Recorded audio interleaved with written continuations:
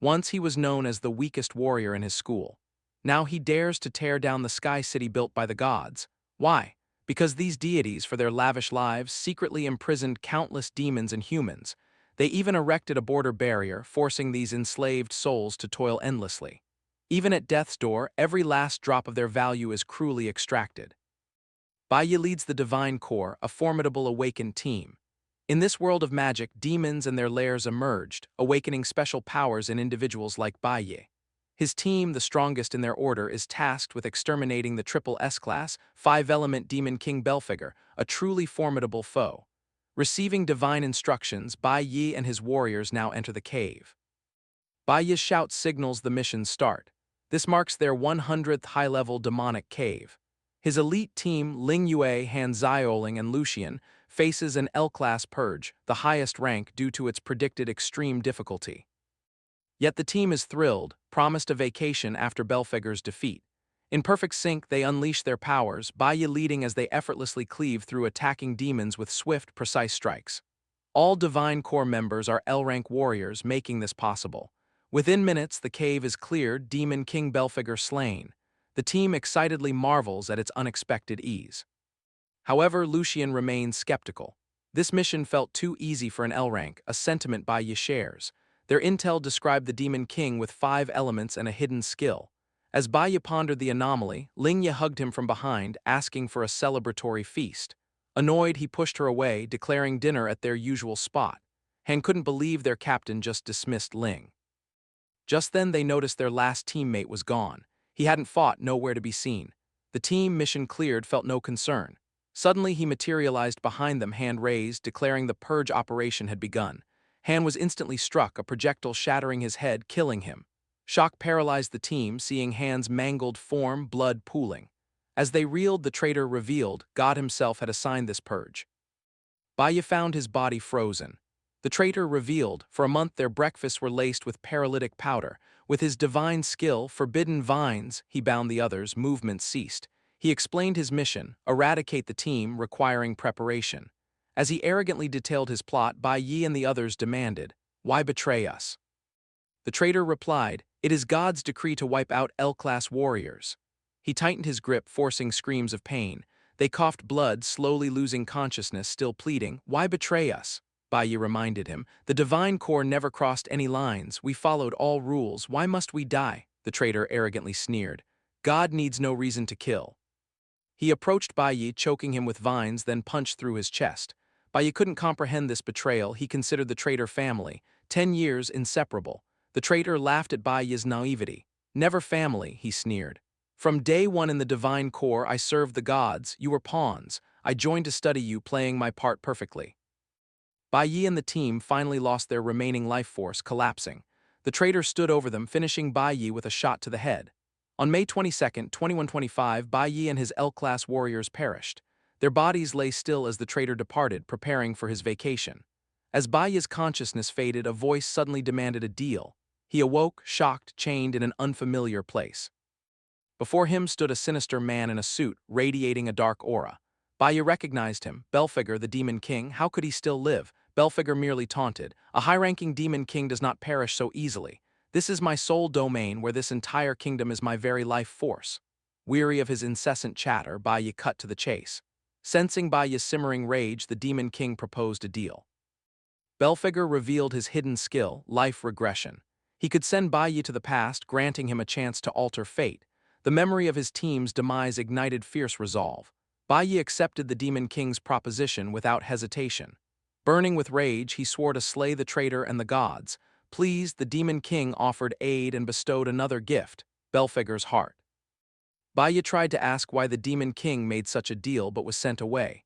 He opened his eyes to a classroom, his teacher, Huang, yelling at him. Bai Yi had returned 20 years to 2105. This was his time in the middle school division of the nation's awakened academy before his awakening. He was truly back in the past, a profound shock. The teacher scolded him for sleeping, especially in a class right before his awakening ceremony. As punishment, she ordered him to stand at the back. Still in shock, he slowly walked to the back, staring at classmates he hadn't seen in nearly 2 decades. The teacher continued, explaining the 5 elemental powers: lightning, flower, cloud, nuclear, and stellar. A person could only possess one element. She used herself as an example. She possessed the rare cloud element. Elements she added were divided into 3 categories based on their body bond: combat, support, and special. Each team, she explained, comprised the 5 elements with distinct roles. The school's guild team served as an example: a stellar mage, a cloud warrior, a nuclear bard, and a lightning assassin. The teacher commended their rarity, emphasizing Awakening Day was the most important day of their lives. Nearly 100 awakened professions exist, from the lowest dust to the highest celestial, with ember and abyss in between. Students get only one chance at awakening. Their awakened status will dictate their entire future.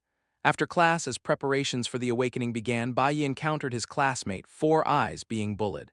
The perpetrator was Hong Xiangsheng, an E-rank stellar assassin whose power made him popular yet insufferable. Bai wasn't surprised. Hong had always been a bully. Before Hong could torment Four Eyes further, the teacher appeared. "School is not a place for bullying or robbery," she declared. Hong, with audacious arrogance, twisted the tale, claiming Four Eyes bumped him and he merely sought compensation. He even dared to tell teacher Huang she'd be fired if not for her looks. Then he and his cronies prepared to leave, shoving Bai aside without a second glance. Bai remained impassive, watching teacher Huang tend to Four Eyes. Beneath her tough exterior, Huang was a truly caring teacher.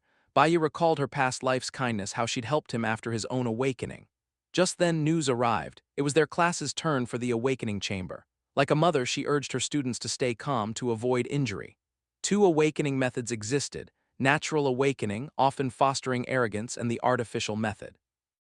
Natural awakening typically occurs in individuals with strong physiques and innate talent, triggered by extreme emotional moments. The alternative is the artificial method. Those with potential enter the awakening chamber.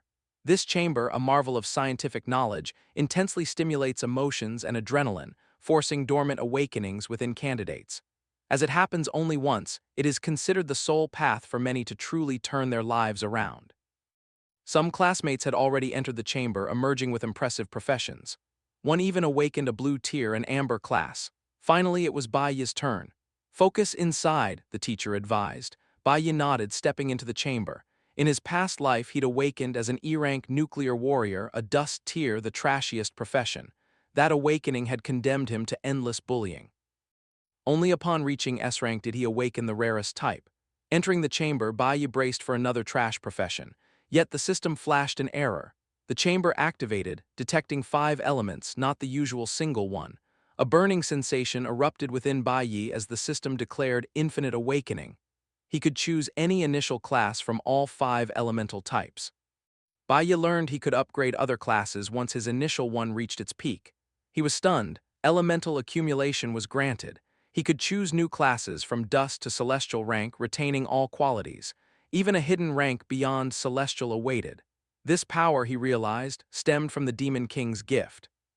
He possessed infinite awakenings and unheard-of power. The system warned other elemental bars would clear upon initial class selection. After careful deliberation, Bai chose. He emerged to the eager teacher. Bai delivered the disappointing news: a nuclear warrior, the lowest green class quality. Huang, though taken aback, encouraged him, citing great men from the green class. She urged him not to give up, but he humbly dismissed her comfort. As expected, Hong, overhearing, interjected. He trashed Bai, claiming the teacher offered false hope. Reality was harsher. Hong reminded Bai, dust class meant the bottom of the food chain. Hong's arrogance persisted. Gods choose the strong, the weak are trampled. The mention of gods triggered Bai, yet he remained outwardly calm as Hong ranted. Hong declared Bai would sit in the back row. That's how society works. Celestial ranks commanded the front, followed by abyss, ember, then dust. Dust ranks were trash, only fit for low-tier dealings. Hong sneers that Bai's hard work is futile, a mere waste of time. He then approaches Huang, spewing insults, but Bai has reached his limit. He seizes Hong's coffee cup, splashing its contents across his face. Stunned, Hong demands to know what Bai thinks he's doing. Bai retorts, "Your voice is but noise to me." Enraged by Bai's defiance, Hong vows to teach him a lesson. Hong lunges, a punch aimed at Bai. Huang tries to intervene, but it's too late. Unbeknownst to Hong, Bai is ready. Before the blow lands, a light sword materializes, blocking the attack. Bai parries, sending Hong flying across the room, shocking all. Hong crashes, coughing blood, struggling to comprehend. The onlookers stare in disbelief. Bai Yi, it seems, deliberately chose the nuclear warrior class, for it was his specialization in a past life. He knows its every secret. Hong, regaining his footing, arrogantly dismisses it as luck. I am abyss rank, he boasts, far beyond trash like you. Yet Huang, with her keen insight, discerns the truth. Bai Yi employed a top-tier warrior movement skill. Huang understands, the parry skill nullifies an attack, reflecting its full force. She stunned Bai Yi executed it with such ease, a feat her master couldn't achieve in a decade. How could Bai Yi, newly awakened, possess such combat mastery? As Huang ponders, Hong draws a short sword, his fury unleashed. He vows to utterly humiliate Bai Yi before all. Bai Yi stands coolly, revealing his deliberate choice, the dust class. He knows soon his critics will witness its true power, but by then it will be too late. Students buzz as the two assume fighting stances. Yet using powers is forbidden. Hong's father is a high official, his uncle the dean. Bai Yi, with no influential backing, stands to lose everything. Four Eyes fears expulsion if he fights Hong, asking the teacher for help. The teacher quickly intervenes, ordering them to stop. But Hong, enraged by Bai Yi's humiliation, vows to beat him senseless even if Bai Yi begs. He sees himself as a prodigy, Bai Yi a mere loser. The teacher, too, acknowledges Hong's words, their attribute gap is vast. Hong, an Abyss rank warrior, boasts a 200% boost to all stats. Abyss ranks are vastly superior. Their awakened attributes double a dust ranks, and they grow while dust ranks stagnate. No one, not even Four Eyes, believes Bai Yi stands a chance. They foresee his crushing defeat. Four Eyes, though finding Hong repulsive, has survived by feigning foolishness to avoid trouble. He knows confronting Hong directly means only a grim end. Having assessed his foe, Hong charges. The teacher, alarmed, screams for Bai Yi to beware. She fears Bai Yi will attempt another parry, knowing the skill drains stamina and Hong's speed will render it useless. Even Hong is certain of his advantage. Yet Bai Yi merely smiles. He has no intention of dodging, for he holds another trump card. As Hong closes in, Bai Yi activates his flash blink skill. This instantaneous flash effect allows passage through obstacles. In a blink before Hong comprehends, Bai Yi strikes a vital point. Hong coughs blood, bewildered how Bai Yi got behind him. He slams the ground in fury and shame as students stare in utter disbelief. Not a single onlooker glimpsed Bai Yi's move. All they saw was Hong collapsing. Even the teacher was baffled. Yet class president Chi Yin witnessed Bai Yi's true action. She realized Bai Yi had mastered and applied the highest level usage of a warrior's basic skill. Meanwhile, the other students questioned Hong's sudden defeat. On his status screen, Bai Yi noted an attribute increase from defeating an opponent. Yet the meager points failed to impress him. Only by slaying demons could he truly gain power, a path he vowed to pursue. Meanwhile, Hong, still writhing on the ground, refused to yield. "Don't you dare leave," he snarled, grabbing his knife to strike from behind. But before he could, a commanding voice boomed, "Stop!" It was the school dean. It was Hong Lin, Hong's own uncle. Lin scoffed, "You've made a fool of yourself enough. All students head home." The word home struck Bai Yi. He had a home, reborn, he'd forgotten, his parents long gone in his past life. Then a chilling memory surfaced, a tragedy on this very day. Before the dean could speak, Bai Yi frantically bolted. Even Hong watched, stunned, as Bai Yi vanished. Speechless, the dean turned to Huang, ordering her to control her student.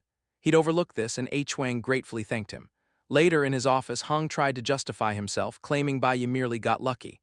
But his uncle roared, "He utterly humiliated you." From afar, Leon had witnessed Bai Yi's flash blink. He explained to Hong. In that split second, Bai Yi found his weakest point and struck, leaving him utterly defenseless. The dean seethed. Even with his vast experience, such flash proficiency eluded him. He likened Hong's fight to a pro gamer toying with a noob, affirming Bai Yi was no ordinary child. Meanwhile, Bai Yi raced, his mind consumed by the urgency of reaching home. He arrived at the apartment building, memories of his past life's tragedy flooding back. He would stop it this time, even if it cost him his life. Bai Yi burst into the house. His father watched TV, his mother washed dishes. Bai Yi's angry demeanor surprised his father, who noted his early return. Ignoring him, Bai Yi's gaze fixed on his mother. Tears welled as he expressed his profound relief that she was safe. His mute mother signed, telling him she'd made his favorite hot and sour noodles. But Bai Yi, shaking his head, declared, "Not noodles today. I want pickled fish." Bai Yi's mother tried to argue, but ultimately yielded to her son's stubbornness. She agreed to fetch the pickled fish. Bai Yi offered to follow, but his father stopped him, questioning his unannounced return. Rising, he retrieved his alcohol, then eagerly pressed Bai Yi about his awakening.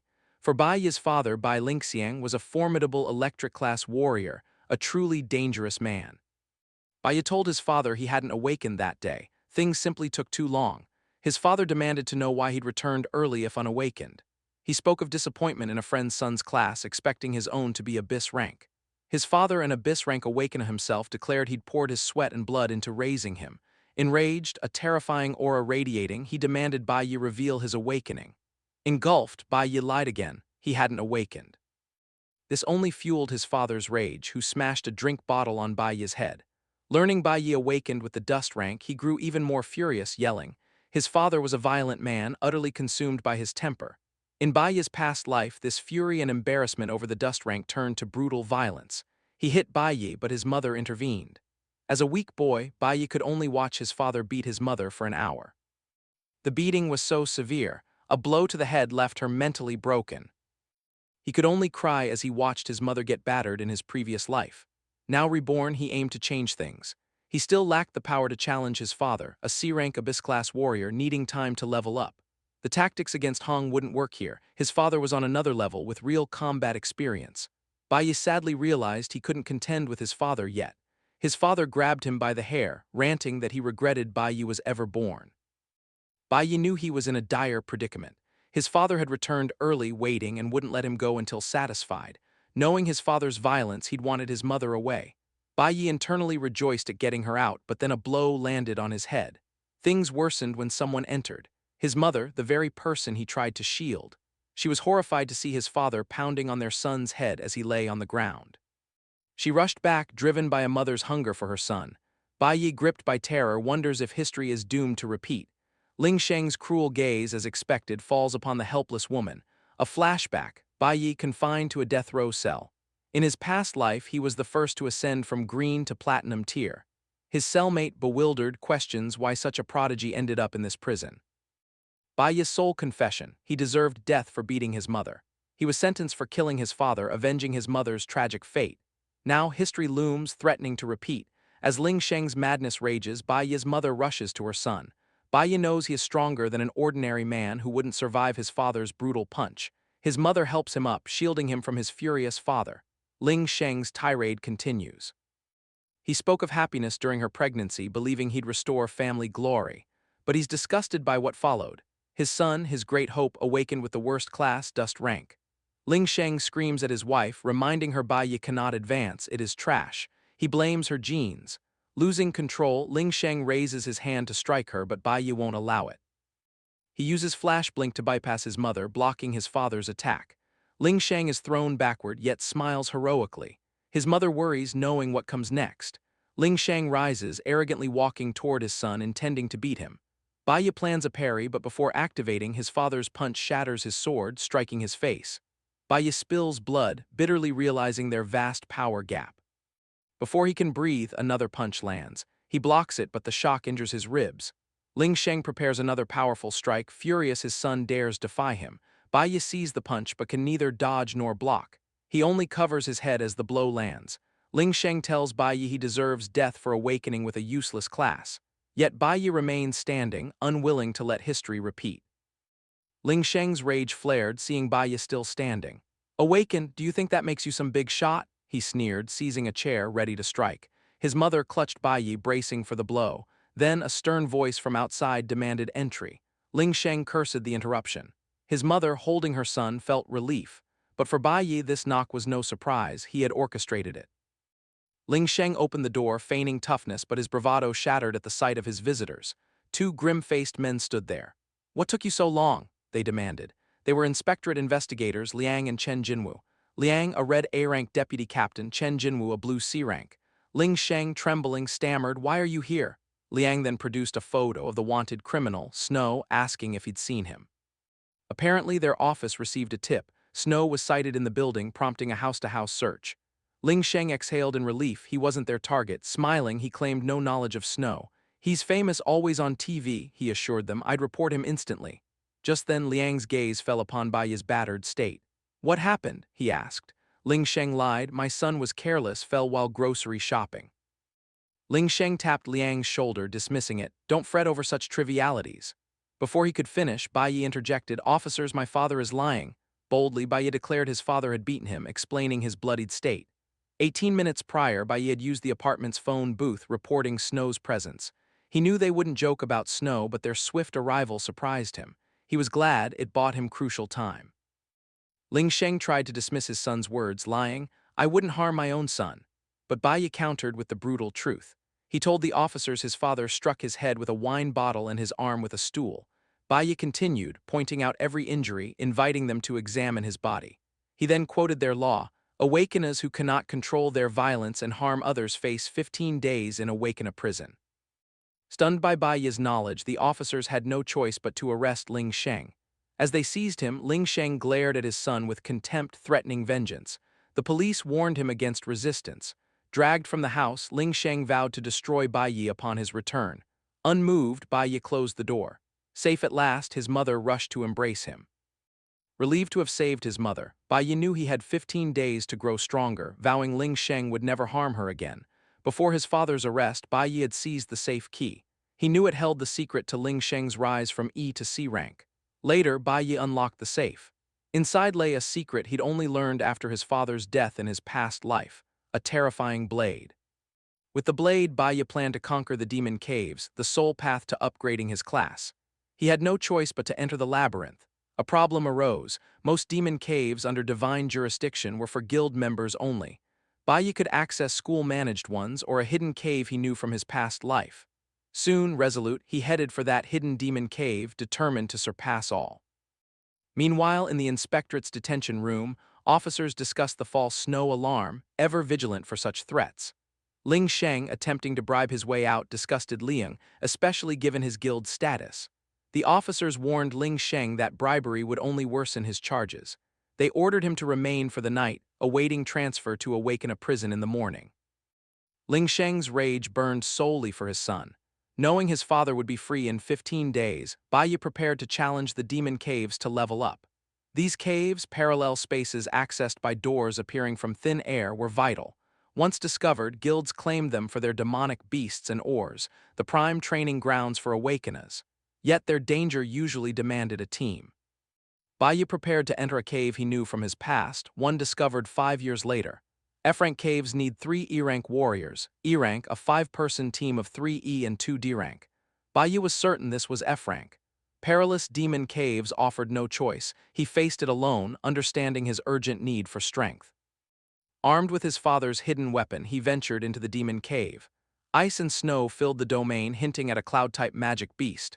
Soon he encountered a sleeping ice bear. Human skeletons before it warned of past intruders. As he surveyed, a bloodthirsty forest wolf lunged, nearly claiming him, the E-rank wolf still stronger than Bai Yi. Bai Yi leaped back, but the wolf lunged again. He blocked its fangs with his blade. Then with a single slash, Bai Yi struck it down. This was possible only due to his A-rank weapon, unavailable on the market, hidden by his father. With it, Bai Yi could bridge the skill gap against beasts. The Hunwu blade, forged from Hunwu stone, cut through iron like butter. Yet even with the blade, Beast's defenses demanded at least 4 strikes. He mused, missing his L-rank Awakena days. To upgrade his skill set, he needed to defeat 20 wolves. In this ice area, his cloud element would receive upgrades. 10 such levels would elevate him from E-rank to D-rank. Soon, the scent of blood drew a pack of wolves surrounding Bai Yi. A perfect yet perilous chance to level up. The wolves ganged up, but he relied on dodge and counterattack. He maneuvered, dealing damage without taking any. The first pack fell, each kill yielding 52 experience points. Wolf fangs were acquired. Next, the Wolf King. With agility, he delivered several cuts, giving it no chance to heal. The Wolf King fell, granting Bai Yi 56 points and a Snow Wolf Diamond. Clearing the first pack, his experience soared, elevating him to D rank. He gained 12 attribute points, allocating them as he saw fit. Yet after just 20 wolves, exhaustion already claimed him. He scorned the frailty of E-rank bodies. A dimensional backpack, he realized, was vital for his spoils. Bai Yi conceded a demonic cave tackled alone was a formidable challenge. The Snow Wolf Diamond, a durable jewel, was prized for crafting special weapons, fetching a steep price. Bai Yi knew only the Divine Core offered access to high-tier demonic caves. Awakening schools under guilds scouted promising warriors. Every student dreamed of joining a guild, but expulsion from a team meant a warrior's career was likely finished. This fate befell Bai Yi's father, leaving him stuck at C rank. Reflecting, Bai Yi knew fighting alone would drain more stamina. He was already exhausted. Suddenly, another wolf pack appeared. He decided to use a trick. He ran, wolves in pursuit, leading them into a forest. There he cut down trees for space. This commotion, however, drew the forest's other beast, the cloud python. Now Bai Yi faced wolves and pythons. To escape, he kicked his plan into motion. He unleashed a loud explosion, hoping to rouse a specific beast. His gambit worked. The sleeping frost bear angrily burst from its den. The enraged bear attacked all it saw. The wolves and pythons were not safe from the bear's fury. They were all smashed. While the bear rampaged, Bai Yi cleaned up from behind, earning a surge of experience. He continued these tactics, gaining points and collecting python and wolf fangs. Bai Yi exploited the beast's weakness, aggressive but brainless. Using the bear against the others, he conserved stamina. Yet he still needed to finish them for experience. After minutes of fierce combat, Bai Yi was exhausted. He initiated the next phase. As beasts lined up, he struck the ice floor, shattering it. He had analyzed the terrain, realizing they were on an ice bridge between two cliffs. This brilliant plan annihilated almost all foes in one go. Exhausted, he still faced the frost bear and remaining wolves. The system chimed, unlocking a new title, 1 against 100. This title boosted his stats by 10% against multiple enemies. Bai Yi wasn't worried about the frost bear. He knew every cave had a final boss and expected its appearance. He'd caused enough chaos, why hadn't it shown? Suddenly an ice spell hit the area. Before he could react, he and the beasts were struck. Bai Yi's assumption was wrong. The final boss had already awoken, waiting for the perfect moment when all were exhausted. Trapped with the beasts, escape was impossible. The spell hit, freezing Bai Yi's legs. He realized the ice bridge was part of the boss's trap, orchestrated to reap rewards. It dawned on him, this cave's final boss was intelligent. The Kalen demon monkey, flanked by ape guards, revealed itself. Almost all of Bai Yi's body was encased in ice, immobile as the demon monkey wore an evil smirk. This cave was a high-risk zone, requiring E-rank warriors. With his body completely frozen, Bai Yi feared hypothermia, his end. The monkey boss raised a hand, pointed, and ordered its monkeys to attack. Trapped, Bai Yi resorted to his parry skill, requiring precise timing. Bai Yi waited until the hit was about to land. He activated parry and shatter skills, breaking the ice and blocking the attack.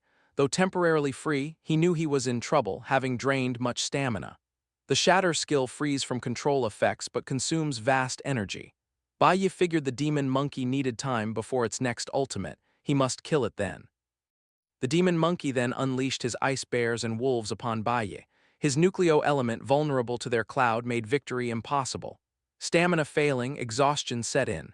The demon monkey, a true villain, merely watched, commanding his minions. Bai Yi knew more beasts meant certain death.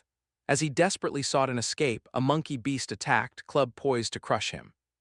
Bai Yi barely blocked the blow, pushed back, his knee scraping the ice as he struggled for balance. The sudden impact sapped his remaining strength, leaving him vulnerable. The ice bear's incessant roars further weakened him. He cut down an ice boulder hurled by a bear, but the biting cold offered no respite. His stamina neared zero. Noticing Bai Yi's exhaustion, the demon monkey unleashed another ultimate skill, the ice storm. Bai Yi was shocked. The monkey's ultimate skill had an impossibly fast cooldown. His eyes widened in horror at the incoming attack. This reminded him of his past life, where countless life-or-death moments honed his instinct for opportunity. In his current state, two options remained: stay and fight, but with stamina depleted and wounds mounting, survival was impossible. The second option was simple: flee. Bai Yi wasted no time, choosing option 2 and leaping off the cliff. But the demon monkey struck with an ice spell, binding his feet, sending him tumbling instead. Encased in ice, Bai Yi crashed into the river below. As he fought for his life back home, his mother entered his room. Expecting him asleep, she was shocked to find it empty. He'd left Friday, it was now Saturday. She found a note: "Gone to a friend's, don't worry." But the note only deepened her anxiety. He would have told her in person. What was happening to him? He'd been acting strangely since yesterday. Unease gnawed at her. Meanwhile, back in the dungeon, Bai Yi had survived the fall. Leaping off the cliff was part of his calculated plan. He recalled the nearly 100 beasts that plunged into the river when he shattered the ice bridge earlier. Yet only 40 yielded rewards, meaning the others lived. Bai Yi coughed in agony, dragging himself from the frigid river. Though he survived, his stamina was critically low. Bleeding, hypothermic, and utterly weakened, his body was shattered from the high fall. Bai Yi knew he had reached his limit. Lying there, he wondered if this was truly the end. Then, before he knew it, Encircling him were ice bears ready to strike the final blow. As they closed in, memories flooded him. The divine core cherished teammates, his mother's warmth, his father's cruelty, the sting of betrayal. An inner voice whispered, "This is the end." But Baya clenched his fists, refusing to yield. This was not over. He forced himself to stand. As an ice bear lunged for the kill, he raised a hand, halting its massive jaws. Baya vowed the past life's tragedies would not repeat. He had died once, lost everything. This time he would change everything. With newfound resolve, Baya smashed the ice bear, flinging it away. He exhaled a cold breath, reclaiming his short sword. His desperate act triggered a potential class advancement. Baya stood, a yellow aura swirling, encircled by monsters. He had soloed this dungeon, faced these beasts to rekindle the desperation of his past. That feeling, he hoped, would trigger an adrenaline rush leading to class advancement. He nearly died, yet the conditions weren't met. Instead of advancement, he gained a new ultimate skill, Nucleo Holy Swordsman, far beyond his current time and level, though his class remained unchanged. This skill would prove invaluable. Empowered by skill and adrenaline, Baya brimmed with energy. He pointed his sword at the beasts, declaring their annihilation. One beast charged, others followed. Baya stood unfazed, preparing his short sword. As they closed in, he unleashed Sanctuary, a swirling, deadly speed attack, cleaving through all surrounding beasts in one slash. As he cut them down, notifications flashed. Ice bears defeated, forest wolves vanquished, experience points gained. From the fallen monsters, he claimed Icefield Beast Hide, Proud Barebone, and Blood Tooth. His Sanctuary skill cleared all fatigue, restoring lost stamina. Baya leveled up, earning the Icefield Wanderer title. This granted resistance against cloud element creatures and a 100-point damage reduction. This was precisely what he needed. Baya gazed at the cliff's summit, vowing to eradicate every beast, including their formidable boss. A torrent of experience points propelled him to E-Class level 9. He instantly activated the Icefield Wanderer's effect, shrugging off the biting cold. His Sanctuary skill could now store incoming damage, unleashing it upon groups of foes, though only after enduring significant blows. He was grateful for its stamina restoration. Baya then recalled his mother's potential worry. He had to finish swiftly and return home. He scaled the cliff, heading for the demon monkey boss's palace.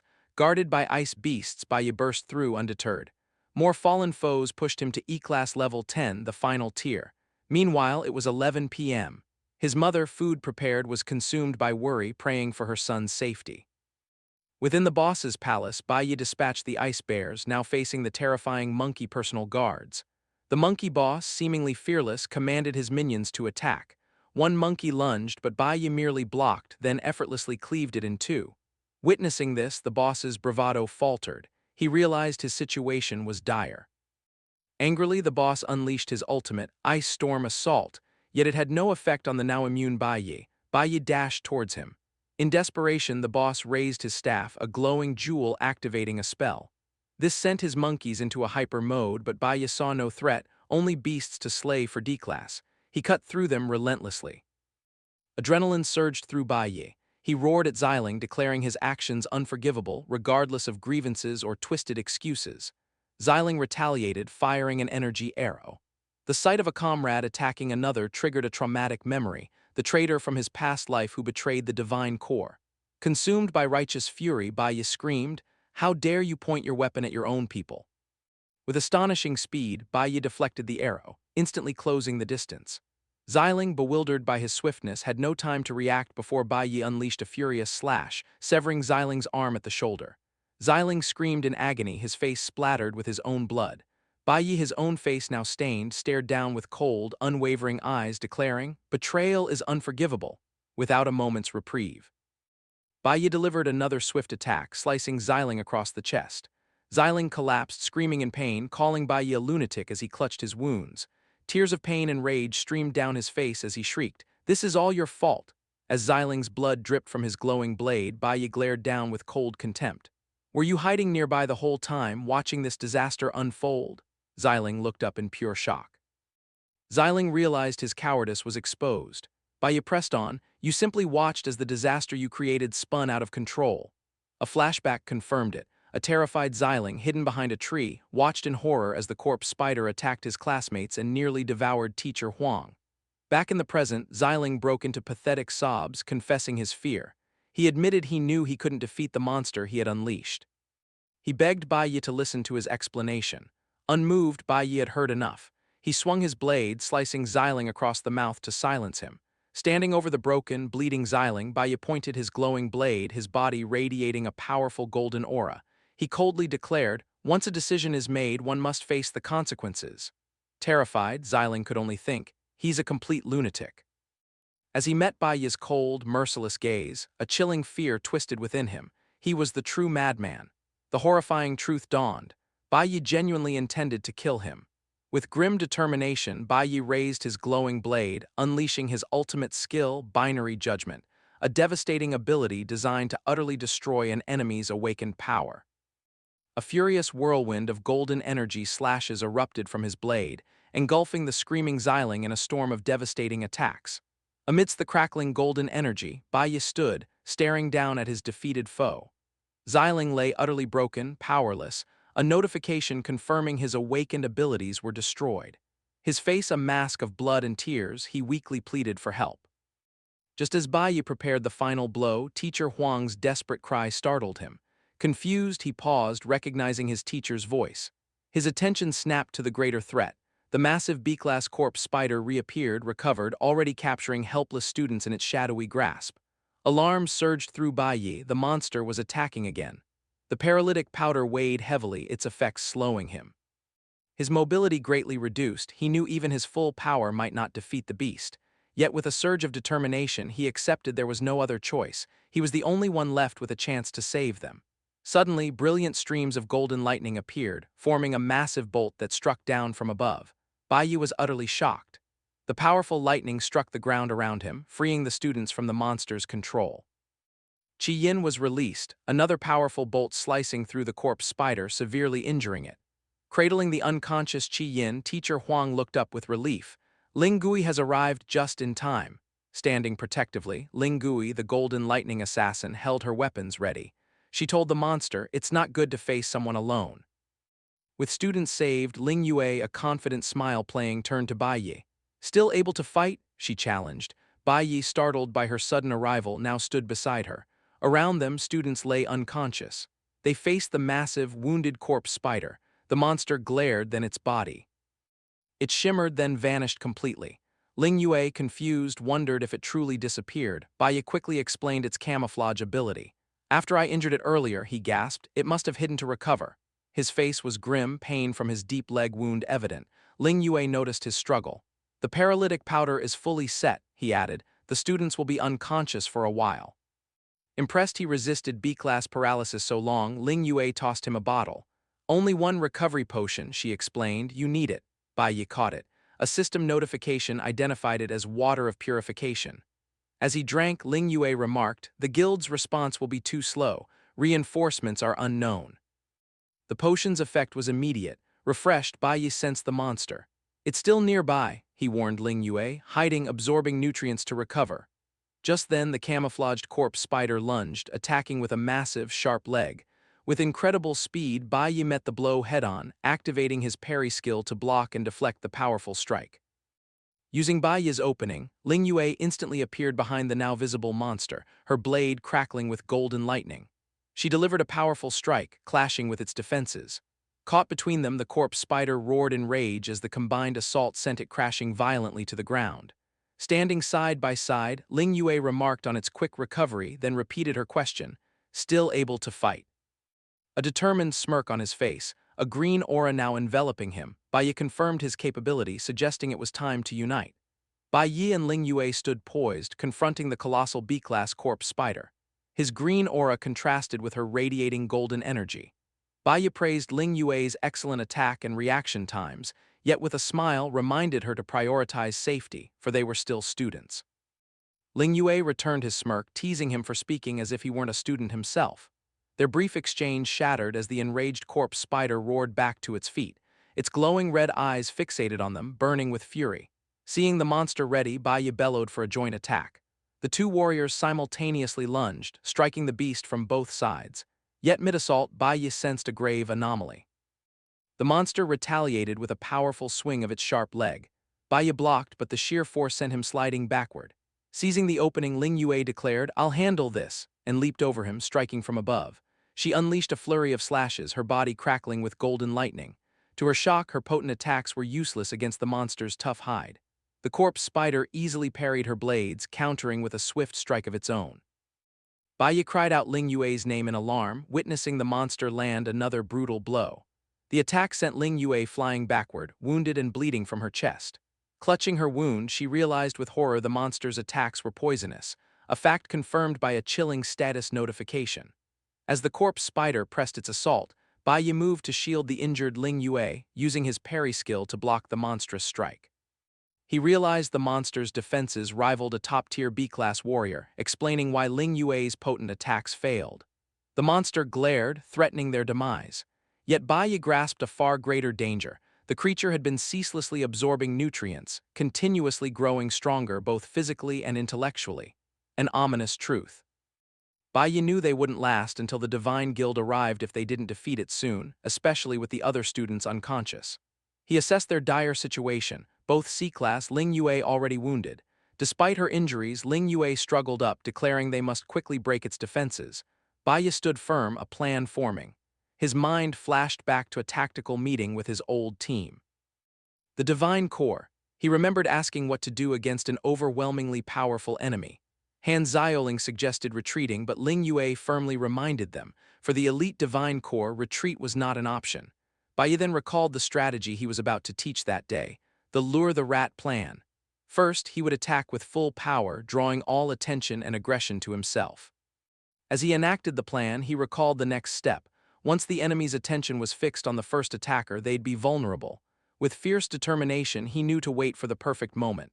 Ling Yue watched, ready to strike, as Baiyi drew the corpse spider's attention. He shouted, ordering her not to attack, but to stay back and gather strength. Shocked, Ling Yue questioned if he planned to face it alone. Watching from afar, she agreed it was too risky. Baiyi, talented as he was, remained a C-class student. She looked down in shame. She was supposed to have the powerful golden profession, yet Baiyi acted like the true leader.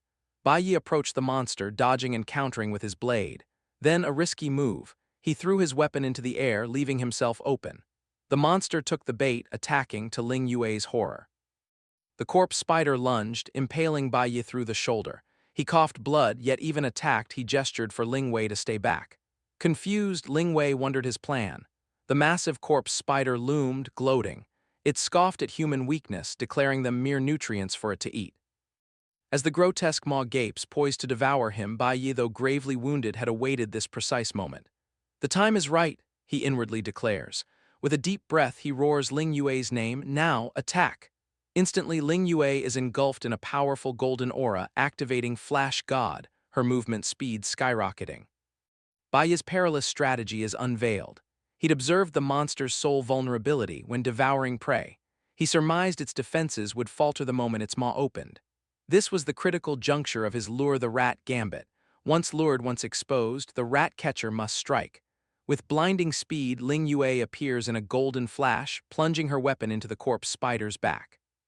With fierce determination, she aims for a single, decisive blow. The monster, utterly shocked by the sudden, powerful attack, receives a notification, its heart paralyzed, defenses shattered. Seizing the moment, Baiyi frees himself from the monster's now limp appendage, landing safely. Time for the final step, he declares. The massive corpse spider is paralyzed by Ling Yue's lightning. Still wounded, Ling Yue warns her control skill will only last seconds, fearing its retaliation. Baiyi struggles up, telling a surprised Ling Yue, "A few seconds is more than enough," he declares with firm resolve. "I will not let it escape this time." A vibrant blue aura surrounds Baiyi, confirming his switch to Cloud Element Mage. He unleashes a powerful ice spell, completely trapping the paralyzed corpse spider in a massive block of jagged ice. Ling Yue is shocked, exclaiming, "He has two professions." With a confident smirk, Baiyi switches back to his nuclear warrior, his aura glowing green. He states the power from his injuries and fatigue is now enough for his plan. He and Ling Yue unleash their ultimate attack simultaneously, a colossal wave of golden and green energy obliterating the frozen monster. System notifications flooded his vision, confirming the corpse spider's defeat. The rewards were immense, over 10,000 experience, 300 flower element points, a level up for his Cloud Element Mage class, and a B-class armor material, Spider's Carapace. As his wounds and fatigue vanished, Baiyi mused. He realized high-level monsters were key to true experience. Ling Yu stared, utterly amazed.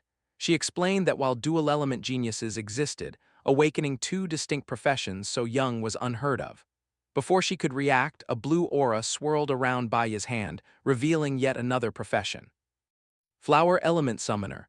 With his summoner class now C rank, he could contract up to 6 demons, leaving 4 empty slots. Activating his Flower Spirit contract skill, Baya reached out to the defeated monster's lingering spirit, commanding it. A system notification confirmed success, a new E-Class Flower Warrior summon. Finding Corpse Spider cumbersome. Baya renamed his new summon Qiangzai. The summon seemed pleased. With its master chosen, Qiangzai faded into spirit form. Ling Yi, still reeling, asked in disbelief, "A asterisk third asterisk profession?" She remarked, "You are truly full of surprises." Baya then asked if she could keep all she witnessed today a secret. With a knowing smile, Ling Yue observed his hidden abilities, unrevealed during the official assessment. Guessing he sought to conceal his true power, she confidently reassured him of her trustworthiness. Just as their conversation concluded, men in dark uniforms appeared, announcing Squad 26's arrival.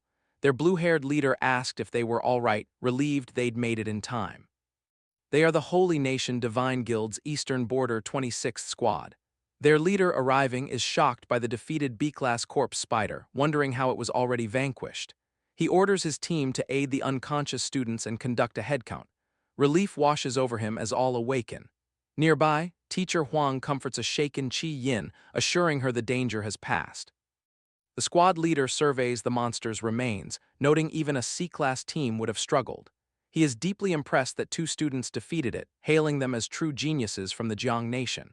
Bai Yi and Ling Yue stand, still blood-stained from battle. A humbled Zhang Jun approaches Bai Yi with the 2 senior girls. He declares they owe their lives to him, one girl adding, "Had it not been for your heroic actions, we would all be dead." With a sincere expression, Zhang Jun extends his hand, thanking Bai Yi for saving them all. Simultaneously, Ling Yue's team rushes to her side. Her vice-captain and a pink-haired girl begin healing her wound, asking if she's all right, then scolding her for running back alone. The girl asks Ling Yue about the danger, but Ling Yue calmly assures them all is resolved. The vice-captain boasts, "Never underestimate our captain. As a golden profession user, a genius appearing only once every few years, there's nothing she can't handle." Yet Ling Yue turns away thoughtfully, stating, "Today I met a true genius." She glances at Bai Yi, accepting Zhang Jun's handshake. She thinks to herself, he is a person full of mysteries. With the situation controlled, a Divine Guild member announces the headcount is complete, but one student is missing. He instructs the others to board the special train the guild will search. Meanwhile, in the dark wilderness, the missing student Xiling runs for his life. He screams in terror, begging a mysterious creature to stay away, frantically yelling that he release the monster. But not for it asterisk to pursue asterisk him. As a massive, shadowy beast with glowing green eyes crawled closer, Xiling shrieked. It was meant to devour the other asterisk students. The scene shifted to the Divine Guild's special train. Baiyi reviewed his status on a holographic interface, contemplating his new summon. He noted the corpse spider, Changzi, possessed strong growth potential, a powerful asset if trained well. A system screen confirmed, 3 of 6 possible contracts now filled. He reflected that while defeating the B-Class monster had leveled his mage profession, the next major rank remained distant. His status screen revealed his current power: Cloud Element Mage and Nuclear Warrior professions, both C-Class level 22, Flower Element Summoner, C-Class level 21. Just then, a Divine Guild squad member reported successful regrouping with the students. Baiyi pondered the challenges ahead. Most C-Class monsters and above were controlled by the Divine Guild and the Gods' families, making high-level opponents scarce. With a determined gaze, he resolved to find more opportunities to level up. As the train sped along the coastal track, entering a tunnel, a Divine Guild squad member announced their imminent arrival at their destination, the Holy Nation. His expression hardened with intense resolve.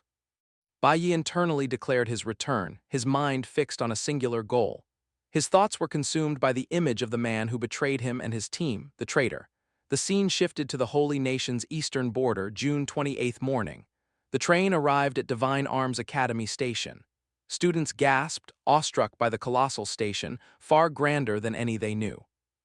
As Baiyi moved through the crowd, he overheard classmates marveling, "This must be the world's richest country." A well-dressed man greeted them, introducing himself as the director of Divine Arms Academy's Eastern Campus. He warmly welcomed them, offering a tour of the highest institution for awakened beings. Baiye's expression turned grim. He recognized the school's name. This was where the traitor had graduated. Baiye's memories confirmed Chris, the traitor, was at the academy. His gaze hardened. Their fated meeting was nigh. The director led students to a grand knight's statue, sword and shield, explaining it honored one of the five great creator gods, Cadmus Davis. Students gazed in awe, some remarking the Davis family's power, seeing their idol. Excited whispers spread about meeting the god clan. The Divine Arms Academy director continued, explaining history. When a demon dragon devastated the land, the great Cadmus Davis rose. Killed the beast, ensuring humanity's survival. To unite the strongest, he founded both the Divine Guild and Divine Arms Academy. This academy, the world's undisputed elite institution for the awakened, accepts only 100 students globally each year, aged 12-18. All applicants must be at least B rank and pass an extremely tough entrance exam. Stunned by the demands, students murmured. One struggled to C rank, another noted B rank before 18 was unheard of. Ling Yue, with the vice captain, smiled, acknowledging the academy's difficulty. While others reeled, Baiye's thoughts remained sharply focused. He recalled, despite impossible standards, the traitor graduated from here. A past life memory flashed, a man introducing skull-masked Chris as their new teammate. That man whispered Chris was the Divine Arms Academy's most outstanding, incredibly strong graduate, though their pasts were hidden. Back in the present, Baiye's face hardened with resolve. The traitor, he confirmed, should be at the academy now. He clenched his fist, fueled by determination. He must reach B rank swiftly, become stronger than the traitor, and absolutely enter the Divine Arms Academy. As students pondered the academy's high standards, Qi Yin stood behind Baiye, lost in thought. Qi Yin believed if Baiye wished to stay, he'd find a way. Suddenly, a well-dressed elder startled her, calling her little princess. He questioned her presence in the holy nation without first seeing her father. A flustered Qi Yin turned, students watching in confusion. The academy director bowed respectfully, greeting him as Secretary Chen. Secretary Chen then revealed to a surprised Qi Yin that her father was ill from overwork, yet had forbidden him to tell her. Hearing the news, Qi Yin immediately rushed off with Secretary Chen to a waiting car. Students watched, one pondering Qi Yin's identity, noting the director's respect for her family's secretary. Before further thought, a luxurious black limousine arrived, shocking them with the holy nation's opulent vehicles. A chauffeur opened the door and stylishly dressed youths emerged. The academy director approached, stating their lateness. A tall, red-haired youth from the group smirked, explaining their private academy students trained nightly in demon lairs. He told the director they were late due to a major battle yesterday, requesting understanding. The director then introduced the two groups, explaining this trip involved students from two schools, presenting the newcomers as local students from the Eastern Border Supreme Private Academy. Baiye's classmates were impressed by the local students' style.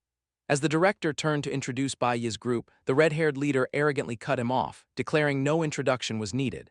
With a smirk, he assumed they were from an affiliated country, mere commoners. This rude remark left Baiye and his classmates confused. Teacher Huang, concerned, approached the private school students, asking if only 5 had arrived.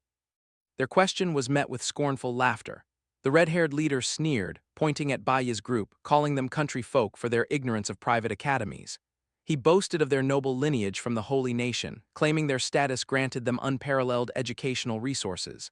Then, with a haughty air, he clarified, their school comprised only 5 students, all resources solely dedicated to them. A female companion chimed in, public school country folk wouldn't grasp such concepts. These relentless insults ignited Zhang Jun's fury. He stepped forward, demanding, why call us country folk? The red-haired leader thrust his face close. Do you think I'm looking down on you?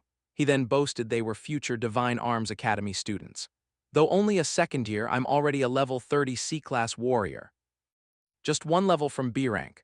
With a menacing smile, he poked Zhang Jun's tie, condescendingly asking his level, adding they were merely familiarizing themselves. Speechless, Zhang Jun seethed with fury. Regaining composure, he extended a hand, declaring his ultimate school team, including Ling Yue and the vice captain, would surely compete. The private school students remained unimpressed. The red-haired leader scoffed, you think too highly of yourselves. He pointed to his team, boasting their perfect synergy, having just cleared a D-class dungeon yesterday, breaking the middle school record.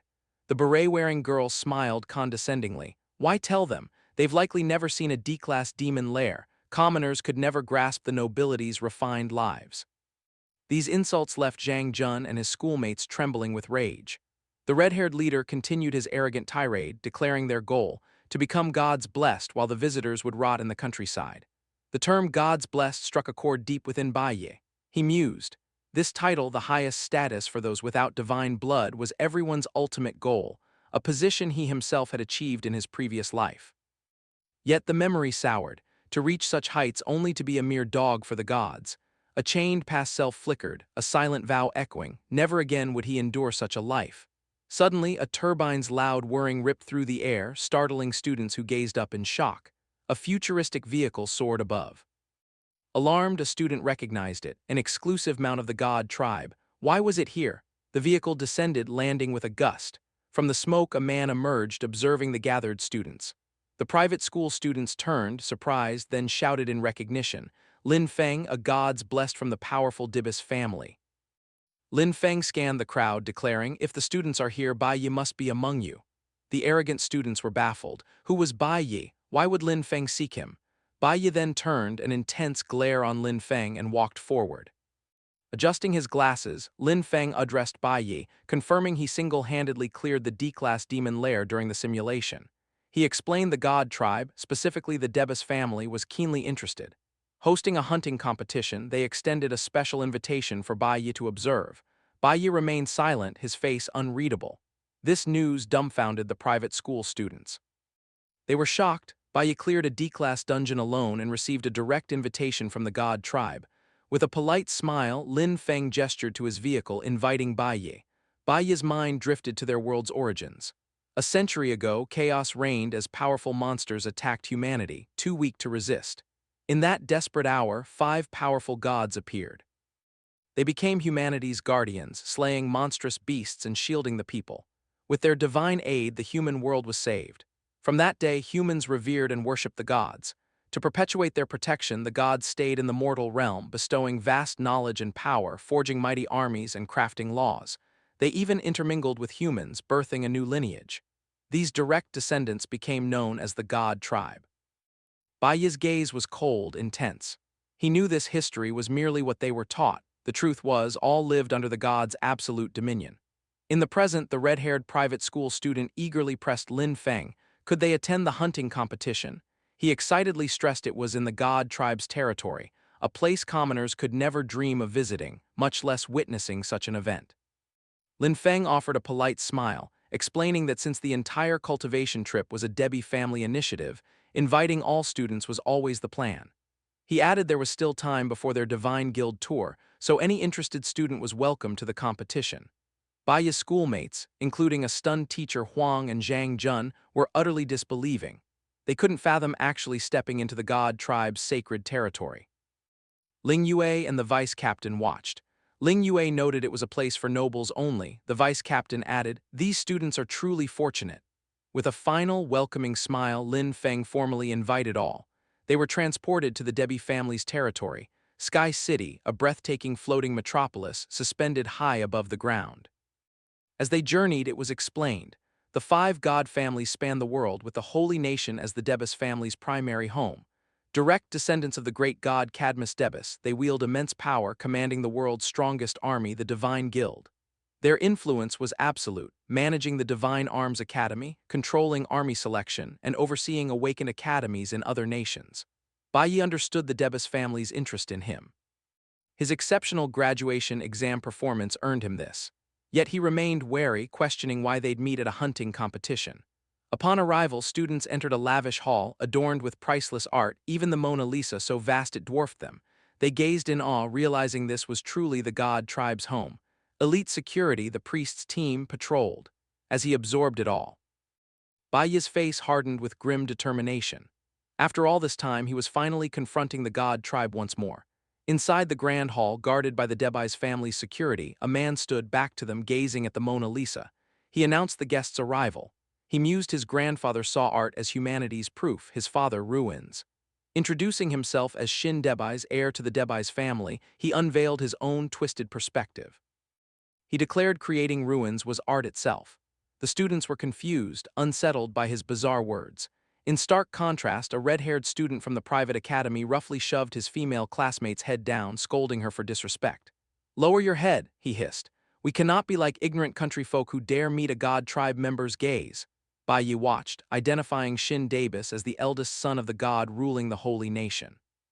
He was the peak of power. Shin Debais walked past the students silently.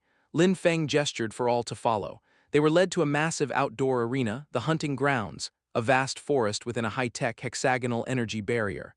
Students gazed in awe at its sheer scale. Their wonder turned to fear and excitement as gigantic monsters moved inside.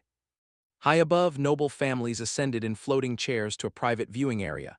Two identical young men, Az and Ali Aud, sat, wondering about this year's participant count. Nearby, Rak Jin casually ordered an iced coffee from a servant, while his sister, Alice Jin, politely declined a drink. From his student position, Bai Yi observed these powerful figures arriving. He recognized the Aud family's grandsons. The Jin family's grandson and granddaughter are also present. It is truly significant that three great god families, Debais, Aud, and Jin, are all gathered here. Shin Debais stands before the massive energy barrier observing the hunting grounds. Lin Feng steps forward, announcing the hunting competition is about to begin and he will explain the rules. He states the competition takes place entirely within this arena, a battle between awakened individuals and the monsters inside. He clarifies that the monsters are all C-class beasts, captured globally by the Divine Guild. To heighten the challenge, volunteer participants must not have reached B rank.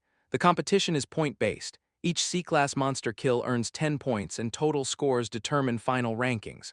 Bai Yi's students are utterly shocked by these rules. One student exclaims that if participants are below B rank, their strength is barely different from their own. Another student nervously whispers it usually takes an entire team to defeat a single monster of the same rank, concluding these volunteers must be incredibly brave to face them alone. Nearby, Ling Yue stands, arms crossed, observing silently. Her pink-haired teammate watches with fear and the vice-captain scrutinizes the proceedings. Lin Feng continues, explaining this year's hunting competition is also a special celebration day. As he speaks, a pedestal rises from the ground. He reveals that for this special occasion, the Debai's family has prepared a generous reward for the winner, showcasing a shining high-tech chest.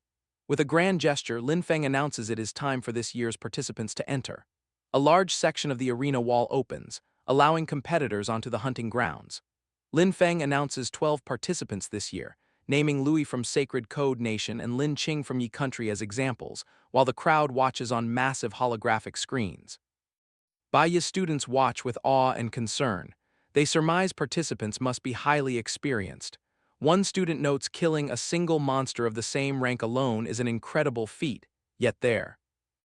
Hundreds of beasts, only 12 competitors. This event is perilous. Yet the rewards are vast, S-class equipment for the victor, a personal boon from the god tribe for outstanding performance. A timid student whispers, "I'd rather prioritize my life." Another agrees, "I'd be scared to death if such a monster stood before me." Bai Yi throughout remains silent, detached. Suddenly, Shin Debais calls out to Bai Yi from across the crowd. He approaches, confirming his identity. Shin recalls Bai Yi clearing a D-class demon lair alone in middle school, hinting at untapped power. Bai Yi stares back intense, unyielding. Shin's face hardens, issuing a direct command. With a snarling beast on screen, he orders, "Kill a C-class monster for me right now." Shin Debai's demand shocks the crowd. The private academy students are aghast. The blonde girl questions, "How can a student fight a C-class monster alone?" The red-haired boy reminds her, "It's a direct request from the god tribe, it cannot be refused." Ling Yue, watching, realizes this must be why Bai Yi was invited. Confident in his power, she believes. "He helped me defeat a B-class monster. A C-class beast should be no challenge." However, Bai Yi interrupts her thoughts with one unexpected word. "No." This declaration leaves Ling Yue utterly shocked. Bai Yi steps forward asking, "How could a single monster possibly be enough?" With a confident smile, he announces, "Since I'm here, I should participate in the entire hunting competition." This bold proposal leaves even Shin Debais silent, intrigued.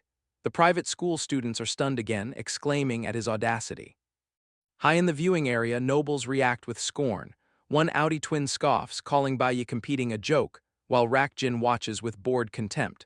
Bai Yi's decision is a calculated plan. He knows wild C-class monsters are almost impossible to find.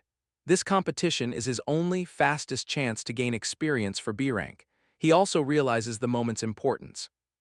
With members of three powerful god families watching, Baiya's eyes glowed, a blue aura swirling.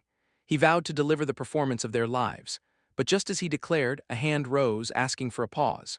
Ling Yue, with a confident smile, stepped forth, announcing her desire to join. Immediately, the vice captain, with a cheerful grin, also raised his hand, adding himself to the list. This sudden turn left the arrogant private school students utterly shocked and speechless. Even Shin Davis watched, surprised. An assistant showed him a data pad. The new volunteers were all C rank, meeting requirements. Finding it amusing, Shin remarked it was the first time students wished to join the hunting competition. With a slight smile, he agreed. The private academy students observed with undisguised disdain. The one in the pink suit muttered, "These country bumpkins are just showing off." He recalled rare cases where outstanding performers became gods blessed, but these students, he judged, were far too hasty and arrogant. Not wanting to appear cowardly, the red-haired student nervously declared his participation. Lin Feng warned them to consider carefully. The hunting competition lacked safety teleportation. In true danger, no one could save them. The red-haired student stammered, confirming understanding. Feigning bravery, he turned to his peers, asking, "What's the big deal? They're just C-class monsters." He then stood beside Baiye, sneering at him, questioning if they could be deemed inferior to those from a mere vassal state. Baiye remained utterly silent. An announcer then declared, "The number of participants has suddenly increased by 8. These 8 new contenders include 5 from the Holy Nation's private academy and 3 from the Jiang Nation." Baiye Lingwei and the vice captain stood together. High above in the nobles' viewing area, Ali Odd, one of the twins, smirked, observing the newcomers. "Things have just gotten interesting," he mused. Rakjin inquired about their bets. Az and Ali Odd confidently declared, 1 million each on the Holy Nation's private academy students. They've received an elite education, far superior to those insects from some unknown backwater. Just then Shin Debi approached, a glint in his eye. "Interesting," he murmured. "I'll bet on Baiyi." The Odd twins were stunned. Ali Odd burst into laughter. "The white-haired country bumpkin?" he sneered, a condescending smile spreading. "Prepare to lose your money, Shin." Rakjin, previously dismissive, now stared silently, conflicted. With a sigh, he wondered aloud, "Who should I bet on now?" Meanwhile, Lin Feng stood alone, a sudden concern clouding his face. He'd forgotten to warn the participants of a crucial danger, the dark forest at the arena's center. He muttered, "Don't be foolish enough to venture there." Below, the competition began as participants entered the hunting ground's dark forest. The Jiang Nation group, Baiyi Lingyue and the vice captain, walked together. Other competitors, including the 5 private academy students, moved through the woods, shadowed by camera drones. The blonde girl from the private school clutched her staff, her face pale with fear. "I've never fought a C-class monster," she nervously admitted. Their red-haired leader, annoyed, snapped, "What are you so afraid of?" He reminded her they'd faced D-class bosses in real combat. Reassuring his team, he explained, "A C-class monster is merely a D-class boss's equal. We'll be fine if we fight as a team." With fierce, arrogant determination, he declared, "We'll show these country bumpkins what a true elite team looks like." As the Jiang Nation team traversed the hunting grounds, Baiyu was suddenly overcome by a strange sensation. His heart hammered violently, a sudden alarm seizing him as he clutched his chest. What was this? Why such a frantic beat? Ling Yu, sensing his distress, asked, "What's wrong?" Bai Yi, quickly regaining his composure, offered a reassuring smile. "It's nothing," he dismissed. Just then the vice captain approached.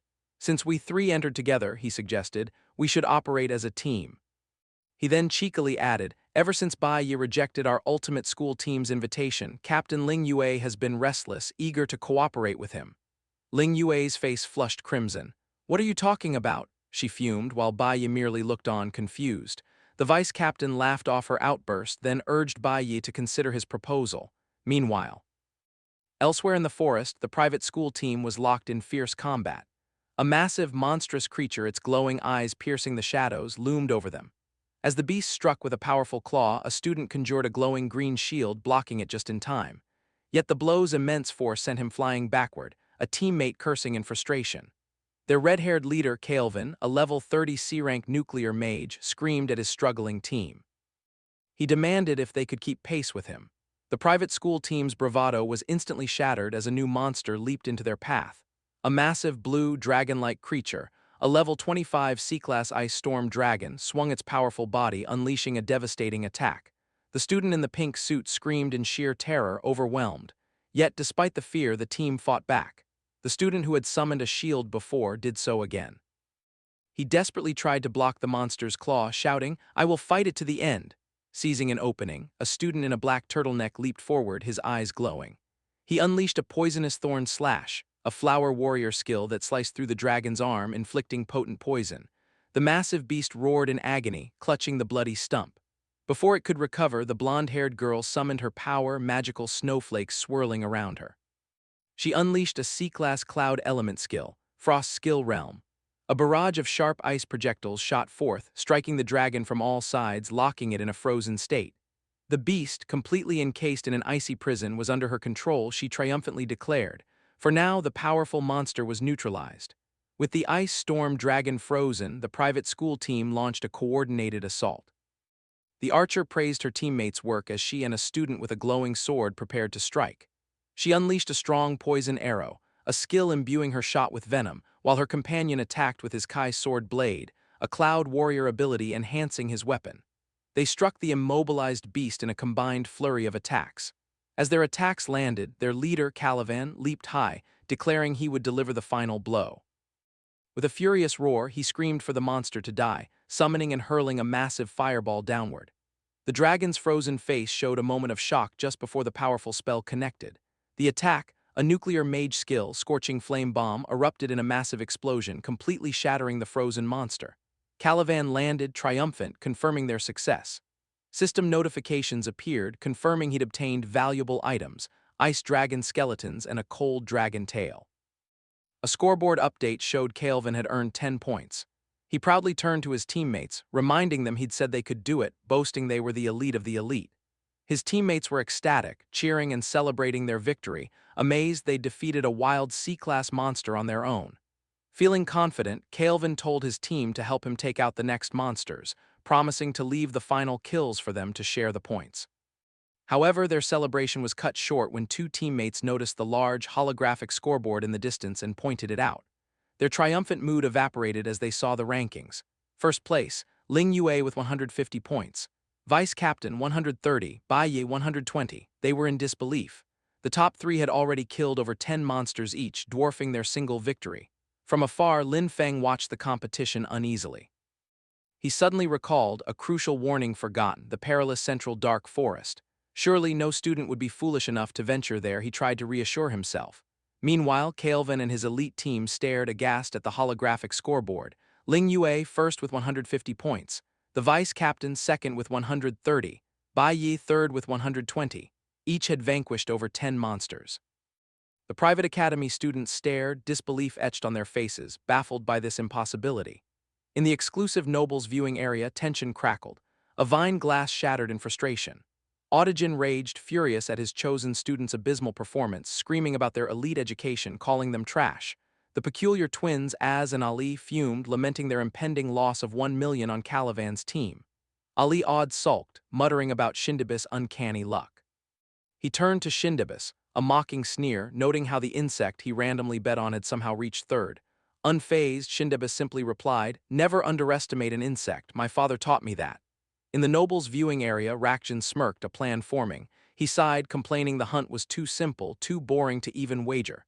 Sensing his intentions, Shindibis asked, "What mischievous idea have you concocted now?" Rakjan rose dramatically, a wide grin spreading. He declared he'd participate himself, betting on his own victory, but then a swift change of mind. Grabbing a collared young man by the ear, he announced, "My dog will go instead." Ali Audi immediately protested, "That servant is God-blessed. Rules state only C-Class awakeners." Rakjan smiled condescendingly, "The God tribe itself is the rule." Grabbing the young man's hair, Rakjan upped the ante, ordering high-level monsters released. Then, a chilling ultimatum: if his servant failed to secure first, he was to be left to die. Chaos erupted. A massive level 29 C-Class stellar colossus raised its foot, poised to crush a fallen participant. The monster stomped down, instantly killing him as his teammates watched, helpless. Terror grips the remaining competitors, bewildered by the sudden surge of powerful, high-level monsters. Louis, a white-haired participant, is pinned under a monster's foot, desperately begging for his life. Consumed by fear, he screams his withdrawal, pleading to be released just as the scoreboard flashes his elimination. Spectators recoil in horror at the brutal turn. A student gasps, "Another Awakener eliminated." His friend remarks on the sheer cruelty, killed even after forfeiting. Teacher Huang watches, deeply worried, her gaze fixed on the scoreboard, fearing for her students. Yet in stark contrast from the nobles' viewing area, Rak Jin and the Ayod twins clap and laugh, greatly entertained by the carnage below. The Ayod twins laugh wildly, declaring the back-and-forth makes the competition fun. Ali Ayod urges Shin Debis to release more hidden monsters for a grander show. Shin Debis remains silent, watching the monitors. Down in the arena, Ling Yue faces a massive C-class stellar colossus of rock. As it launches, Ling Yue is shocked by its speed, bracing for the charge. Just as it's about to strike, she senses a presence. Suddenly, Bai Yi appears, kicking the creature's head, sending the colossal beast flying backward. The Zhang Nation trio, Bai Yi, Ling Yue, and the vice captain, now stand united, their auras flaring as they face the recovering monster. The enraged stellar colossus glares, steam puffing from its nostrils. Before it can attack, a mysterious purple energy slams down, crushing it, slowing its movements. The vice captain stands, hand outstretched, smiling confidently. As a C-class stellar mage, he uses his yin pressure skill to lock down the monster. Seizing this opening, Bai Yi pushes off with incredible force. His blade swirling with a powerful yellow aura, he closes the distance to the immobilized. In an instant, he unleashed a single devastating slash, cleaving the C-class stellar colossus clean in half. Bai Yi landed gracefully amidst the crumbling remains. A system notification confirmed the level 28 monster's demise, yielding 4 meteorites and 10 points. Ling Yue and the vice captain watched. Ling Yue, realizing this was the third time he'd aided her, thoughtfully called his name, though they were a team. Bai Yi had led them all this time, astonishingly, using only his warrior profession, his other abilities concealed. He stood silently, gazing at his hand. As he reflected on his victory, a notification confirmed 1,700 experience points gained. He checked his status screen. Coming to this competition was the right choice. His nuclear warrior profession had already leveled up twice, reaching level 24. He pondered his unique ability to gain experience for any profession used in battle. Yet, spotting a camera drone, he grasped his predicament. He couldn't risk revealing his other professions, exposing his secrets. A bead of sweat traced his temple, the constant surveillance a heavy restriction. Staring into the dark forest, Bai Yi resolved he must find a private space far from prying drone eyes. His gaze fixed on a distant, dark, foggy area. He decided to head towards the central dark forest, seeking solitude to unleash his full power. As the Zhang Nation trio walked, the vice captain sighed, satisfied. He praised their cooperation, noting the scoreboard suggested the winner would likely come from their group. He added with a smile that the fourth-place contestant's score lagged far behind, but Ling Yue remained silent, unimpressed. Suddenly, her stoic expression shattered into shock. She'd noticed a sudden change on the scoreboard. A new participant's rank was rapidly rising, drawing shouts from other spectators to look. Bai Yi, also surprised, recognized the name Ganix. His expression turned serious. Why had this person entered the competition? Elsewhere, the reason for the ranking shift became clear. Ganix effortlessly cleaved a massive level 29 stellar colossus. A notification confirmed 10 points earned. Clad in formidable ice-like armor, he was Ganix, a powerful B-class cloud warrior, one of the gods blessed. He stood silently, a powerful aura surging. Having dealt with the beast, he turned from its frozen corpse and walked away. The competition intensified as the scoreboard updated. Ganix's score skyrocketed to 240, pushing him to third, knocking Bai Yi to fourth. In the nobles' viewing area, Rak Jin laughed triumphantly. He gloated, announcing his participant now surpassed Shin Davis's choice. With a smug grin, Rak Jin taunted, declaring Shin Davis's choice nothing special, vowing to claim first place this time. Watching this, Ayod nervously scoffed, muttering that a powerful god-blessed competing as a substitute was shameless cheating. His twin Ali Ayod turned to Shindabis with a sly smile, reminding him of his legendary reputation for never losing a bet. Ali then laughed, eagerly anticipating Shindabis's first loss. Throughout the taunting, Shindabis remained silent, staring ahead, expression unreadable. Finally, a faint smile touched his lips as he spoke.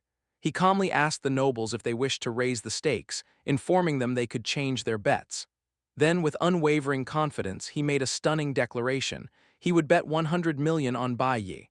Shindibis confidently repeated his massive bet, asking if the other nobles dared to follow. The Ayod twins were shocked by the sum, whispering if Shindibis had gone mad, noting 100 million was a week's pocket money. Rakjin, however, grinned condescendingly.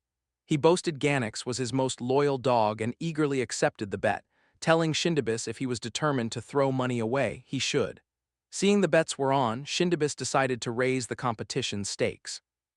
He explained that to ignite a fiercer battle for first place, they must inject more thrill into the game.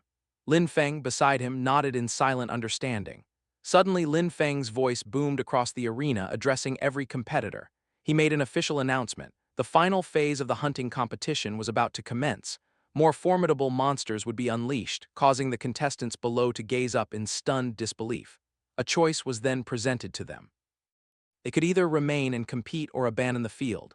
Confronted by these more powerful beasts, the blonde-haired girl from the private school team shrieked in terror, declaring her immediate withdrawal. Yet the announcer's voice persisted, revealing a special new prize from the Debbie family. The first-place victor would claim a unique artifact, a magnificent golden ring, adorned with a grand purple gemstone, known as the Sacred Edict. The mere sight of this ring caused Bai Yi's expression to turn deadly serious. He knew precisely what this artifact was: the Sacred Edict, a ring bestowed by a member of the god tribe only once in their lifetime. For a mortal, receiving it was akin to a divine pardon, a get-out of jail-free card so potent it could absolve even death-worthy crimes. This revelation triggered a powerful, haunting memory from Bai Yi's past life. He recalled his youth, imprisoned in an awakened facility, facing a blindfolded figure who had offered him a similar ring. His mind affirmed the memory's profound weight. In his past life, his master had wielded a sacred edict to free him from that very prison. Now in the present, Bai Yi was stunned, bewildered why the Debbie family would present such an unbelievably valuable prize.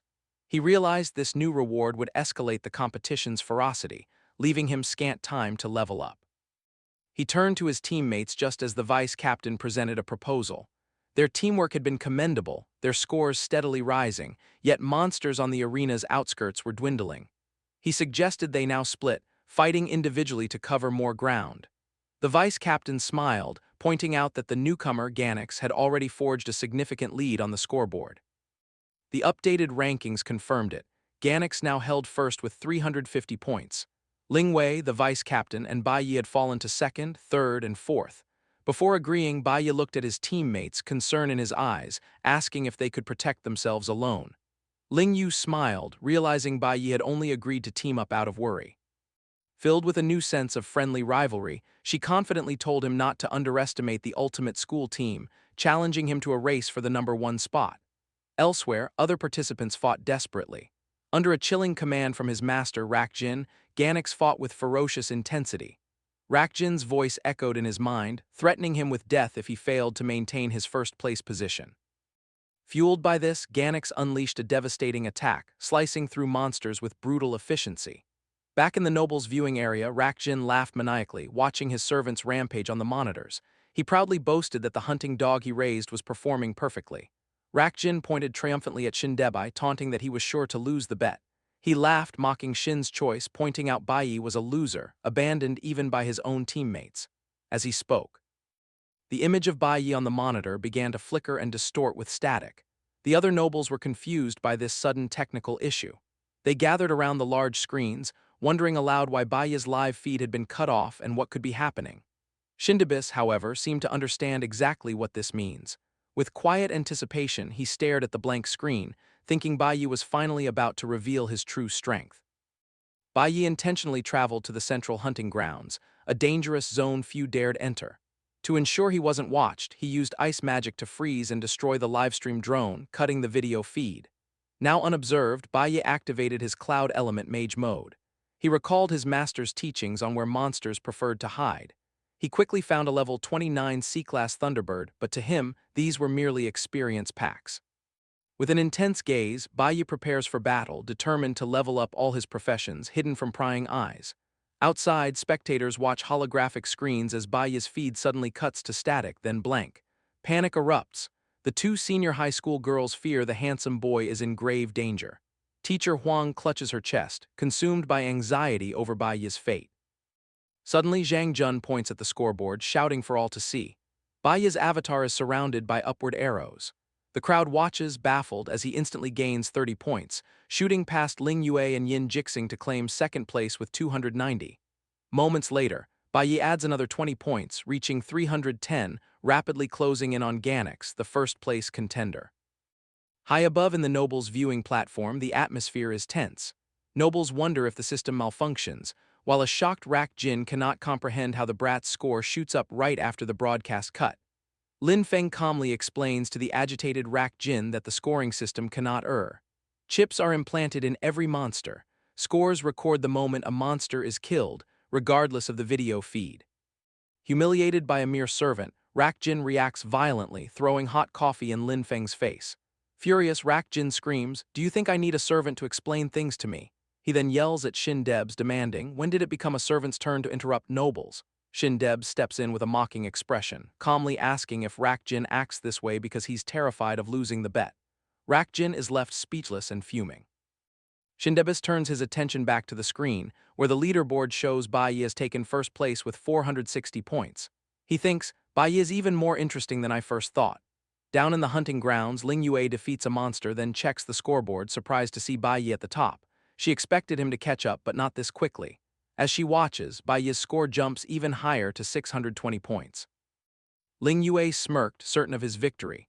Meanwhile, Vice Captain Yin Jixing stared aghast at his screen. How could anyone accumulate points so terrifyingly fast? He watched the gap widen, Baiyi 750 points, himself fourth. A chilling realization dawned. Baiyi had concealed his true power when they were allies. Shock morphed into fierce resolve. This was his chance to prove himself. Though the map's center was perilous, it promised abundant prey. With a determined glint, Yin Jixing resolved to enter the central zone, refusing to be outpaced. He ventured into the woods, confident he'd be safe as long as he avoided the dreaded Black Mist Forest. Yet the narrative itself then shifted, precisely to that forbidden place. Deep within the ominous Black Mist Forest, in a clearing everyone else shunned, stood Baiyi. He had reached the very heart of the mist, flanked by two colossal, aura-clad monsters. Behind him, the spectral forms of countless conquered beasts loomed, trophies from the forest's inner circle. System screens flashed his progress: Cloud Mage, level 25, Nuclear Warrior, level 27, and his new Flower Summoner, level 24. Baiyi surveyed his data with a satisfied gaze. His professions had advanced remarkably. He mused that with a final push, his warrior class could reach B rank today. Next, he checked his Flower Spirit contracts, 5 of 6 slots now filled. His new summons included Shaolin, a bird-like scout, and Kong Kong, a formidable armored ape for the front lines. Poised to continue, Baiyi ordered Shaolin to scout for any lingering threats. But as the command left his lips, a violent sensation seized him. The world warped, a deafening thump echoed, and his heart lurched. Overwhelmed by agony, Baiyi crumpled to his knees, clutching his chest. Sweat streamed down his face. This was the same strange pounding he'd felt with Ling Yue. The relentless throbbing intensified, and he desperately gripped his heart. A strange sensation stirred deep within him. Collapsed on the forest floor, a voice echoed in his mind. It was Belfager, claiming Baiyi called to him. The triple S-class Demon King's image, a sinister grin, offered aid once more. This triggered the flashback to his regression. He recalled Belfager tearing out his own glowing heart, a chilling gift. A wary Baiyi questioned the Demon King's motives and the price. Belfager merely offered a mysterious, chilling smirk. The price, the Demon King stated, would be collected only upon Baiyi's return to the past. Baiyi listened intently as Belfager whispered the final, secret condition. As the memory faded, Baiyi's eyes widened in shock, fully recalling their deal's terms. Back in the present, Baiyi rose, face shadowed, declaring, "The time has finally come." With glowing eyes and fierce resolve, he vowed to fulfill his promise to the Demon King. Meanwhile, students gasped at the updated leaderboard, Baiyi first with 750 points, far ahead. Teacher Huang, overjoyed, proudly exclaimed, "3 of the top 4 are from our school." Jianjun admitted Baiyi was incredible, yet puzzled by his score, his live feed cut. A pink-haired Ultimate School team member overheard, explaining Baiyi must be in the central hunting grounds. Her team had special layout lessons. She explained the grounds were too vast for a single view, necessitating professional drones. A map appeared detailing 3 zones: Outer Basic, Zone A, Middle High Difficulty, Zone B, and the Forbidden Black Mist Forest at the center. She clarified their current location was Zone A with lower level, fewer monsters. As participants ventured deeper, monsters grew higher level and more numerous. Baiya's rapid points meant he'd entered the dangerous inner zones. Zhang Jun finally understood. However, the girl added a stern warning. The central black mist forest was absolutely forbidden. Legend claimed it cursed, swallowing all who entered. Her gaze fixed on the screen, concern etched deep. Why would her vice-captain Yin Jixing brave such peril? The scene shifted. Yin Jixing, deep in dark woods, had only sought inner circle monsters, yet he strayed into the black mist forest. He paused, scanning, then a figure caught his eye. He was aghast, Baiyi calmly venturing deeper into the forbidden depths. Yin Zixing watched in disbelief. Why was Baiyi here, heading into the cursed woods, seemingly unaware of the danger? He instinctively reached out to warn him, then stopped. Letting Baiyi go was actually good for him. He looked down in frustration at the scoreboard. Baiyi's 750 points overshadowed his own. His expression twisted into a sinister grin, realizing the opportunity. He thought if Baiyi vanished, the god's attention would more easily fall upon him. His decision made, Yin Jixing stood back, watching Baiyi disappear into darkness, offering no help. Inside the black mist forest, Baiyi walked an eerie path. After some time, he stopped, examining a tree mark. He realized with confusion he had returned to his starting point despite walking straight. He touched the mark, confirming he was back where he began despite no turns. Surrounded by glowing bones, Baiyi identified the powerful illusion. He was trapped inside a ghost wall, a magical maze for intruders. The entire valley was littered with skeletons of those who perished here. What powerful spell was cast upon this place? He questioned the magic's purpose, wondering what dark secret the black mist forest hid. Outside, spectators watched the scoreboard, confused. Ganix retook first with 830 points. Baiyi's score, stuck at 750, dropped him to second. The crowd wondered why he stopped. Elsewhere, Yin Jixing found his captain, Ling Yue, after her monster defeat. Ling Yue urgently inquired if anyone had seen Baiyi, his score stagnant for too long. Yin Jixing confirmed seeing Baiyi in the high-difficulty zone, heading towards the central area. This revelation stunned Ling Wei. Baiyi must have entered the forbidden black mist forest. Suddenly, Baiyi's scoreboard profile flickered with static, intensifying until a red lost connection error blazed forth. His name and score vanished. A collective gasp rippled through the shocked spectators. Zhang Jun exclaimed, Baiyi's score vanished. Was he eliminated or worse? Teacher Huang watched, deeply worried, silently praying for his safety. Meanwhile, Baiyi was trapped in the black mist forest's valley of bones. A magical illusion deceived his senses. He closed his eyes, refusing to trust sight or sound. A surge of purple energy enveloped him as he placed a hand over his heart, trusting only his intuition to guide him. Following his heartbeat, Baiyi navigated the maze along a glowing path only he could see. With eyes closed, he felt himself nearing the source. He finally stopped in a clearing of glowing bones, sensing his arrival. Baiyi opened his eyes. He stood at the edge of a massive, dark abyss in the forest's center. Shocked, he realized this giant chasm was never in his past life's records. Looking down, he concluded the floating sky city hid a secret. Deciding to investigate, he switched to his flower element summoner profession, summoning his flying mount Shaolin. He leaped into the abyss, riding Shaolin down into the darkness. They landed safely at the bottom, revealing a vast landscape of dark, jagged ruins. What was this hidden place? He wondered if a great battle happened here. Then a deep voice echoed from the shadows, asking who had come. A massive, spectral figure in dark purple flames emerged, startling him. He quickly realized this was no single entity, but an entire undead army. Before him stood towering, spectral knights in dark armor, glowing with purple energy. System notifications identified them as level 27 C-class undead warriors, their leader floating above. The leader, a massive figure in ornate armor, was a B-rank stellar warrior lord, a necro warrior. It accused Baiyi of trespassing on forbidden ground. From its dark helmet, glowing blue eyes blazed, commanding its army to slaughter. A system notification confirmed, an intelligent, lord-level monster of unknown origin, extremely dangerous. Ling Yu examined a monster's corpse, noting freezing magic and burn marks. This was undeniable proof Baiyi had been here. Yin Jixing behind her reported, "We've checked. Baiyi's tracks lead one way." He suggested, "Monsters here can't threaten him, he's deeper, let's hunt elsewhere." Ling Yue's refusal was firm. To Yin Jixing's shock, Ling Yue declared, "I'm going in to find Baiyi." She walked toward the dangerous path, blaming herself for not warning him of the Black Mist Forest's extreme perils. Yin Jixing reached out, shouting, "You're walking into the Black Mist Forest." But as she ignored him, his concern twisted into a sinister grin. He thought, if she enters the forbidden area, one less competitor. On the live feeds, Ling Yue's signal dissolved into static, entering the interference zone. In the viewing area, Noble Rak Jin pointed, laughing, mocking her foolishness for entering the black mist forest alone. He leaned back smugly, wondering, what now? This competition is so boring. Turning to Shin Davis, he arrogantly declared, with her gone, first place belongs to my hunting dog. High above, the awed twins, Az and Ali, drank wine. They casually wondered about the black mist forest and why none returned, but quickly dismissed it. The finale neared. Shindabis stood before massive screens, observing chaotic feeds. The atmosphere grew tense minutes until 12. Shindabis remained silent, stoic, as the clock counted down. Deep within the Sky City hunting grounds, at 11:58 a.m., a grim reality grips the private academy students. Calivan's team huddles in a dark, rocky crevice. A male student bandages his female teammate's leg, her cries echoing in pain.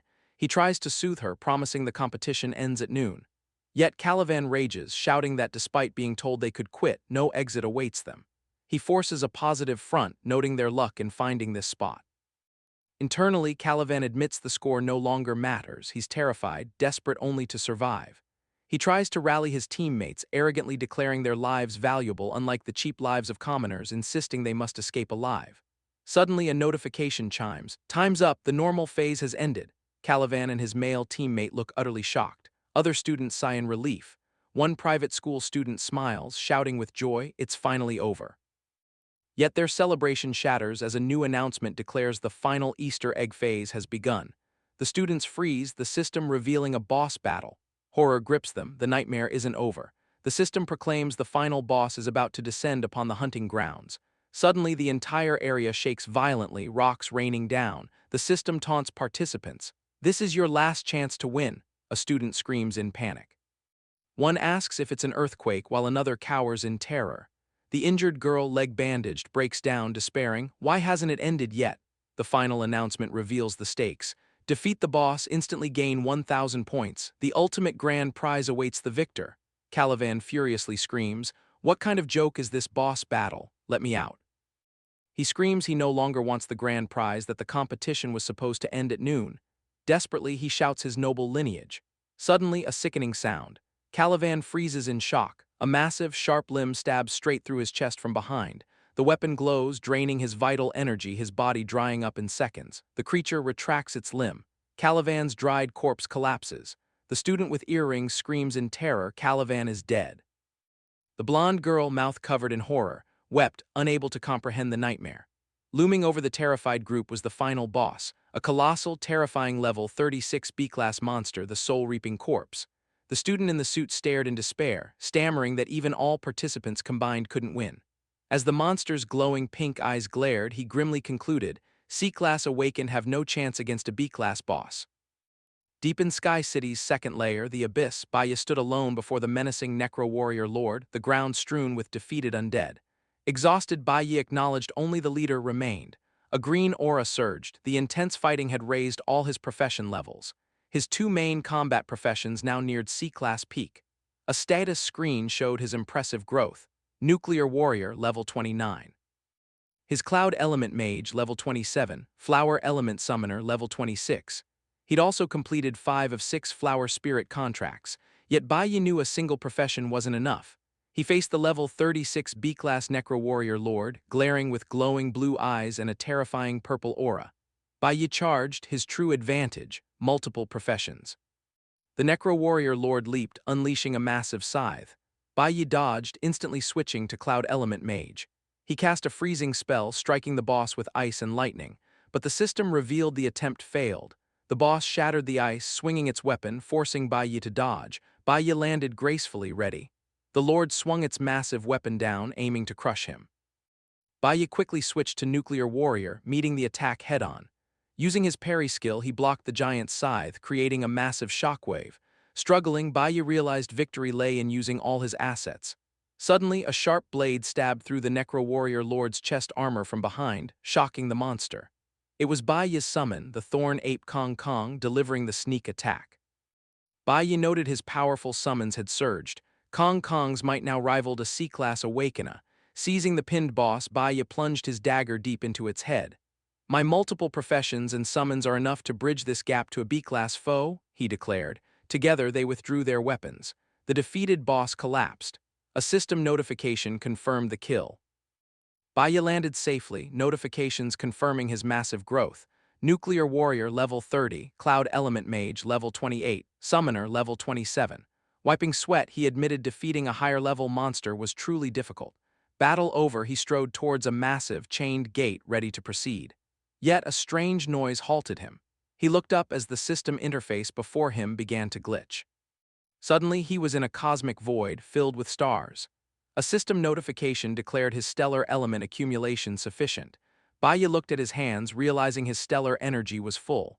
A glowing announcement, a brand new profession was about to awaken. Simultaneously, the system displayed data on a new threat, the soul-reaping corpse, a B-class, extremely dangerous, highly intelligent monster. Below this warning, Baya's current stats were displayed. Nuclear Warrior level 30, Cloud Element Mage level 28, Flower Element Summoner level 27. High above in Sky City at the Divine Guild's 8th Squad base, 2 guards stood watch. One whispered a rumor of a secret tower space imprisoning powerful monsters. The other laughed it off as urban legend, reminding him this was God Tribe territory. Their superior interrupted their conversation. The 8th Squad captain furiously screamed at them for chatting on duty. The guards panicked, saluted, apologizing. The captain lectured, reminding them to guard the sector. No mistakes could be made during today's important hunting competition. He continued scolding, after 3 years you're less sensible than a new recruit. He pointed to a nearby figure. Learn from Chris. The recruit was Chris, the traitor from Baya's past. Gazing at the spire, he confirmed the rumors of Sky City's hidden space. Meanwhile, in the abyss, Baya's system glitched. A notification flashed. New profession awakening. Stellar Mage acquired. Level 1. A red alert confirmed his new power. An E-Class Stellar Mage.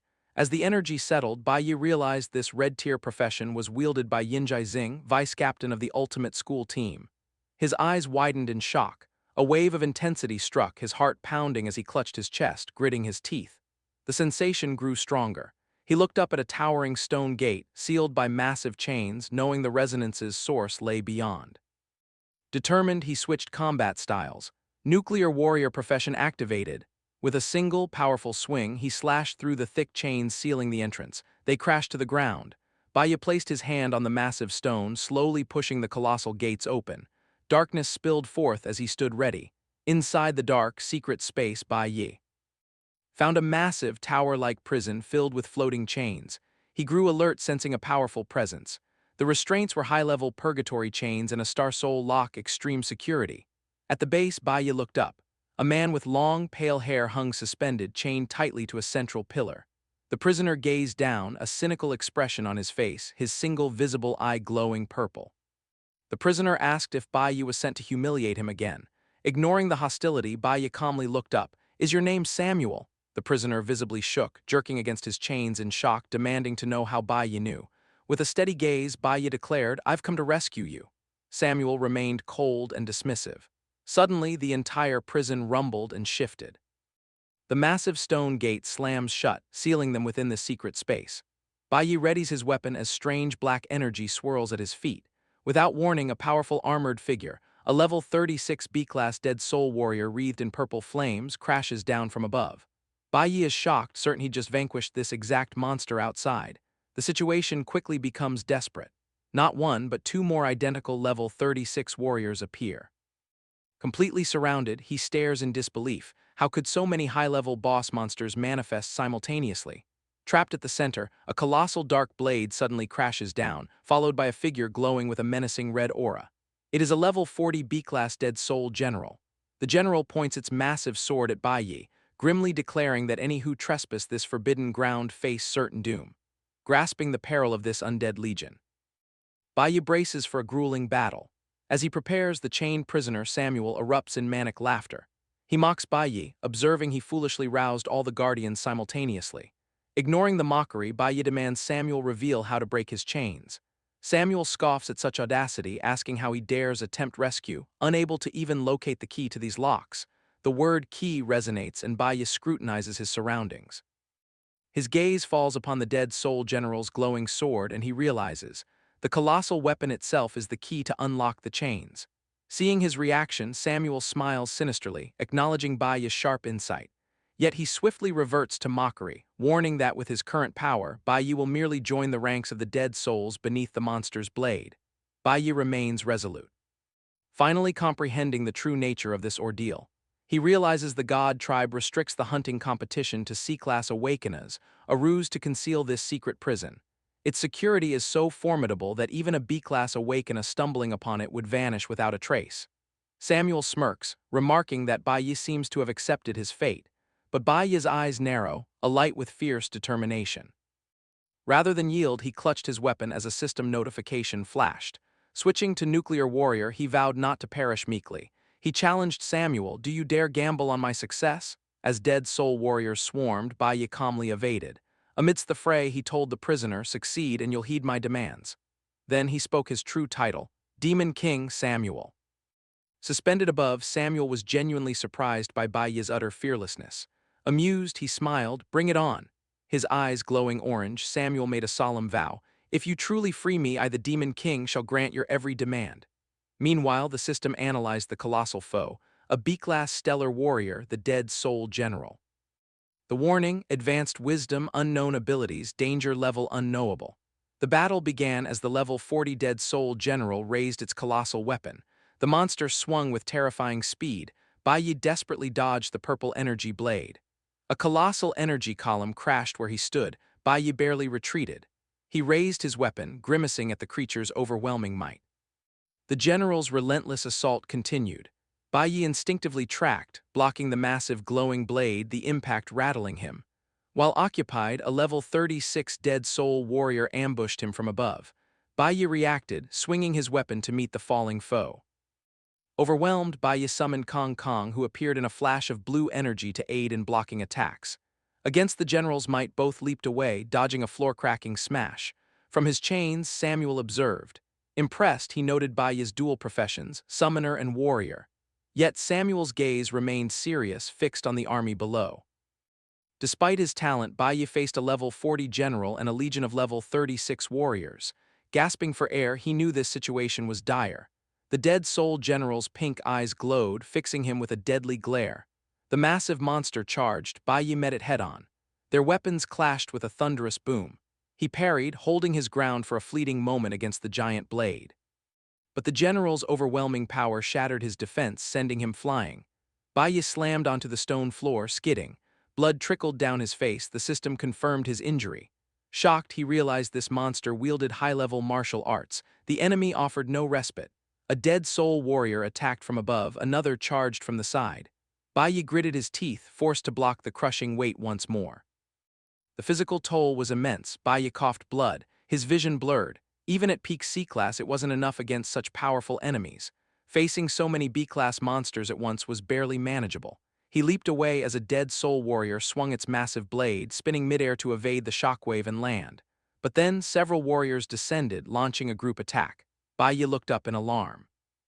To protect his master, Kong Kong intercepted the attack, a massive blade slashing deep into his arm. Horrified, Baya screamed his summon's name. Desperate, he reached out. As the warrior loomed, Baya activated recall. Kong Kong vanished into green energy just before the fatal blow. Battered and bleeding, Baya knelt, realizing every monster here was higher level.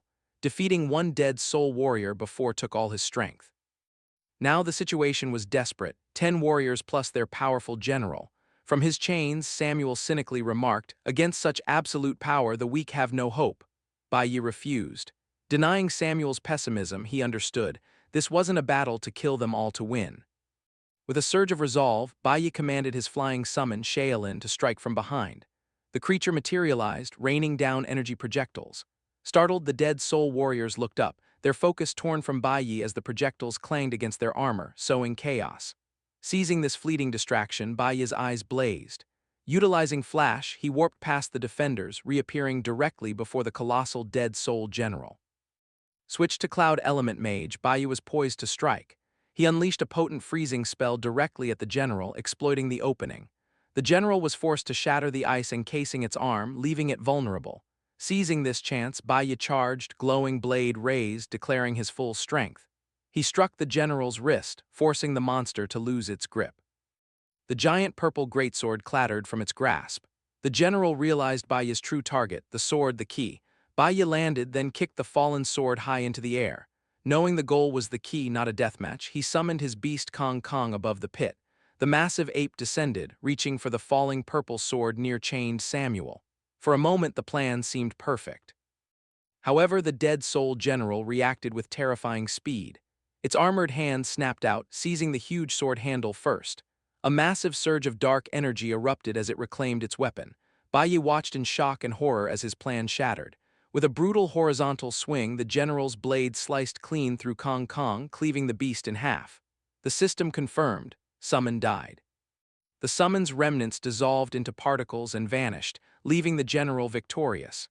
Deep within the abyss, the dead soul general glared with glowing red eyes, a harbinger of ultimate despair. Exhausted, Bai watched in disbelief, realizing he had gravely underestimated these B-class monsters. From his chains, the prisoner Samuel watched. He warned Bai these undead were no mere monsters he'd faced. Bai stood alone, encircled by an army of dead soul warriors. Then Samuel unveiled a chilling truth: these formidable warriors were once his own men. Yet against all odds, Bai's fighting spirit ignited. A golden aura enveloped him as he gripped his weapon with renewed resolve. The dead soul general lunged, a blur of speed. Bai with a flash teleported, evading the general's colossal swing, yet the assault continued. From above, another dead soul warrior descended, weapon poised to crush him. With astonishing agility, Bai masterfully dodged again. In an acrobatic feat, he landed perfectly on the flat of the warrior's massive blade. Using the enemy's weapon as a launch pad, he launched a fierce counterattack against another warrior. The battle raged as two dead soul warriors charged Bai simultaneously from opposing directions. Midair, Bai swiftly released his weapon, flipped it, and caught it with a reversed grip, preparing a new defense. Just in time, he brought his weapon up to block a strike, steel clashing, echoing through the room. Watching from above, Samuel was impressed by the young human's skill. He conceded his abilities are quite good. He watched Bai expertly block two warriors simultaneously, acknowledging his mastery. Yet Samuel's expression turned grim. Though Bai was a top human fighter, he was still but one man, fighting alone. Bai remained utterly surrounded by the undead horde. Samuel concluded, Bai was skilled, but his enemies were a team. The relentless assault continued.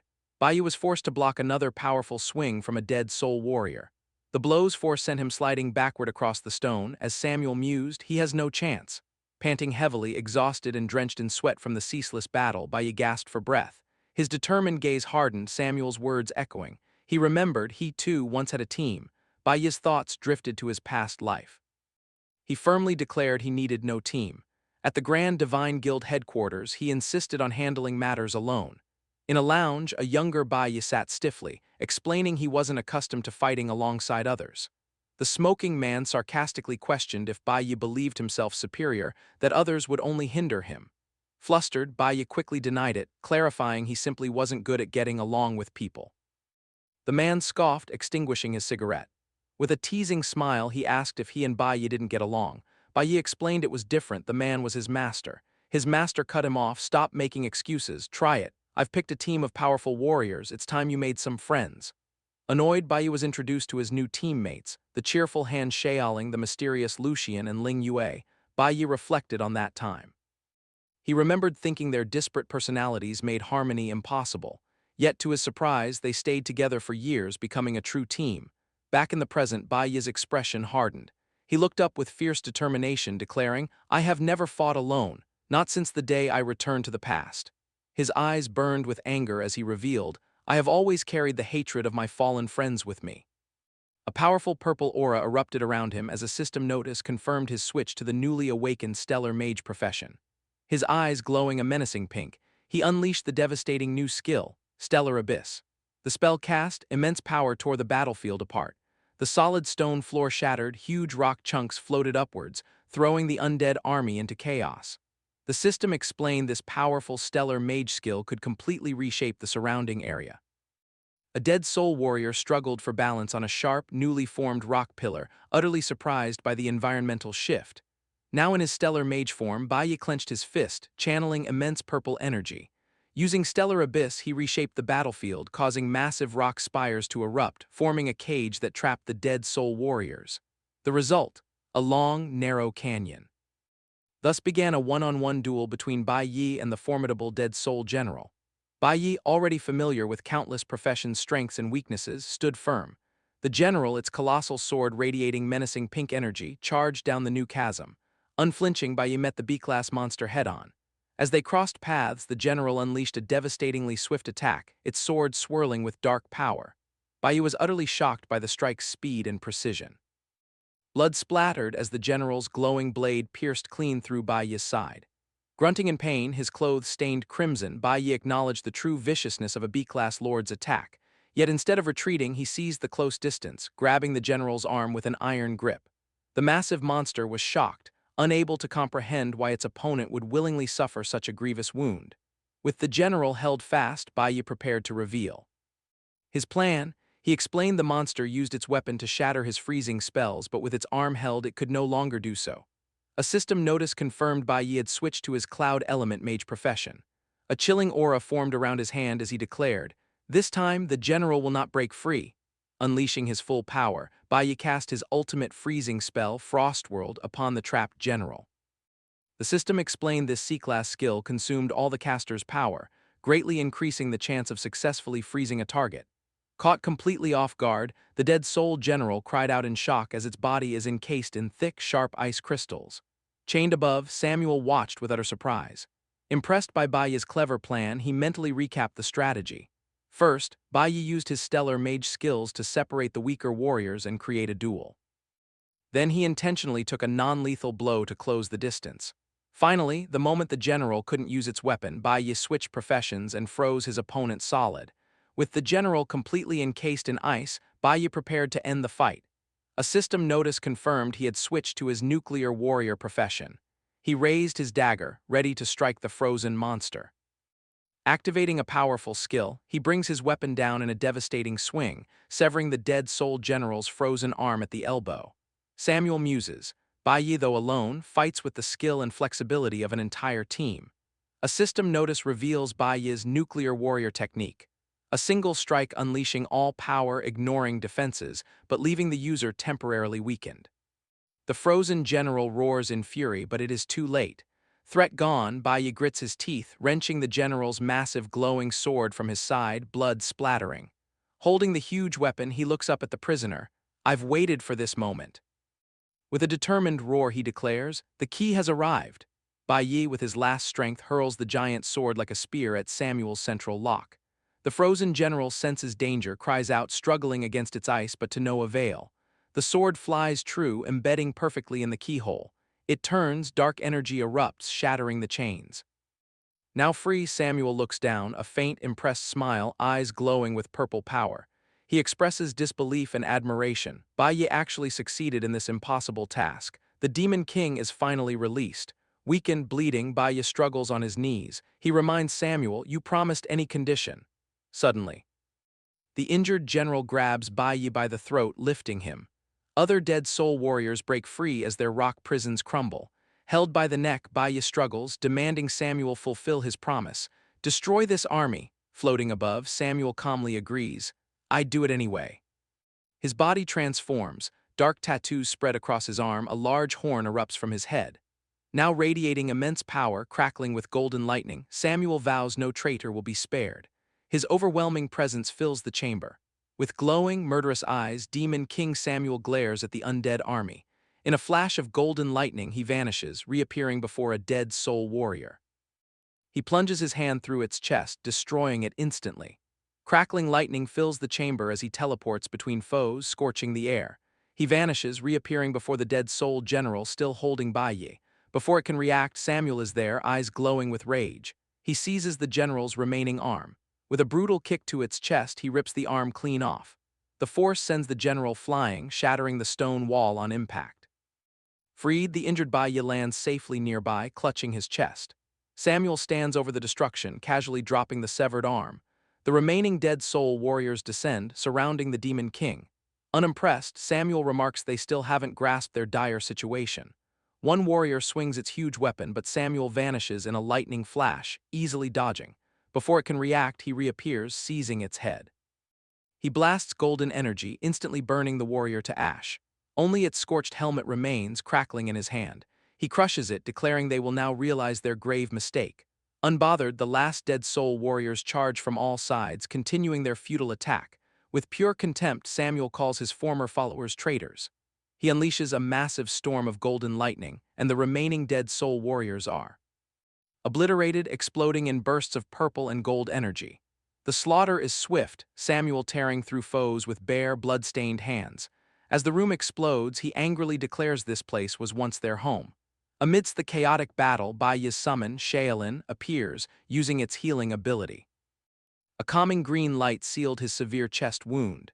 Samuel, in a furious rampage, declared the self-proclaimed god tribe were the invaders who stole their land.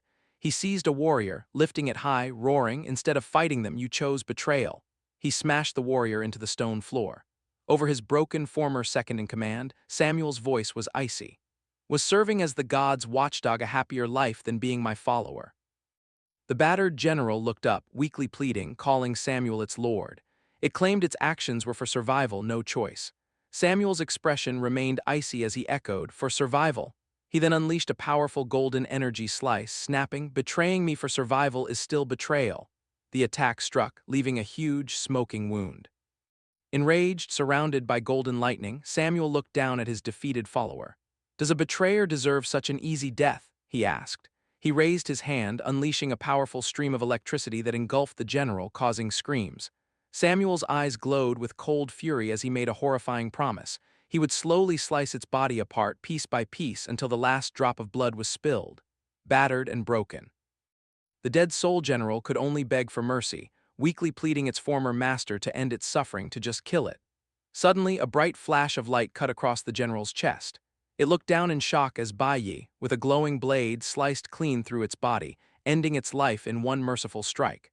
A system notification confirmed Bai Yi killed the dead soul general, gaining 100,000 experience. Another notification announced he obtained a locked S-rank item, Messenger's Soul. Samuel was furious.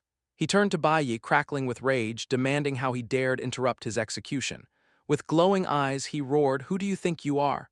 Exhausted and bleeding, Bai Yi remained silent, his expression unreadable, facing the Demon King.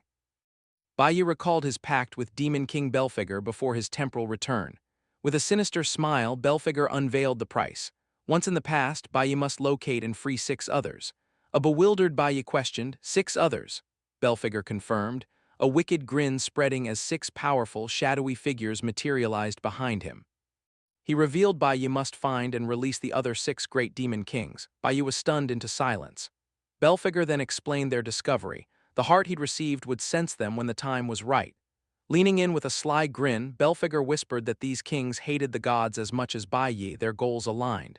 He suggested, "Free them, then make them your slaughtering gods for revenge." Belphegor laughed wildly at the thrilling prospect, a hero allied with demon kings. His face turned cold as he adjusted his tie, declaring, "The foolish, ugly gods brought this upon themselves." He delivered a final, chilling command. "Together we shall overthrow this filthy, god-ruled world." The memory faded. Back in the present, Bai Yi dealt the dead soul general's final blow, cleaving the monster in half. The system confirmed the kill, granting 100,000 experience points. Post-battle, a flurry of messages affirmed Bai Yi's growth.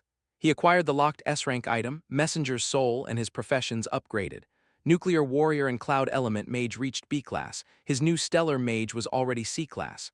Tired, breathing hard, Bai Yi read another message. Conditions to unlock Messenger's Soul met. The hero's tower was now open. His brief rest shattered by Samuel's huge, angry form, crackling with golden lightning.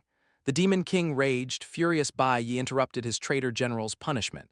With glowing eyes, he roared, demanding Bai Yi's identity. "Who are you to interfere?" Under immense pressure, Bai Yi looked up, thoughtful. Samuel's aura forced him to his knees, yet his spirit remained unbroken. With a defiant gaze, Bai Yi declared the deal was for Samuel to destroy the army immediately. Samuel, however, prolonged the fight for sport, forcing Bai Yi to intervene. Enraged by such audacity, Samuel scoffed, "Do you truly believe you can dictate terms merely for freeing me?" Ignoring his wounds, Bai Yi slowly rose. He calmly reminded Samuel, "You cannot escape this place alone. This tower was built to contain the Demon King's power." Bai Yi then offered a choice. Samuel could kill him and remain trapped forever, or listen. Samuel fell silent, his anger replaced by a focused stare at the audacious human. With the Demon King's attention, Baya played his ultimate card. He posed a single, crucial question. Do you remember Belphegor? Belphegor's name shattered Samuel's composure. Anger forgotten, he stared, shocked. Baya revealed his presence was no accident. Freeing Samuel was a promise to Belphegor. Still airborne, Samuel questioned how a mere human knew the Demon King. Baya clutched his hoodie over his heart, revealing the truth. His very heart, his second chance at life, were Belphegor's gifts. With determined resolve, Baya declared he would not remain indebted to the Demon King. He explained freeing Samuel was just the first step in his deal. Curious, Samuel calmly asked Baya's plan. Baya looked ahead, declaring his intent to unleash a massive disturbance deep within enemy territory. Agreement struck, they left the prison, emerging onto a cliff. Below, a vast, ruined city stretched before them. Deep within the abyss, a desolate realm of shattered buildings and glowing blue crystals. Samuel sadly revealed this was once his people's city. Stepping into the ruins, he began their tragic tale. Long ago, he led the demon tribe on a vast journey. They found this perfect home, rich with magic crystals and power, but peace was fleeting. Soon after settling, invaders, the god tribe, arrived with an army and seized their land. Samuel's face darkened, recalling the ambush. The god tribe assaulted his people as they built their new home. It was utter devastation. Their land was stolen, the demon tribe defeated, enslaved. The invaders transformed their home into Sky City, split into two, a floating paradise above and the dark abyss below. The upper layer, a haven of luxury for the god tribe. Meanwhile, the lower layer, the abyss, became a vast prison for his people and any humans who defied the gods. To ensure eternal captivity, the god tribe erected a powerful barrier. The enslaved endured endless, grueling labor. Some, chained to huge machines, had their life force drained for energy. Samuel revealed the cruel truth behind their suffering. All energy from the prisoners sustained Sky City's float and the gods' lavish lives above. He gazed at a chained demon skeleton, saddened by the injustice. These innocent people were humiliated so long they forgot their names. Finally, his own fate. The god tribe, unable to defeat him, imprisoned him in a secret dungeon, where he stayed until Baya arrived. Samuel's face twisted with anger, concluding his tale. Had the god tribe not imprisoned him, he too might have become a broken slave. Baya, amidst the skeletons, observed Sky City, a perfect, cruel example of their world's true nature. He pondered their unfair reality, where the powerful sat above, gazing down upon the masses suffering. He concluded that justice had never truly existed in this world. They stood before a huge industrial building, Sky City's power source. Baya, seeing it, declared that since all power stemmed from this one place, their path was simpler. A confused Samuel looked on as Baya explained. Samuel was to remain in the abyss, free the enslaved, and destroy the energy furnace. In the meantime, Baya intends to return to the upper layer to shatter the barrier that ensnares them. Samuel immediately protests, warning Baya that such a feat is impossible alone. He argues the god tribe's barrier would never yield so easily from within. Yet, with a confident nod, Baya reveals he is not alone, having laid plans long before their arrival. His eyes ablaze with resolve, he makes a solemn vow. He declares he will liberate every prisoner from this hellish confinement. Gazing up at the grand tower dominating the floating city, Baya proclaims his ultimate ambition, to tear down that Tower of God. Meanwhile, in the forest, a system alert identifies the final boss, a level 36 B-class soul-reaping corpse. Calivan's teammates recoil in horror. The student in the suit realizes even their combined might is futile.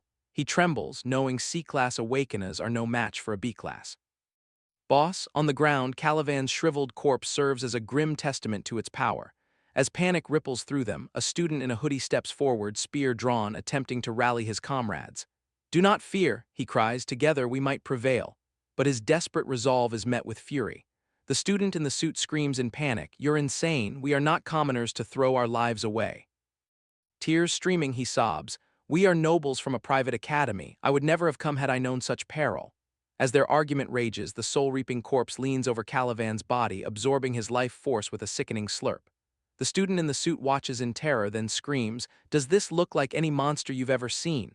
He turns and flees, shouting, "We are not commoners, risking our lives for mere prize money." The spear-wielding student, enraged, roars back, "This was never about money." He furiously retorts, "Stop living in your fantasy world, you pampered fools." Gripping his spear, he reveals they were never willing participants. He recalls two shadowy, masked figures appearing at his door, congratulating his wife on her selection for the hunt. His panic surged as he pleaded, explaining she had just given birth, still nursing their infant. Desperate, he offered to take her place only to be met with a chilling threat. Do you defy the god tribe? Memories blurred as he saw his terrified teammates cowering in the rocky crevice. He gritted his teeth, realizing this hunting competition was a slaughter for the god's amusement. They were mere pawns. High above, nobles watched the carnage on massive screens. One man pointed and laughed. The odd twins, Az and Ali, shrieked with cruel delight. They urged their boss, demanding the most exciting part of the competition. Amidst cruel laughter, Shin Deba stood apart, watching the screens in cold silence. In the crevice, the remaining academy students were terrified. One stammered, "It devoured Kaelvin." Their fear swelled as the colossal soul-reaping corpse finished its meal, turning its head. The monster's interest peaked, a horrifying toothy grin spread. "Blood," it rasped. Its gaze landed on the injured girl with the bandaged leg. She shrank back, the source of the scent. With a deep roar, the monster lunged, sharp limbs poised. The spear-wielding student panicked, screaming for his wife, reaching. As the monster's glowing limb neared, the man threw himself before his wife. The sharp limb pierced his chest. He gritted his teeth, saving her. His wife stared in shocked horror. The soul-reaping corpse showed no mercy, tossing the impaled man. He crashed hard as his wife screamed his name. The injured woman wept in shock over her husband's sacrifice. Nearby, the suited student hid, covering his mouth in terror as the monster loomed over the helpless woman. From the ground, the dying husband weakly reached out, trying to save his wife as the monster neared. The creature opened its massive, tooth-filled mouth, ready for its victim. Lying in his own blood, the husband whispered, "No," watching the terrible scene. Suddenly, as the monster struck, a huge ice piece smashed its head, throwing it off balance. A figure in glowing blue ice armor leaped, using a powerful cloud warrior skill. From above, a volley of colossal, sharp ice spears rained down upon the monster, piercing its soul-reaping body. The attacker landed with grim grace. A system message identified him, Ganix, the Jin family's god-blessed warrior. Peeking from behind a rock, the student in the suit recognized him, exclaiming, "He's the #1 ranked warrior on the leaderboard." Relief washed over the survivors as they emerged, believing salvation had arrived. But Ganix stood silently before the pierced monster, shattering their hope. He declared their fate was sealed the moment they entered this battlefield. Staring at the monster, he stated, "No one escapes this game of the gods." His words were cut off by an angry voice through a hidden earpiece, demanding, "Why did you spoil the entertainment so soon?" The student in the suit looked at Ganix, confused by his dark words, asking what he meant. Elsewhere, Ali Odd complained his family's warrior ruined their fun, but Rakshin leaned forward with a wicked grin, assuring him, "Don't worry, I have another idea." With cruel excitement, he declared, "I want to see something even more thrilling." Ganix remained silent, receiving new orders. Rakshin's voice commanded, "Ignore the monster, turn around, kill the woman." The woman, whose husband just died for her, looked on in absolute panic, her new hope instantly turning to terror as she realized she was the new target. Meanwhile, Baiyi explained to Samuel he would return to the upper layer and break the barrier trapping them. Samuel immediately doubted him, warning he couldn't destroy it alone. He insisted the god tribe would never create a barrier so easily broken from the inside. With a confident nod, Baiyi revealed he was not alone, having made preparations. With fierce determination, he promised to free every prisoner from this hellish place and return them to their world. Baiyi then declared his ultimate goal: he would tear down the Tower of God. Samuel was surprised by the human's sheer boldness and ambition. A faint, impressed smile crossed his face as he remarked, "The person Belphegor chose is truly interesting." Baiyi turns to the Demon King, reminding him of a promise yet unfulfilled. Samuel, acknowledging the debt, erupts in a surge of immense golden lightning. He declares he will handle it himself, offering Baiyi a gift in advance. Golden energy crackles in his palm. Samuel explains the heart Belphegor gave Baiyi can absorb all elemental power. He then announces he will pour all the elemental energy stored over his long years in prison directly into Baiyi. Golden lightning engulfs Baiyi as he closes his eyes, accepting the immense transfer. System notifications flash, confirming his elemental power is now completely full. A massive surge of golden power erupts from his body. The system declares he has awakened a brand new profession, the electric element mage. Engulfed in golden lightning, Baiyi is stunned. The power instantly filled all his electric element requirements. He gazes in amazement, realizing he has just obtained his first very rare gold-tier profession. But Samuel's gift isn't finished. He holds up a small, detailed ring glowing with purple energy, placing his demon ring in Baiya's hand, explaining it's a limitless storage device. More importantly, it transmits Baiya's voice directly. If Baiya calls out to the ring, he will sense his exact location. With that, the Demon King makes a solemn vow. Hand over chest, he promises. No matter where Baiya is, the moment he hears his call for help, he will immediately rush to his side. Confused, Baiya asks why he called himself Liu Yun, thinking his name was Samuel. The Demon King explains Samuel was his original name. With a sad, determined look, he clarifies. Due to past events, he changed his name to Liu Yun, a name only a select few trusted people know. Baiyi accepts with a warm smile, calling him by his true name. Their pact sealed, Baiyi prepares to leave. The system confirms his switch to Flower Element Summoner, a blue aura swirls. He tells Liu Yun time is short, he must return to the upper level, giving one final instruction. The barrier shatters, Liu Yun lead them out. Baiyi summons his majestic, glowing blue bird Zio Lin. As he leaps onto its back, Liu Yun calls, "Next time we meet, we drink to celebrate." Soaring, Baiyi shouts back, "It's a promise," watching him go. A dark, determined smile crosses Liu Yun's face. "Let's tear down this playground of the gods once and for all." High above, Baiyi mirrors his look with excited determination, ready to overthrow their enemy's world. In the rocky crevice, Ganix walks from the dead monster. But a cruel voice in his earpiece orders him, "Turn, face the crying woman. Rakjin demands you kill her before everyone." Lying in his own blood, her dying husband weakly reaches out. What? What will Ganux do? Through the device, nobles laugh at the twisted command. "Hurry, Ganux, kill the wife for our entertainment." Ganux stands silently, eyes hidden in shadow, then reaches to his ear. With a swift, powerful clench of his ice-armored hand, he shatters the earpiece, silencing them. He turns to the terrified survivors, sternly ordering them to leave immediately, even if they must crawl to survive. From the spectator lounge, nobles watch the live feed in stunned disbelief. In the hunting grounds, the injured woman stares at Ganix's back, confused by his sudden mercy, asking, "What do you mean?" Rakjin's face twists with pure anger, cursing his champion for disobeying. Next to him, the Audi twins, Az and Ali, are in shock. How could a lowly gods blessed dare rebel against them? Furious, Rakjin leaps from his chair, screaming, "My hunting dog dared destroy the earpiece. I'll punish Ganix severely." Just as his anger peaks, one of the Audi twins interrupts, pointing excitedly at the leaderboard. On the massive screen, Ganix is still first with 950 points, but the display suddenly flickers with static. Moments later, a new name materialized, stunning the nobles. Baiya's score of 750 returned, placing him second. The twins gasped. How could he still be alive after entering the Black Mist Forest? Far below, Baiya traversed the dark, bone-strewn paths of that forbidden place. He mused, this hunting competition was never fair. From its inception, it has been a twisted game orchestrated by these so-called gods. He pondered the pawns in their cruel game, powerful monsters causing chaos, desperate awakeners fighting for survival. Golden lightning sparked around him. Everyone here, he concluded, was merely a player in a game they never chose. Baiya's expression hardened with resolve. The game, he declared, still lacks its most crucial players. His eyes glowed with new power.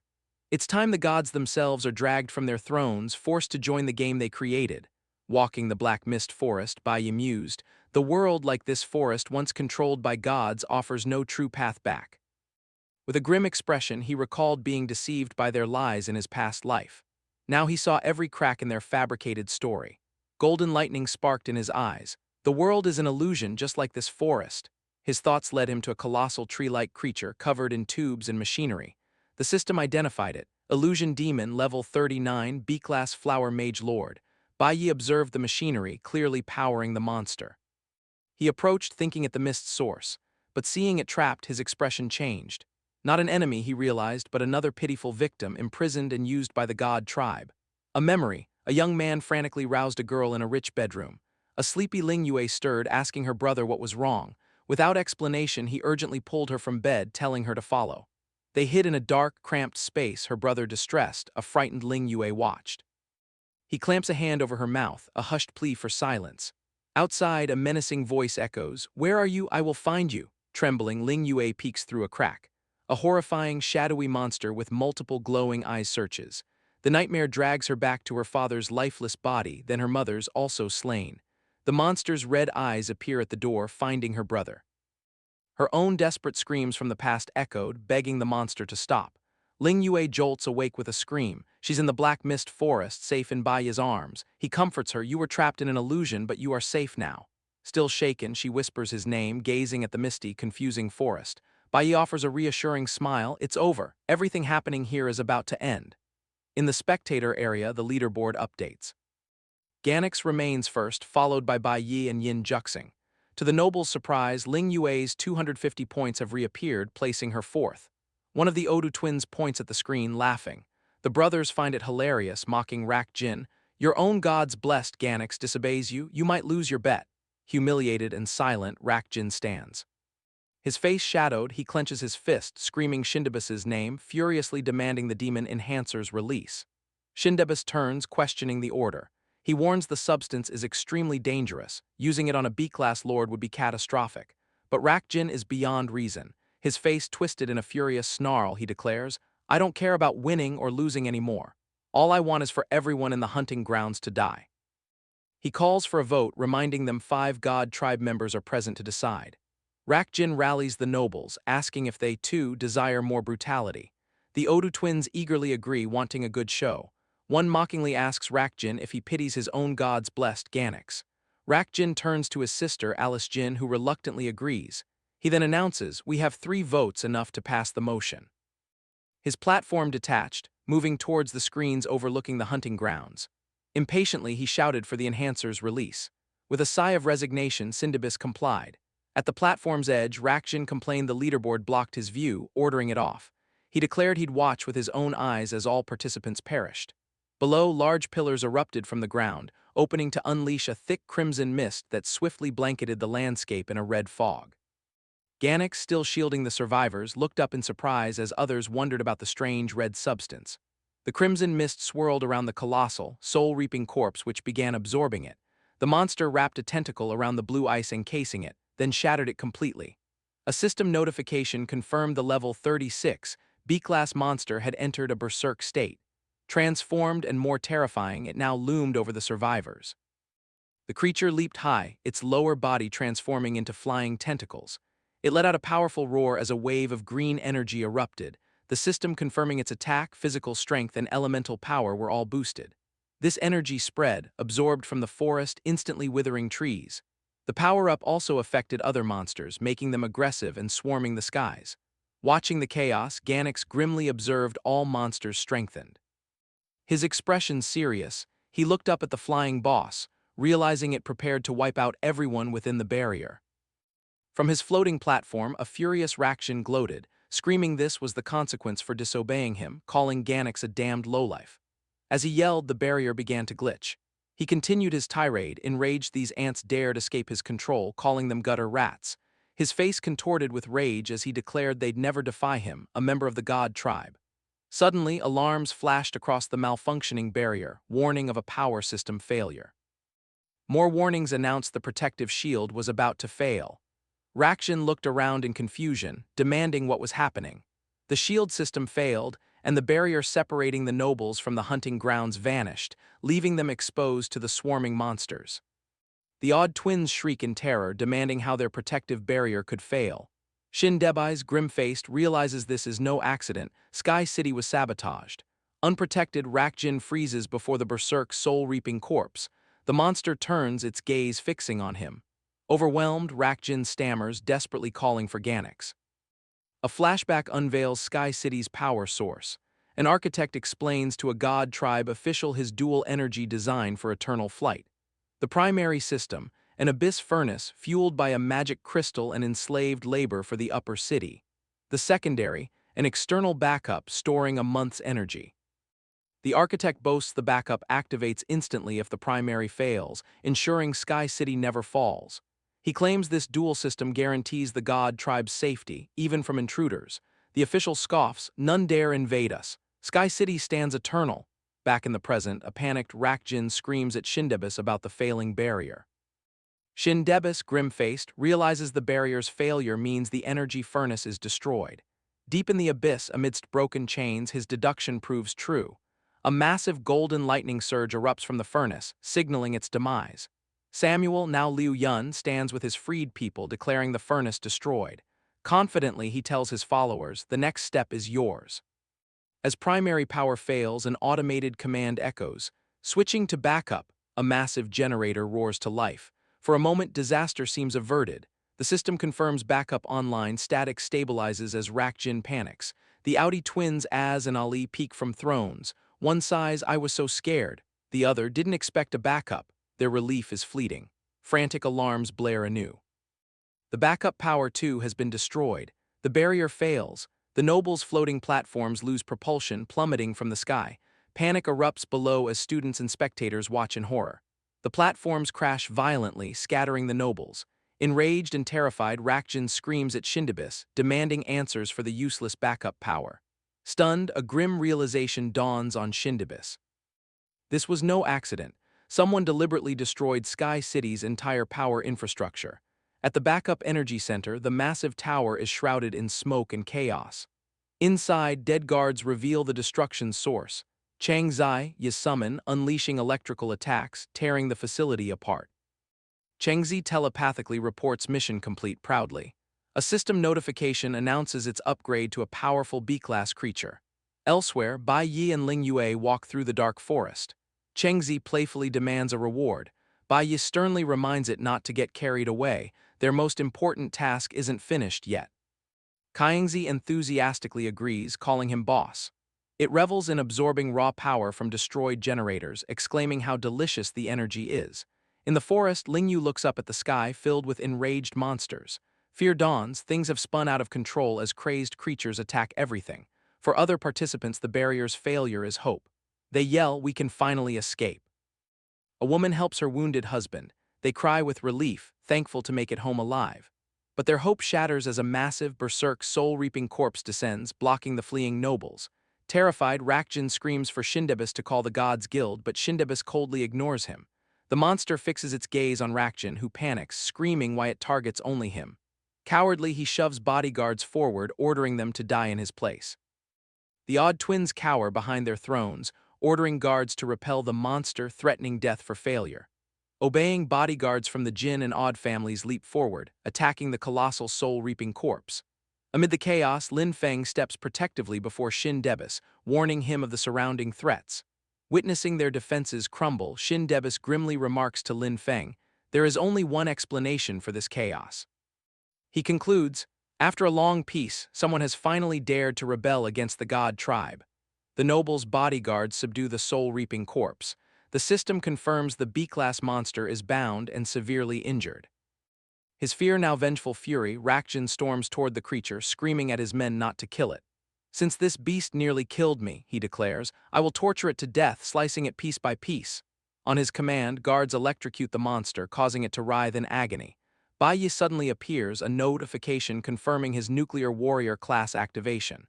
With cold resolve, he remarks, "It's time to lose control." He reflects, powerful monster or arrogant human like Ganax in Rakjin's hands, they become mere abused playthings. As a furious Rakjin screams for more torture, Bai Yi concludes the nobleman embodies the god tribe's foolishness and cruelty. Determined to end the spectacle, Bai Yi's eyes glow green as he prepares to strike. With a single fast swing, he unleashes a slash that cuts through the soul-reaping corpse and its chains. As the monster is sliced in half, Bai Yi declares, "It's time to stop this pointless cruelty." System notifications confirm Bai Yi defeated the boss, earning him 88,000 EXP, a flower bone item, and 1,000 points. Grinning confidently, Bai Yi announces, "It's time to decide the winner of the hunting game." Enraged that Bai Yi stole his vengeance, Rakjin storms up demanding, "Who gave you permission to interfere?" Before Bai Yi can answer, a violent rumbling shakes Sky City. A massive earthquake throws everyone off balance. Hiding behind their thrones, the Aod twins cry out in confusion, wondering what is happening. Watching the chaos, Shin Debis realizes this is no mere rebellion. Bai Yi's summon confirms his thoughts. Changzi stands amidst the ruins of a large internal structure. The creature telepathically reports, "As Bai Yi predicted, the central Sky Tower's structure was fragile. They never expected an attack on the main support pillar from within. Mission complete." After the report, the massive Tower of God in Sky City groans and cracks under its own weight. Panic erupts among nobles and spectators, including terrified teacher Huang and Zhang Jun, as they watch the god's power crumble. Shin Debis watches the destruction. He processes the attack's true scale. These rebels aren't just fighting back, they aim for more. From the lower city's abyss, a colossal draconic form erupts from dust and smoke. The system identifies it, SSS-class Demon King Liu Yun in dragon form. As his shadow engulfs the city, Baiyi stands before him, wreathed in lightning. Shindebis finally realizes this is total war against the gods' absolute rule. The great sky tower, symbol of their power, cracks and shatters. On a nearby balcony, Divine Guild members watch in disbelief as the imposing structure collapses into dust, questioning reality. Amidst the chaos, the 8th Squad captain reacts. He radios orders, secure backup power, investigate the collapse. Then, rallying his men, he prepares to move out. As he and 2 subordinates advance on a walkway, a gigantic shadow suddenly engulfs them. Looking up, they behold the imposing figure of an enormous black dragon descending. The sudden appearance makes the men stagger back in surprise. The system identifies the creature, SSS-class Demon King Liu Yun in dragon form. Before they can process this, chaos escalates as golden lightning descends. Among scattered nobles, a panicked Rakjin turns to Shin Debus, yelling furiously. He demands an explanation, reminding Debus he'd assured him the strongest monsters were B-class. As Shin Debus remains silent, Rakjin screams again, demanding the giant dragon's origin. Shindebis remains silent, his expression grim, recalling his grandfather's failed fight against an immortal dragon. Now that same creature stands before him. Golden lightning crackles with immense power in the dark, stormy sky. A massive bolt strikes a colossal stone statue, shattering its upper body into a cascade of rubble. Below, people scream and flee in terror from the falling debris. 2 onlookers stare in shock, Lord Cadmus's statue destroyed by the dragon's lightning. Floating menacingly, Liu Yun snarls, his voice filled with ancient rage. He proclaims, after years suppressed, it is time for reckoning. As he speaks, a massive explosion of golden energy erupts from his body, engulfing the city in destructive light and sending rubble flying. Amidst the chaos, Lin Feng shielded Shindebis from the blast, his body a bulwark. Sweat beaded on his brow, this dragon's power was S-class, perhaps even higher. He vowed to protect Shindebis no matter the cost. Shindebis, stunned, watched the Demon King prepare another assault. How could the god tribe's sacred land fall so swiftly? Above, the dragon amassed a blinding sphere of fire, poised for a devastating strike. With a deafening roar, the dragon unleashed its chaotic might, violently shattering ground and structures. The overwhelming assault obliterated a massive black tower and all around it, leaving only a colossal cloud of debris and dust. Amidst the ruin, the Odd twins panicked. Ali Odd shrieked in terror. His brother Azad cowered, sobbing, begging for a hiding place. Azad screamed in despair, "No one can kill this dragon. I'll give a fortune to anyone who saves us." Ali Odd stared in horror, realizing only the god's army could defeat this creature. High above, Liu Yun still dominated the dark sky, lightning crackling around his massive, shadowy form. The dragon glared down with a piercing, glowing red eye, unleashing a terrifying roar that echoed over the ruined city. Below, utter chaos erupted as monsters from the hunting grounds escaped, rampaging through the streets. A group of men battled the stampeding beasts, including a giant elephant-like monster. They fought to protect the god tribe. In the rubble, a sword-wielding man ordered his squad to hold their defensive formation. Nearby, Teacher Huang burst from a damaged doorway, coughing through thick smoke and dust. Scratches marred her skin, but her eyes scanned with deep concern, checking if all had avoided the collapsing buildings. Among the hunting competition survivors, the C-class Cloud Archer sighed, assuring her, "Don't worry, Teacher Huang. We are awakeners, not so easily injured." Yet the group was clearly traumatized by the ordeal. The C-class electric chanter huddled, sobbing, "I want to go home." Nearby, a husband comforted his injured wife. "At least we escaped the hunting grounds alive." But the nobles were panicked. Amid swirling debris, Rakjin screamed at Shindebis, demanding he summon the god's army. Hiding behind Ganix, Rakjin frantically asked, "When will they arrive? Why are you silent, Debis?" Shindebis stood with his back to them, watching the destruction. He knew this ruin, the Demon King's release, was no accident. He realized this was a long-planned, catastrophic attack on the god tribe. The rebels must have infiltrated the competition. As he pondered the mastermind, Baiyi calmly walked through the chaos. He looked up at the massive dragon Liu Yun, speaking through their connection. He told the Demon King he was still injured, advising him to take his companions and leave. Liu Yun asked if Baiyi would come, warning the god tribe would not let this go unpunished. Baiyi would be discovered if he went to the deep continents. Baiyi reassured Liu Yun, stating he had his own arrangements and was prepared for this outcome upon entering the competition. Their meeting was a mere coincidence.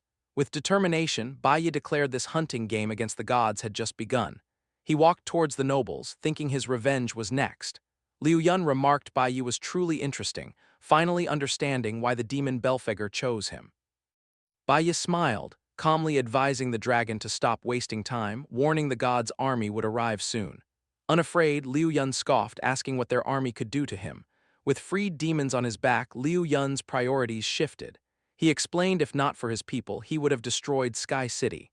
Looking at his rescued kin, he solemnly noted their suffering because of him. Realizing their safety came first, the Demon King spread his massive wings with the other dragons, agreeing it was time to depart. As Liu Yun ascended, he gratefully told Baiyi he'd never forget the favor of letting his people see the sky again, promising to answer his call. Looking down at the young man, the dragon declared they would one day overthrow the god's rule. Baiyi watched his powerful new ally depart, bidding him farewell. In the chaos, someone activated the stellar mage skill, meteorite pressure. A terrifying monster shrieked in agony, crushed by an immense invisible force. Yin Juxing, wielding gravity magic, crushed the beast and extracted its eye to protect the terrified odd twins, Ali cowering behind bodyguards. Maintaining his polite, collected demeanor, Yin Juxing respectfully asked the trembling nobles if they were all right. Ali Odd stood in disbelief, questioning if the monster was truly dead. Ayod, initially arrogant, praised Yin Juking, but his relief quickly soured into utter embarrassment, realizing his mistake. How pathetic he looked, lamenting the god tribe's massive losses from the ruined competition. Staring at the devastated landscape, he wondered if Sky City could ever be rebuilt. Nearby, Shindibis stood silently, hands behind his back, observing the ruins with Lin Feng, whose radio clicked and beeped with an incoming report. Lin Feng relayed updates to Shindibis. Monsters cleared, the giant dragon left their borders, and the god's army initiated pursuit. Unfazed, Shindibis immediately asked for the city's power status. Lin Feng checked the radio. The 8th Squad reported successful repair of the backup system. A fluorescent light hummed to life. Lin Feng informed Shindibis, backup power is on, system recovering. As the glowing blue protective barrier reactivated, restoring the god tribe's defenses, Baiyi stood quietly among the survivors, observing. He looked on with a serious, focused expression, pondering the situation as the first stage of his revenge concluded. The husband and wife looked up, expressing profound relief that their ordeal was over. Nearby, the blonde-haired girl was comforted by another student, reassured that monsters were cleared and the dragon fled. She shed tears of relief. Thankful the terrifying hunting competition had ended. Suddenly, golden electricity crackled in the air before the startled survivors. The energy expanded into a massive holographic projection of the final leaderboard. Baiyi stood calmly in the ruins, watching the giant screen as the crowd murmured. Gazing at the board, Teacher Huang's eyes widened in shock. Baiyi had officially taken first place. Shin Debus stepped onto a platform, which slowly floated into the air above the crowd. With his back to the audience, he hovered before the massive scoreboard, displaying Baiyi at the top with 1750 points, followed by Ganix, Yin Jicheng, and Ling Yue. Shindibis announced to the survivors that despite interruptions, the competition was completed. With a snap of his fingers, the nobleman declared the god tribe's promises would not change, regardless of catastrophic events. At Shindibis' signal, Lin Feng stepped forward, standing next to two ornate, glowing golden boxes holding the grand prize. The Ayod twins, Az and Ali, watched with surprise and annoyance, wondering how Sin Debais could still care about results after such a catastrophe. Lin Feng behind the golden boxes gestures, formally congratulating Baiyi for first place. Baiyi intently stares as the golden chest opens, radiating brilliant light. Lin Feng presents the prize. A powerful S-level curved sword and the coveted S-level ring, the sacred edict, float magnificently from the chest. Baiyi slips the glowing ring onto his hand, equipping it. He grasps his new sword, watching fiery golden energy swirl around its blade. A swift test swing confirms its power. Shock crosses his face. He recognizes this weapon. Meanwhile, an announcement confirms the ruined facility's power system is restored. Sky City's operations resume, and orders are given to search for injured survivors. The 8th Squad captain oversees recovery. A subordinate repairs equipment with magic while Lucian investigates. The captain, chin in hand, notes monster attack signs but questions targeting the power grid. A normal invasion. Lucian, gloved hand extended, examines strange debris traces. He corrects the captain. These marks were from a summoned beast. The power system attack was no random act but a carefully planned scheme. Lucien narrows his eyes, finding the devastated facility's situation very strange. With a serious expression, the traitor recalls a secret. In his previous life, the Sky Tower never collapsed. He, like Baiyi, possesses past life memories. Nearby, the Ultimate School team's female member treats Ling Yue's injuries with green healing magic. As she treats Ling Yue, the teammate gazes at Baiyi, awed that an S-rank weapon is a national treasure. She's never seen one, wondering if its full power is unlocked. Meanwhile, Yin Jixing watches Baiyi with a resentful glare. Narrowing his glowing green eyes, he bitterly mutters Baiyi's name. He furiously thinks those rewards were his. He recalls Rakjin ordering guards to electrocute the monster, revealing his secret plan to deal the final, glorious blow. As Yin Jixing charged his magic, Baiyi rushed past, stealing the kill. In the shadows, a furious Yin Jixing seethed with jealousy, convinced Baiyi had stolen his chance to impress the god tribe and win the S-rank weapon. Unaware of the vice-captain's envy, Baiyi marveled at his new glowing sword, realizing the legendary weapon he now possessed. The peaceful moment shattered as Rakjin violently kicked Ganix. The enraged nobleman repeatedly stomped his servant, cursing him useless, wishing him dead. Face contorted with fury, Rakjin screamed, humiliated his elite B-class professional lost to a commoner. He brutally kicked Ganix's face, drawing blood, punishing him for failing first place. Rakjin continued his assault, stomping Ganix, calling him worthless trash, wishing his demise. Face contorted with rage and sweat, he screamed about losing a fortune due to his champion's failure. The commotion broke as a platform hummed closer. Shindibis rose above the crowd, calmly ordering Rakjin to stop. As three students watched in shock, Shindibis advised Rakjin to be mindful of so many eyes.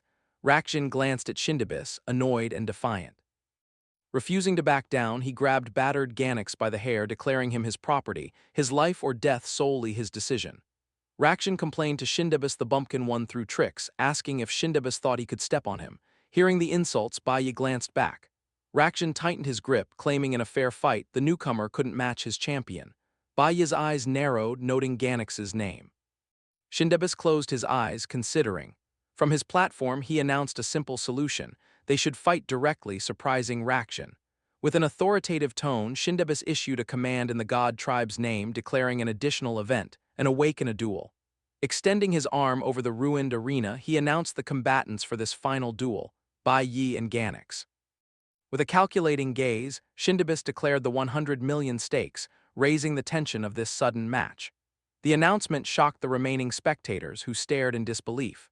Zhang Jun and the Ultimate School team's female member exchanged astonished looks, unable to believe Baiyi would fight Ganix. From his elevated position, Shindibis focused solely on Baiyi, amidst the ruined battlefield's smoke. Shindibis pondered Baiyi's hidden strength, wondering if he was linked to the city's destruction. With an intense stare, the nobleman challenged Baiyi to prove his worth. Unfazed, Baiyi stood still, calm and resolute. The ruined arena loomed, a grim stage. Rakjin's demeanor shifted, a malicious smile appeared. This duel was his chance to regain lost pride. Standing over the battered Ganix, Rakjin viciously kicked him again, commanding him to win back their lost money. Leaning close, Rakjin threatened that if Ganix lost, he'd personally visit his hometown. Hearing this, Ganix's eyes widened in shock.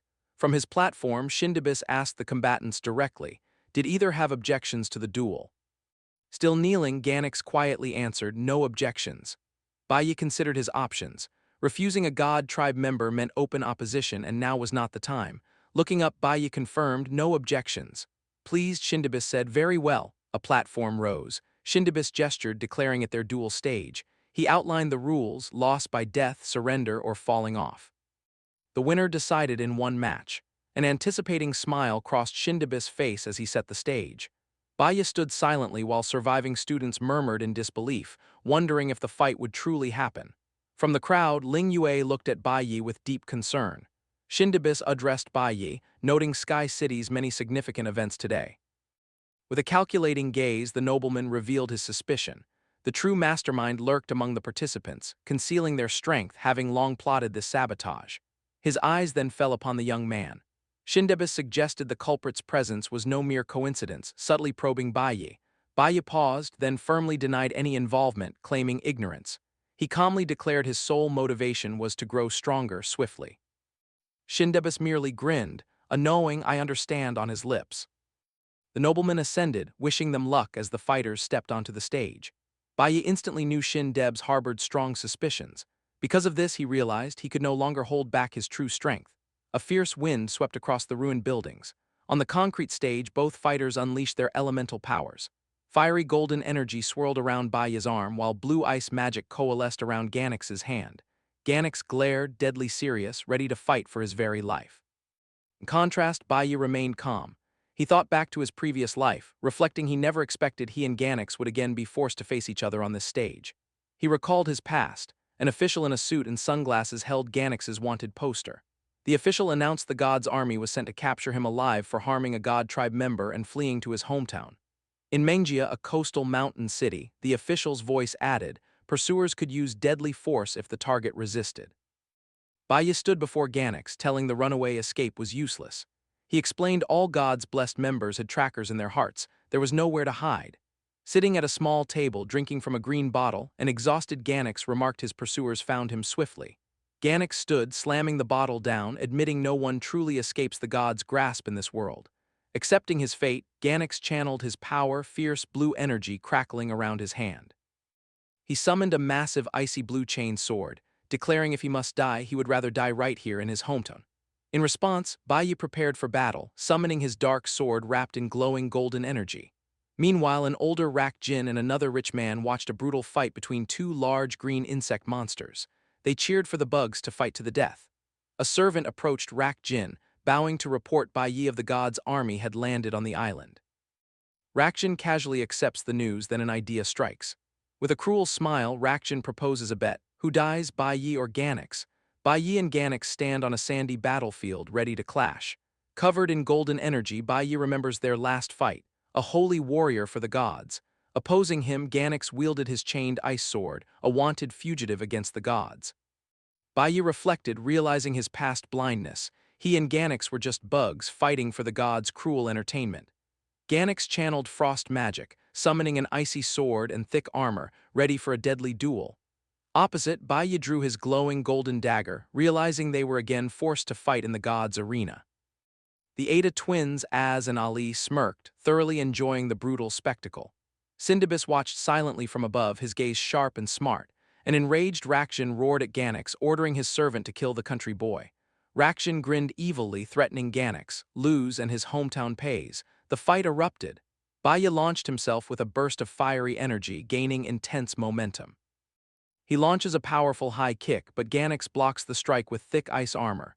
Ganix quickly tightens his grip on his chained ice sword, unleashing sharp ice projectiles. Baiyi leaps, dodging deadly spikes. Spinning, he deflects remaining projectiles with his glowing blade, landing behind Ganix. He thinks, this resistance isn't enough. With a sharp, focused stare, Baiyi prepares his next move. He lunges with blinding speed, his blazing golden sword forcing Ganix back. Visibly stressed, Ganix braces for the heavy impact. Baiyi unleashes a powerful swing, his true plan, to make the god tribe feel absolute fear. The strike connects, triggering a massive fiery explosion, engulfing the battlefield. The explosion's shockwave violently repels students, who shield themselves, awestruck by the terrifying clash of ice and fire. From afar, teacher Huang sweats, realizing their incredible strength. Thick smoke and dust engulf the battlefield, frustrating Rak Jin, who complains his view is blocked. Suddenly, Baiyi lunges through the dense smoke, golden sword drawn. With a precise, brutal strike, Baiyi stabs his glowing weapon into Ganix's chest, shocking him. Amidst the dust, Baiyi holds his weapon deep, calmly calling Ganix's name. Staring intensely, Baiyi asks the wounded fighter what he truly desires. Leaning close, Baiyi softly whispers a secret message. Ganix's eyes widen in pure surprise, utterly taken aback by Baiyi's revelation. A massive explosion erupts between them, shattering the quiet. The blast throws both fighters backwards, sliding across the arena. Baiyi recovers smoothly, golden dagger ready, while Ganix clutches his bleeding chest. The god's blessed looks confused, pondering his opponent's words. Nobles watch from the platform. Aliad notes with amusement, the commoner injured the god's blessed. Rakjin's face twists with rage. He screams at his servant, demanding immediate attack. Driven by command, Ganix charges, violently swinging his massive chained ice sword. They exchange fast, heavy blows, weapons clashing repeatedly. Rakjin cheers, demanding Ganix destroy his opponent. Baiyi blocks an overhead swing. Ganax narrowly dodges a counterattack, but his ice armor shatters. As battle rages, an angry Rakshan yells from the stage edge, demanding to know why. Ganax struggles against a mere country boy. Students are amazed by Baiya's performance, remarking he's never fought a god's bless so hard, assuming prize money motivates him. Baiya prepares another attack, glowing sword raised, thinking the reward money will last lifetimes. With a powerful swing, Baiya lands a heavy blow, sending Ganax flying backward across the stage. Ganax drags his chained ice sword to a halt. He slides perilously close to the arena's edge. The students roar, convinced Baiya has seized the advantage, cornering his foe. Gathering his last reserves, Baiya unleashes a swift final charge. He streaks past Ganax, his golden blade piercing the stunned fighter's chest. Rakshan watches, aghast and pale with fury, realizing the duel is lost, his champion defeated. Baiya pauses, noticing Ganax's strange trembling. From above, Shindebis narrows his eyes, a flicker of unease crossing his gaze.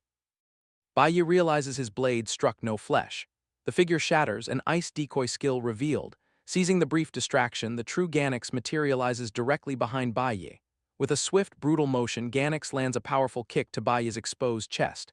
The impact sends Baiya flying completely off the stage, crashing beyond the boundary lines. Ganax stands alone in the arena. The students are stunned by this sudden reversal. One excitedly shouts, "Baiya is out of bounds." Ganax wins. They marvel at the advanced clone skill, their first glimpse of a B-class gold profession in action. Jangjin smiles, remarking that Baiya still performed admirably, pushing a god's bless so far. The girls concur. Delighted by the outcome, Rakshan bursts into boastful laughter. He gloats to Shindebis that his champion's victory was never in doubt, to which the nobleman offers a quiet nod. Baiya kneels, panting on the ground, as Ganax stands tall before him, enveloped in a blue aura. Ganax realizes, Baiya, though appearing to strike with full force, deliberately avoided vital spots, leaving himself open. Stunned, he stares, wondering why Baiya would intentionally throw the match. Baiya stands, calmly conceding the duel. He publicly declares Ganax the superior fighter, admitting defeat to secure his victory. Baiya's thoughts drift to his past life, recalling their fierce battle. Then his golden sword clashed against Ganax's ice magic.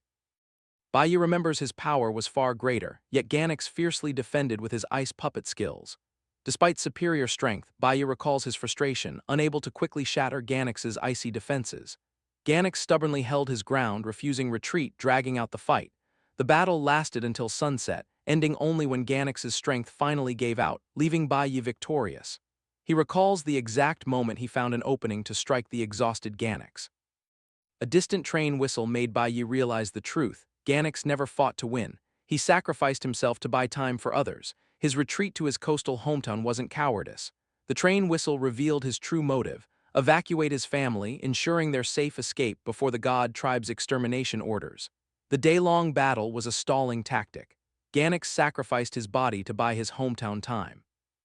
Duty done, a bleeding Ganax lay helpless, accepting fate, asking Baiya to end him. Seeing Ganax's family love, Baiya drove his golden sword into the defeated man's chest. Ganax closed his eyes, accepting the blow, acknowledging victory. Baiya left the body, reporting, "Ganax dealt with." Shortly after, Ganax awoke in disbelief. Baiya's strike wasn't meant to kill. His powers shattered, the god tribe's heart tracker gone. Free from their control, Ganax sat up.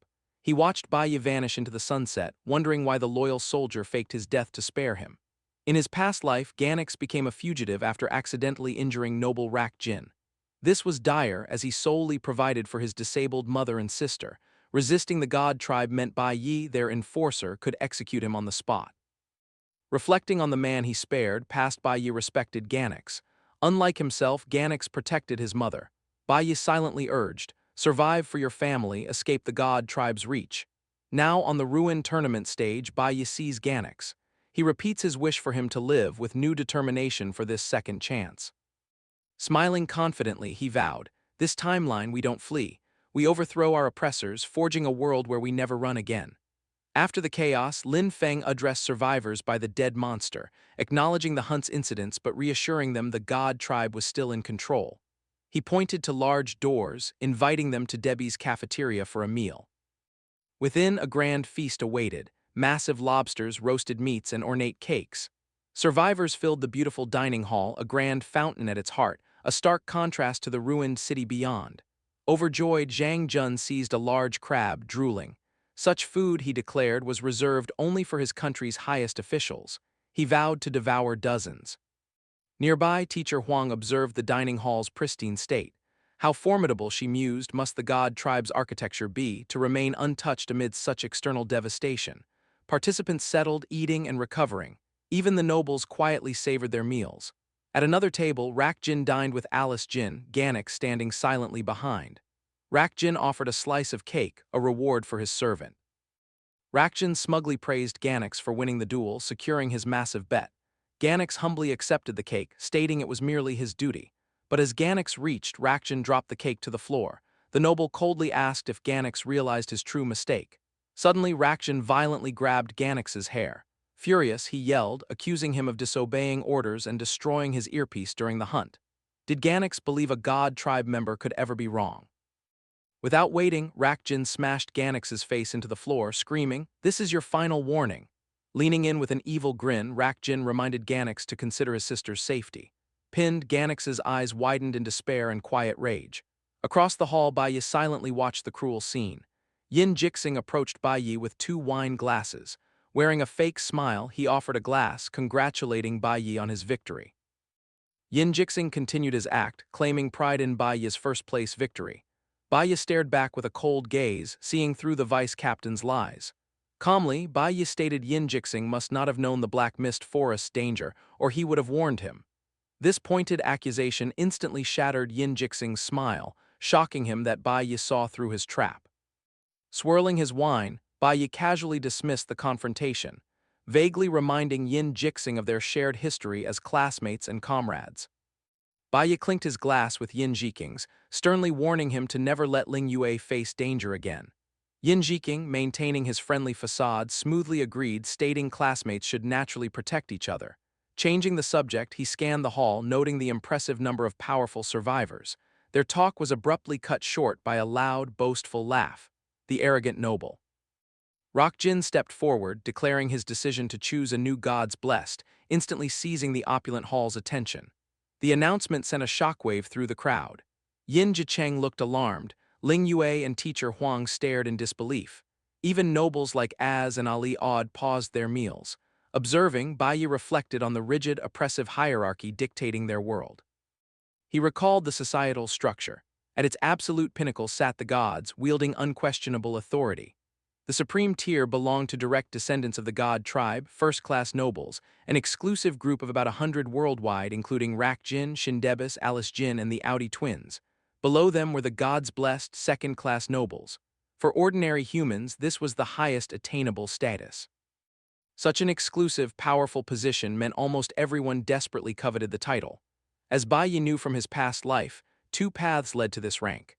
First, join the god's army, earning it through massive contributions, as he once did. The second, easier method relied on a noble's whim. A commoner favored by a god tribe member could simply be gifted a unique god's blessed medal. By law, every god tribe member could select one Awakener as their lifelong, fiercely loyal personal guard. Onlookers whispered, speculating Rakshin might choose Bai Yi as his gods blessed after his tournament victory. Overhearing, Yin Jiking's expression twisted with resentful jealousy. He fumed, why should Bai Yi get this honor after monopolizing all rewards? Bai Yi calmly faced the noble, reflecting on the dark reality behind this highest glory. Rak Jin's malicious smirk confirmed his grim thoughts on the noble's true nature. He knew the chosen faced a life sentence of abuse, a hell like Ganex's torment. Suddenly, the odd twins, Az and Ali, interrupted. They mocked Rak Jin, reminding him a noble could only bestow the god's blessed title upon one person. A quota he'd already filled. Enraged, Rak Jin screamed back, calling the twins idiots. He then gestured to his sister, Alice Jin, smugly declaring he'd choose a guard on her behalf as she hadn't yet. Shindebis watched silently as battered Ganex knelt. Turning to Bai Yi, Rak Jin scowled, admitting Bai Yi's defiant attitude and disrespect were irritating. Bai Yi didn't back down, meeting the noble's gaze with a piercing, cold stare, utterly fearless. Rak Jin grimaced, disturbed by such an unyielding gaze. Deciding on a different punishment, Rak Jin raised his hand past Bai Yi, loudly announcing his true selection. To everyone's shock, his finger pointed directly at a stunned Ling Yue. Rak Jin declared her the new god's blessed, leaving Ling Yue frozen in terror. Teacher Huang stared in disbelief, wondering why the noble bypassed champion Bai Yi for Ling Yue. Spectators murmured, realizing it made sense for Rak Jin to choose a female awakener for his sister's guard. Unable to watch, Alice Jin stood, calling out to her brother, drawing surprised gazes. Trembling near tears, Alice protested, "I don't want Ling Yue, I don't need a guard now." Her defiance met brutal violence as Rak Jin slapped her across the face. The loud impact echoed, stunning onlookers. Shin Debi watched with a cold gaze. Looming over his cowering sister, Rak Jin's face darkened with rage, daring her to repeat her refusal, asking if she needed a guard. Holding her stinging cheek, a broken, crying Alice stammered a forced agreement, whispering, "I do." Satisfied, Rak Jin placed a hand on her trembling head. His rage vanished, replaced by a sickeningly sweet smile. He praised her as a good girl, adding a noble her age required a guard. The Oda twins Az and Ali mocked Rakjin's transparent excuse. He wasn't choosing a guard for his sister, but Ling Yue for his own late-night entertainment. With a sleazy smirk, one twin commended Rakjin's taste, noting her beauty. He added with mock disappointment, "A shame our quotas are full, or we'd have taken her ourselves, unwilling to be a pawn." Ling Yue stepped forward, composed. She respectfully declined Rakjin's offer, formally thanking him. Her outright refusal caught the arrogant noble off guard. Bowing, Ling Yue explained she was still a student, wishing to finish her education. She desired to enter the Gods' Guild on her own merit, not through shortcuts. As she spoke, Rakjin's expression darkened furiously. Sensing danger, teacher Huang stepped in to protect her student. She nervously tried to diffuse the tension, agreeing with Ling Yue, reminding the nobleman the girl was still enrolled. As teacher Huang reasoned, Rakjin's face contorted with fury.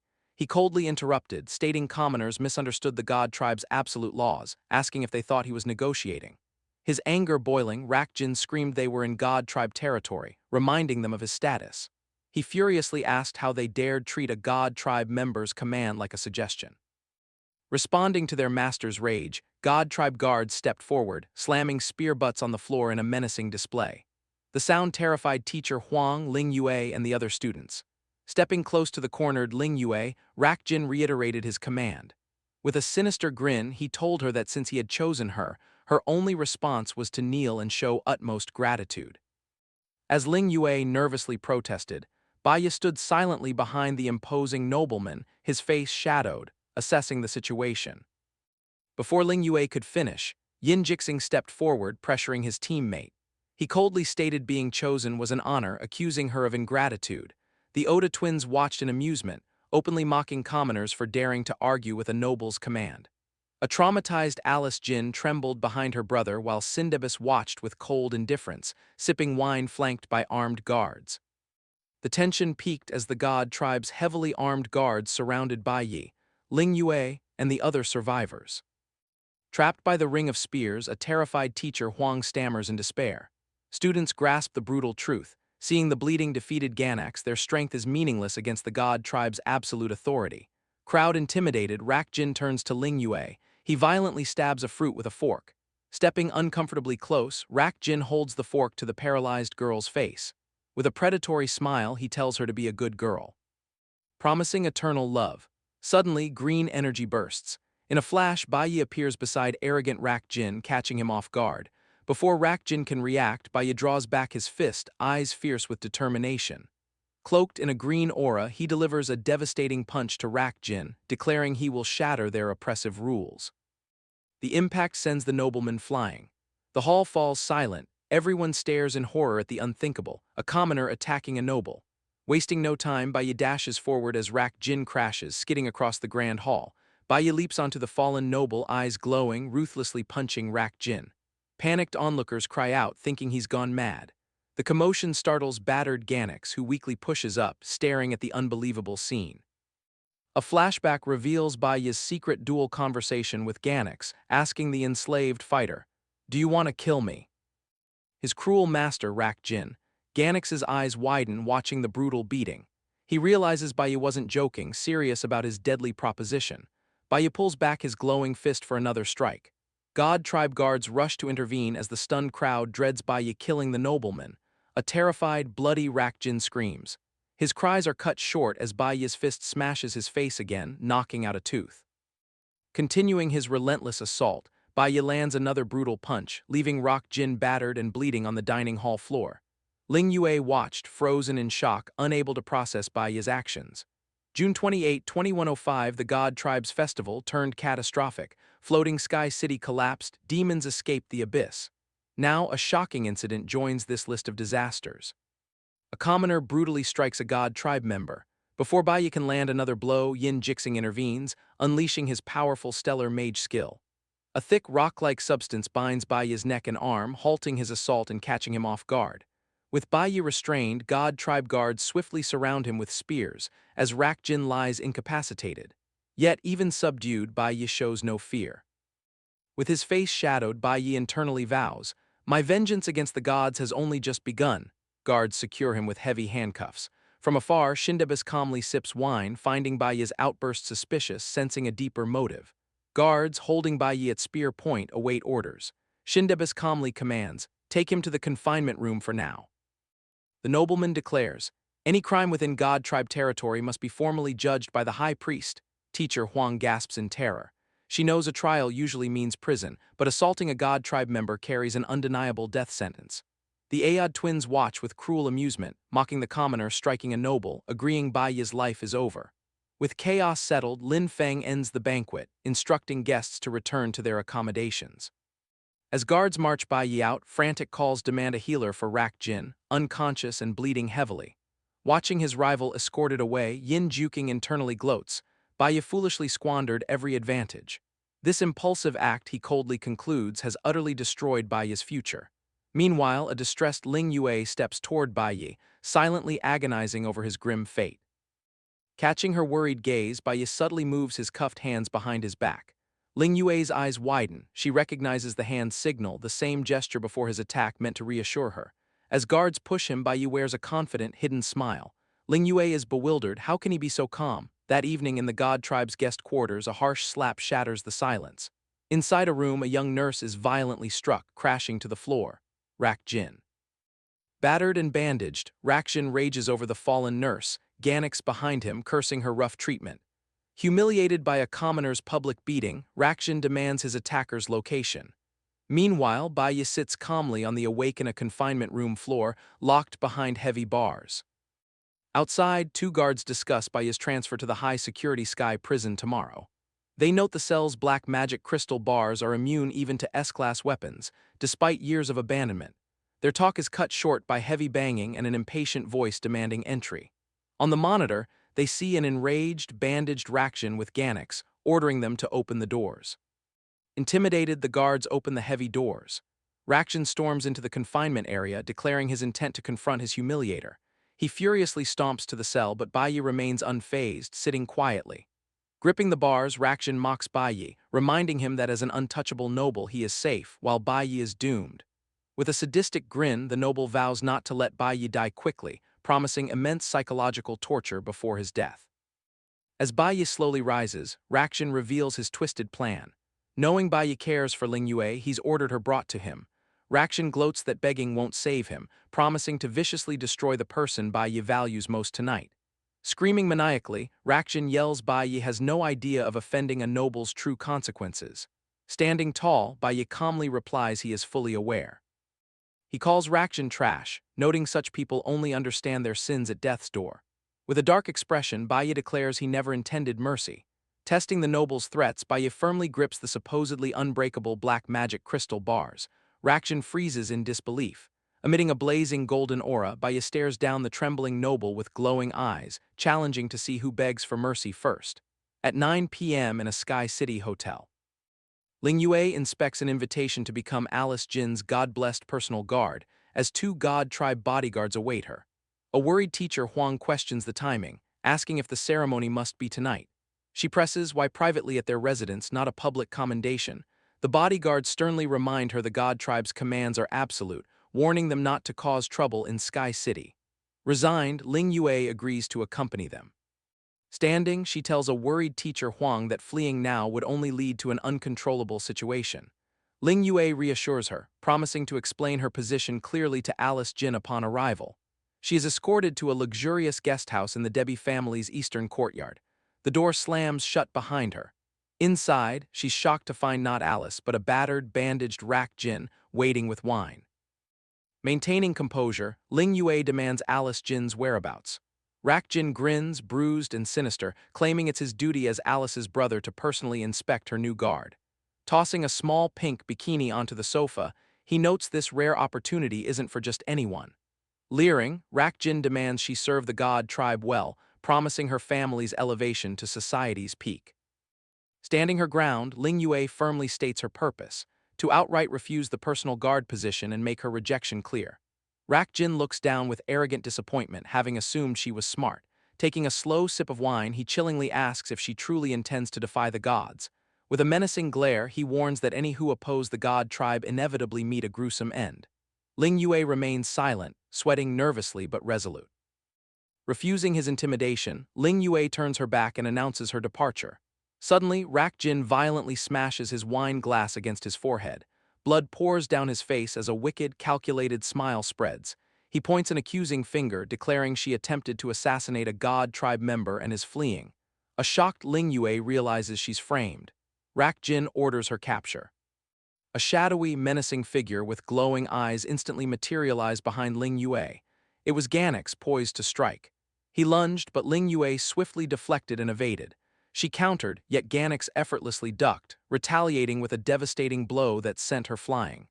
Suddenly, a massive, jagged formation of blue ice erupted violently from the ground. Ling Yue watched in shock as Ganix unleashed powerful ice magic, freezing her lower body. She grimaced, her black mist forest injuries still unhealed. Ganix's freezing aura revealed his power far surpassed hers. Victory was impossible. Rakjin presented her options: run and his lie becomes truth. She'd be branded a traitorous assassin hunted worldwide. Worse, her escape would implicate her teacher and fellow students. Trapped, Ling Yue argued Rakjin knew her innocence. He laughed maniacally, revealing he'd ordered everyone within a kilometer to leave. With a twisted smirk, he asked why his subordinates obeyed. "No one disobeys the god tribe," he declared. "Here my word is law, my version truth." Ling Yue realized in horror she was completely cornered. Pacing, Rakjin taunted, "Thank Bai Yi for this predicament." He revealed his motive. He saw their deep bond. With a sadistic smile, he declared he must possess Ling Yue for revenge. His face twisted into pure rage. "I will destroy Bai Yi no matter the cost." His fury stemmed from earlier humiliation. Ranting about country bumpkins, he pictured Bai Yi locked in a high-security cell. Insulted by a lower-class ant daring to assault him, Rakjin vowed to ruin Ling Yue, making Bai Yi suffer. He gloated Bai Yi was in an inescapable black magic crystal prison, soon bound for sky prison, torture, and execution. Trapped, a terrified Ling Yue yelled for Ganix to stay back. Desperate, she summoned a golden dagger, declaring she'd rather die than fall into Rakjin's hands. She held the glowing blade to her neck as Ganix clenched his fist, stepping closer. Rakjin, unfazed, leaned in, a sadistic grin promising her demise and Bai Yi's execution. As he reached, a massive pink stellar energy blast erupted, smashing wall fragments into his face. The impact sent Rakjin flying across the room. Ganix froze, shocked. Ling Yu stared in tearful disbelief. Her grip loosened, the golden dagger clattering onto the ice. From the dust and rubble, a figure emerged. Wreathed in a fierce, pulsing pink aura, it was Bai Yi, free and having tracked them. Bleeding, battered in debris, Rakjin stared in disbelief, stammering the black magic crystal prison was indestructible. Paralyzed, Rakjin demanded to know how Bai Yi escaped. With glowing eyes and intimidating aura, Bai Yi coldly told Rakjin he'd never live to find out. On June 28, 2105, the heavily guarded Awakena confinement facility was on high alert. Cameras and spotlights swept the perimeter after the day's chaos. Inside, Bai Yi sat calmly, writing a letter. Outside, two guards discussed the situation. They hoped the enraged god tribe noble wouldn't return, fearing an outburst might provoke the high-profile prisoner to escape. One guard reassured his partner, citing the cell's extreme security, 3 indestructible black magic crystal doors and constant supervision. Confident, he concluded escape was impossible. At his luxurious villa, a bandaged Rakjin put his plan into motion, coldly ordering a 1-kilometer radius cleared, ensuring no interference. Unaware, Rakjin was watched. Hidden outside the villa, Bai Yi's massive insect summon, Changzi, telepathically informed him guards were dismissed. In his cell, Bai Yi sealed his letter. Changzi asked if it should crush the jade pendant to summon him immediately. Bai Yi instructed it to wait. He couldn't be absent long, his escape needed precise timing to avoid detection. He reflected on a world mechanic. High-tier items had a strict limit, generated only 4 times. He recalled the grueling 20 clears of the Spirit Jade Demon Cave at the Academy, all for these 4 rare teleportation pendants. One pair saved his mother, another was left for her protection. Now only 2 pairs remained. Baya clutched the red pendant, his gaze hardening with deadly resolve. This was their only chance. Determined to end the threat, he violently crushed it, vowing to assassinate Rak Jin swiftly. Baya materialized within Rak Jin's villa. He shattered the ice encasing Ling Yue's lower body, stepping protectively before her, assuring her safety. Ling Yue stared in disbelief, unable to comprehend his impossible arrival. Amidst the ruins, Baya glared at his enemies. When she questioned his presence, he coldly replied, "I've come to kill someone." Clutching his battered face, Rakjin stammered in denial, frantically demanding how the prisoner escaped the indestructible black crystal cell. Realizing the danger, he cowered behind his enslaved guard, Ganix, furiously ordering him to kill Baiyi, threatening his family's massacre if he failed. Ganix unleashed his power, encasing himself in thick, glowing blue ice armor. A desperate Rakjin cheered him on, arrogantly recalling Ganix's easy victory over Baiyi in the tournament. In response, Baiyi activated his power, a vibrant pink aura enveloping him. Ganix quietly asked if Baiyi would honor their duel's secret promise, to eliminate their cruel master. Baiyi's serious, unwavering expression confirmed his deadly intent. The heavily armored Ganix then made a quiet request, for Baiyi to strike him with full strength. This would ensure a convincing defeat, protecting his family from Rak Jin's wrath. Hearing the betrayal, Rak Jin screamed in disbelief, accusing his servant of madness and demanding to know their secret tournament deal. In response to Ganix's request, Baiyi offered a calm smile. Granting the fighter's wish, Baiyi channeled his pink stellar mage energy, summoning a stone hand from the ground. It slammed into Ganix, launching him backward out of the fight. A terrified Rakjin watched in shock as debris flew past, then defenseless and panicked, turned to flee. He curses Ganix, vowing to slaughter his entire village in revenge. Rakjin's escape is abruptly halted as massive dark stone pillars erupt from the earth. Baiyi unleashes his Earth Surge prison, forming an inescapable cage around the noble. Seeing another pillar trap him from behind, the panicked noble screams for his guards. As the terrified man yells, Baiyi merely smiles. Amidst the stone pillars, Baiyi reminds the trembling Rakjin no guards will come. The nobleman himself had ordered everyone to leave. He recalls Rakjin's earlier arrogance, boasting of clearing the villa. By claiming none would disobey the god tribe, he unwittingly created this isolated arena for his own defeat. Horror washes over Rakjin as he realizes his own orders sealed his doom. Baiyi then calls out to Ling Yue, who watches the terrifying scene in shock. He firmly tells Ling Yue whatever happens next concerns her not, instructing her to feign ignorance of tonight. Using his powers, Baiyi summons a huge black stone wall from the floor. This completely seals Ling Yue away, shielding her from the violence. Trapped alone, a sweating Rakjin begs Baiyi to wait, stammering what he plans. Staring down with cold eyes, Baiyi tells the cowering noble he already knows. His judgment against the god tribe has officially begun. Panicked, Rakjin begs for his life, warning help is coming. He uses Ling Yue's safety as a bargaining chip, desperately ordering Baiyi to release him. When threats fail, Rakjin clings to the pillars, resorting to begging. He promises endless wealth and safe escape if spared. Baiyi merely glares back, glowing with a cold pink aura. Unmoved by the pathetic pleas, Baiyi raises his hand, channeling energy. He breaks off a jagged stone shard, shooting it at Rakjin, cleanly severing the noble's arm in a massive spray of blood. The arrogant noble freezes in disbelief, staring blankly at his bloody stump before pain finally sets in. Baiyi remembered Rakjin's cruelty towards Ling Gui. With cold resolve, he saw this brutal amputation as just retribution for his teammate.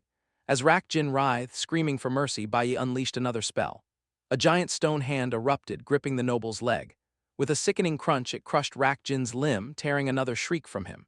Remembering how Rakjin had ruthlessly stomped on his servant Ganix, Baiyi dedicated this broken leg as payback for the enslaved fighter. Leaving a gruesome blood trail, the mutilated Rakjin dragged his body across the floor. Sobbing in pain, he tried to crawl away, begging his tormentor to stay back. Ignoring the pathetic pleas, Baiyi clenched his fist. Rakjin looked back in terror as another massive stone pillar slammed into place beside him. Cornered, paralyzed by fear, he shrieked for Baiyi to keep his distance. Completely broken, the ruined man finally abandoned his pride. He cried uncontrollably, confessing his guilt, desperately apologizing to calm his executioner. His agonizing screams echoed as his mind and body shattered. Standing tall behind the stone pillars, Baiyi looked down at his victim. Raising a glowing finger, he coldly announced one last piece of payback. He declared this final punishment was for himself. Suddenly, a stone hand burst from the ground, seizing the terrified noble. As massive fingers crushed him, Rak Jin cursed Bai Yi as a madman, screaming a final warning he would never escape.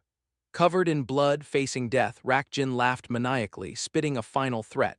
Bai Yi would be branded a traitor, his family suffering the consequences. Unmoved, Bai Yi calmly ignored the warning. The massive stone hand holding Rak Jin squeezed tighter, making the nobleman scream in renewed agony as his body crushed further. Clenching his fist, Bai Yi commanded the stone structure to crush Rak Jin completely. The intense pressure shattered his ribs and spine, ending his life instantly. Blood sprayed as Rak Jin's body obliterated in the unforgiving grip. His grim judgment executed, Bai Yi stood quietly in the settling dust. His pink aura faded as magic deactivated. The thick stone wall shielding Ling Yue from the gruesome sight crumbled. As dust cleared, she stared at her savior, utterly shocked. Dark blood dripped from jagged stone. Ling Yue finally grasped the truth. Horrified, she asked, "Did you truly kill him?" Bai Yi simply nodded. Overwhelmed by the terrifying reality and immense danger, Ling Yue lowered her head. Tearfully, she blamed herself. Bai Yi silenced her. Calmly, he explained his intent to kill Rak Jin from the start, assuring her she bore no responsibility. Ling Yue's shock morphed into anger. Staring at the bloody debris, she agreed. Rak Jin deserved his fate. 100 deaths wouldn't suffice. Worry for Bai Yi's safety quickly replaced her vindication. She asked his plan, knowing guards would soon discover the gruesome scene. Grabbing his arm, she urged him to flee immediately, insisting he leave Sky City before authorities arrived. Ling Yue rushed to the door, then paused, determined. Willing to sacrifice herself, she offered to be a decoy, distracting guards to buy him time. She tried to convince him, noting his strength would ensure his survival. Before she could run, Bai Yi firmly grabbed her shoulder. He calmly promised they'd both be fine. As a man's silhouette approached, Bai Yi revealed his true plan. "Someone else will take the fall tonight." Ling Yue's eyes widened in disbelief. Smirking, Bai Yi stated his chosen scapegoat would arrive any moment. He told Ling Yue true teammates protect each other, the only ones to rely on in life or death. He highlighted the strong bond needed. His expression darkened as he described someone who did the opposite, a teammate who watched comrades fall. Ling Yue listened in shock, picturing Yin Jixing's cruel taunts about a god's blessing and how he kicked people when they were down. Bai Yi, remembering his chained arrest and Yin Jixing's evil grin, declared his deep hatred for traitors. Ling Yue gasped, realizing he meant their vice-captain. Bai Yi then unveiled his scheme, frame Yin Jixing for Rak Jin's murder. He'd sent the traitor a forged letter under the god tribe's name, falsely signed by Rak Jin. It promised the god's blessed title to kill the candidate at 9:20 p.m. in the guest room, then burn evidence. Once the traitor arrived, Bai Yi noted he would easily take the fall for killing a noble. Ling Yue stared in complete shock, realizing he'd planned this entire assassination and frame it from the start. Bai Yi smiled, confirming. Checking the time, he calmly stated he must return to confinement. Glowing with a pink and purple aura, he comforted Ling Yue. "Don't worry. Insist you remember nothing about tonight." With a confident smile, Bai Yi promised they'd meet again soon. In a bright flash, he vanished, leaving Ling Yue safely behind. At exactly 9:20 p.m., purple magic swirled inside the heavily guarded Awaken a confinement room. Bai Yi seamlessly teleports back into his cell, securing his perfect alibi. His summoned bird beast, Shaolin, waited with a broken red tracker, confirming guards were oblivious. Settling into the shadows, he petted Shaolin, reflecting on his successful scheme. Brutally beating Rak Jin at the banquet, he intentionally orchestrated his arrest, securing a flawless alibi. He ensured the horrific villa scene, shattered walls, blood-stained stone killing the nobleman, pointed away. All destructive abilities used were a stellar mage's signature. The final piece, a forged god tribe order. He recalled handing Kaingzi the letter, promising the god's blessed title for a late-night assassination. He instructed the beast to leave the bait where Yin Jixing would find it. Knowing his former teammate's ambition, Bai Yi was confident the trap will work. A traitor would inevitably choose betrayal, framing himself for the murder. Right on cue, Yin Jixing arrived, expecting easy power. His confidence vanished, seeing a massive hole in the villa. Shocked, he treads carefully through the rubble into the ravaged interior. The scene within starkly betrayed the forged letter's promise.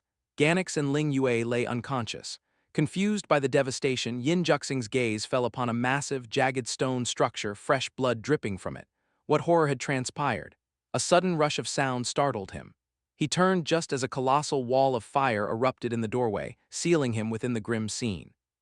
Outside, patrolling God tribe guards spotted the towering flames engulfing the villa. Recognizing the peril, they immediately summoned all available security. A squad rushed towards the inferno, initiating a rescue. Hidden nearby, Baiye's summoned mantis beast, Changzai, clutched a flaming torch. It had ignited the blaze, drawing attention to the frame-up. Having flawlessly executed its master's scheme, the mantis was the night's true MVP, earning titles like Demolition Master and Arsonist as guards scrambled. The guards kicked down the burning doors, storming in, shouting for all to freeze. Their eyes fell upon the bloodstained structure, realizing noble Rakjin had been assassinated. Spears immediately pointed at Yin Jixing, the sole conscious figure. Caught red-handed in the flaming room with the murdered noble, a panicked Yin Jixing desperately protested, but Baiye's trap had sprung perfectly. The God tribe guards examined the bloody, jagged stone structure impaling Rakjin. They recognized terrain alteration as a stellar mage's signature skill, concluding the noble was assassinated by one. As the scene was secured, they dragged away a panicked Yin Jixing, who desperately pleaded innocence, claiming ignorance. Back in his cell, Baiye reflected. This was a satisfying part of his revenge, yet he knew his plans had only just begun. Sometime later, the heavy doors of the confinement facility rumbled open. A bald attendant respectfully guided a visitor inside, announcing his arrival, Shindibis. He stopped before Baiye's cell, calling his name. Baiye, seated on the floor, looked up. Through the bars, Shindibis proposed a deal. On June 28, 2105, during the God Tribe celebration, two major events would shock the world. The first, the sudden collapse of Sky City. The terrifying escape of the Abyssal Dragon. Then the brutal murder of a God Tribe member. At the bloody scene, investigators ordered the immediate arrest of prime suspect Yin Jixing. The victim's guards, Ganix and Ling Yue, were also found, both claiming deep shock and no memory. For failing his master, Ganix faced harsh punishment, stripped of his title and convicted on the spot. Just as his fate seemed sealed, Alice Jin unexpectedly intervened. She claimed Ganix as her new personal guard. With another God Tribe member's claim, Ganix was cleared of all charges, escaping punishment. Meanwhile, Baiye faced consequences for the banquet. Chained, he was dragged to Sky Prison for publicly attacking a noble. 2 days later, on June 30th, Baiye stood trial in a vast amphitheater before a massive scales of justice statue. From the stands, a worried Ling Yue watched. The judge read the charges. Baiye attacked Rakjin without cause, leaving the noble badly injured and comatose. Declaring him guilty of assaulting a God Tribe member and misusing powers, the judge handed down a strict 5-year sentence. Baiye asked for a statement, stood in complete silence, utterly emotionless. 2 nights before the trial, Shindibis quietly visited Baiye in his dark cell. He offered a secret deal, work for the powerful Debis family for immediate freedom. Still calm on the cold floor, Baiye politely thanked him, then feigned weakness, claiming he wasn't strong enough. Shindibis saw right through the lie. Praising Baiye for secretly orchestrating a massive disaster under the God Tribe's nose, Shindibis admitted he was highly impressed by the chaos caused without a single clue. Playing dumb, Baiye calmly replied he had no idea. Grabbing the cell bars, Shindibis gave a harsh reality check. In their world, whatever the God Tribe declares becomes absolute truth. He made his final pitch. Shindibis promised that if Baiye worked for him, the Sky City investigation would never touch him. Stubborn as ever, Baiye merely repeated his feigned ignorance. Realizing Baiye wouldn't drop his act or take the deal, Shindibis sighed in defeat. Turning from the dark cell, he mused it wasn't their time yet, then walked away. Now, in the grand amphitheater, the judge's final question hung heavy. Asked if he had complaints about his 5-year sentence, Baiye firmly accepted it. But before the judge's gavel could fall, Lin Feng suddenly leaped from the crowd. Hand raised high, he loudly declared the Debis family objected to the ruling. Shocked murmurs rippled through the hall. Ling Yue watched in surprise as Lin Feng strode down, handing an envelope to an official, stating the Debis family officially invited Baiye to Sky City. He highlighted that at the banquet, Rakjin suddenly provoked and attacked Baiye right after his tournament victory. Lin Feng revealed Rakjin ordered his new guard, Ganix, to assault Baiye. He argued Baiye acted purely in desperate self-defense, unintentionally comatosing Rakjin. Concluding his defense, Lin Feng cited Awaken management rules, affirming Baiye's actions were perfectly legal self-defense. The official handed the envelope to the elder judge, explaining it held evidence from the Debis family. The judge hesitated, noting it should have been submitted pre-trial. Lin Feng firmly interrupted, stating Lord Debus himself submitted the evidence. He urged the judge to review it carefully before deciding, leaving Bai Yi to silently await the outcome. Far away in a bright space, Shin Debus surveyed the city's ruined remains, reflecting that in their world, truth held no sway. Back in court, the judge rubbed his forehead, stressed by the powerful Debus family's pressure. Simultaneously, Shindebus mused that the god tribe's word became truth, explaining their world's ancient ruin. Yet amidst this harsh reality, he found hope in Baiyi's defiance. Standing among massive broken stones, Shindebus envisioned destroying the shattered system to rebuild. He believed one day he and Baiyi would achieve this together. The judge's heavy gavel slammed, announcing the final ruling. Baiyi was completely innocent and must be released immediately. The heavy chains binding Baiyi shattered. God tribe guards declared him free. He calmly rubbed his wrists.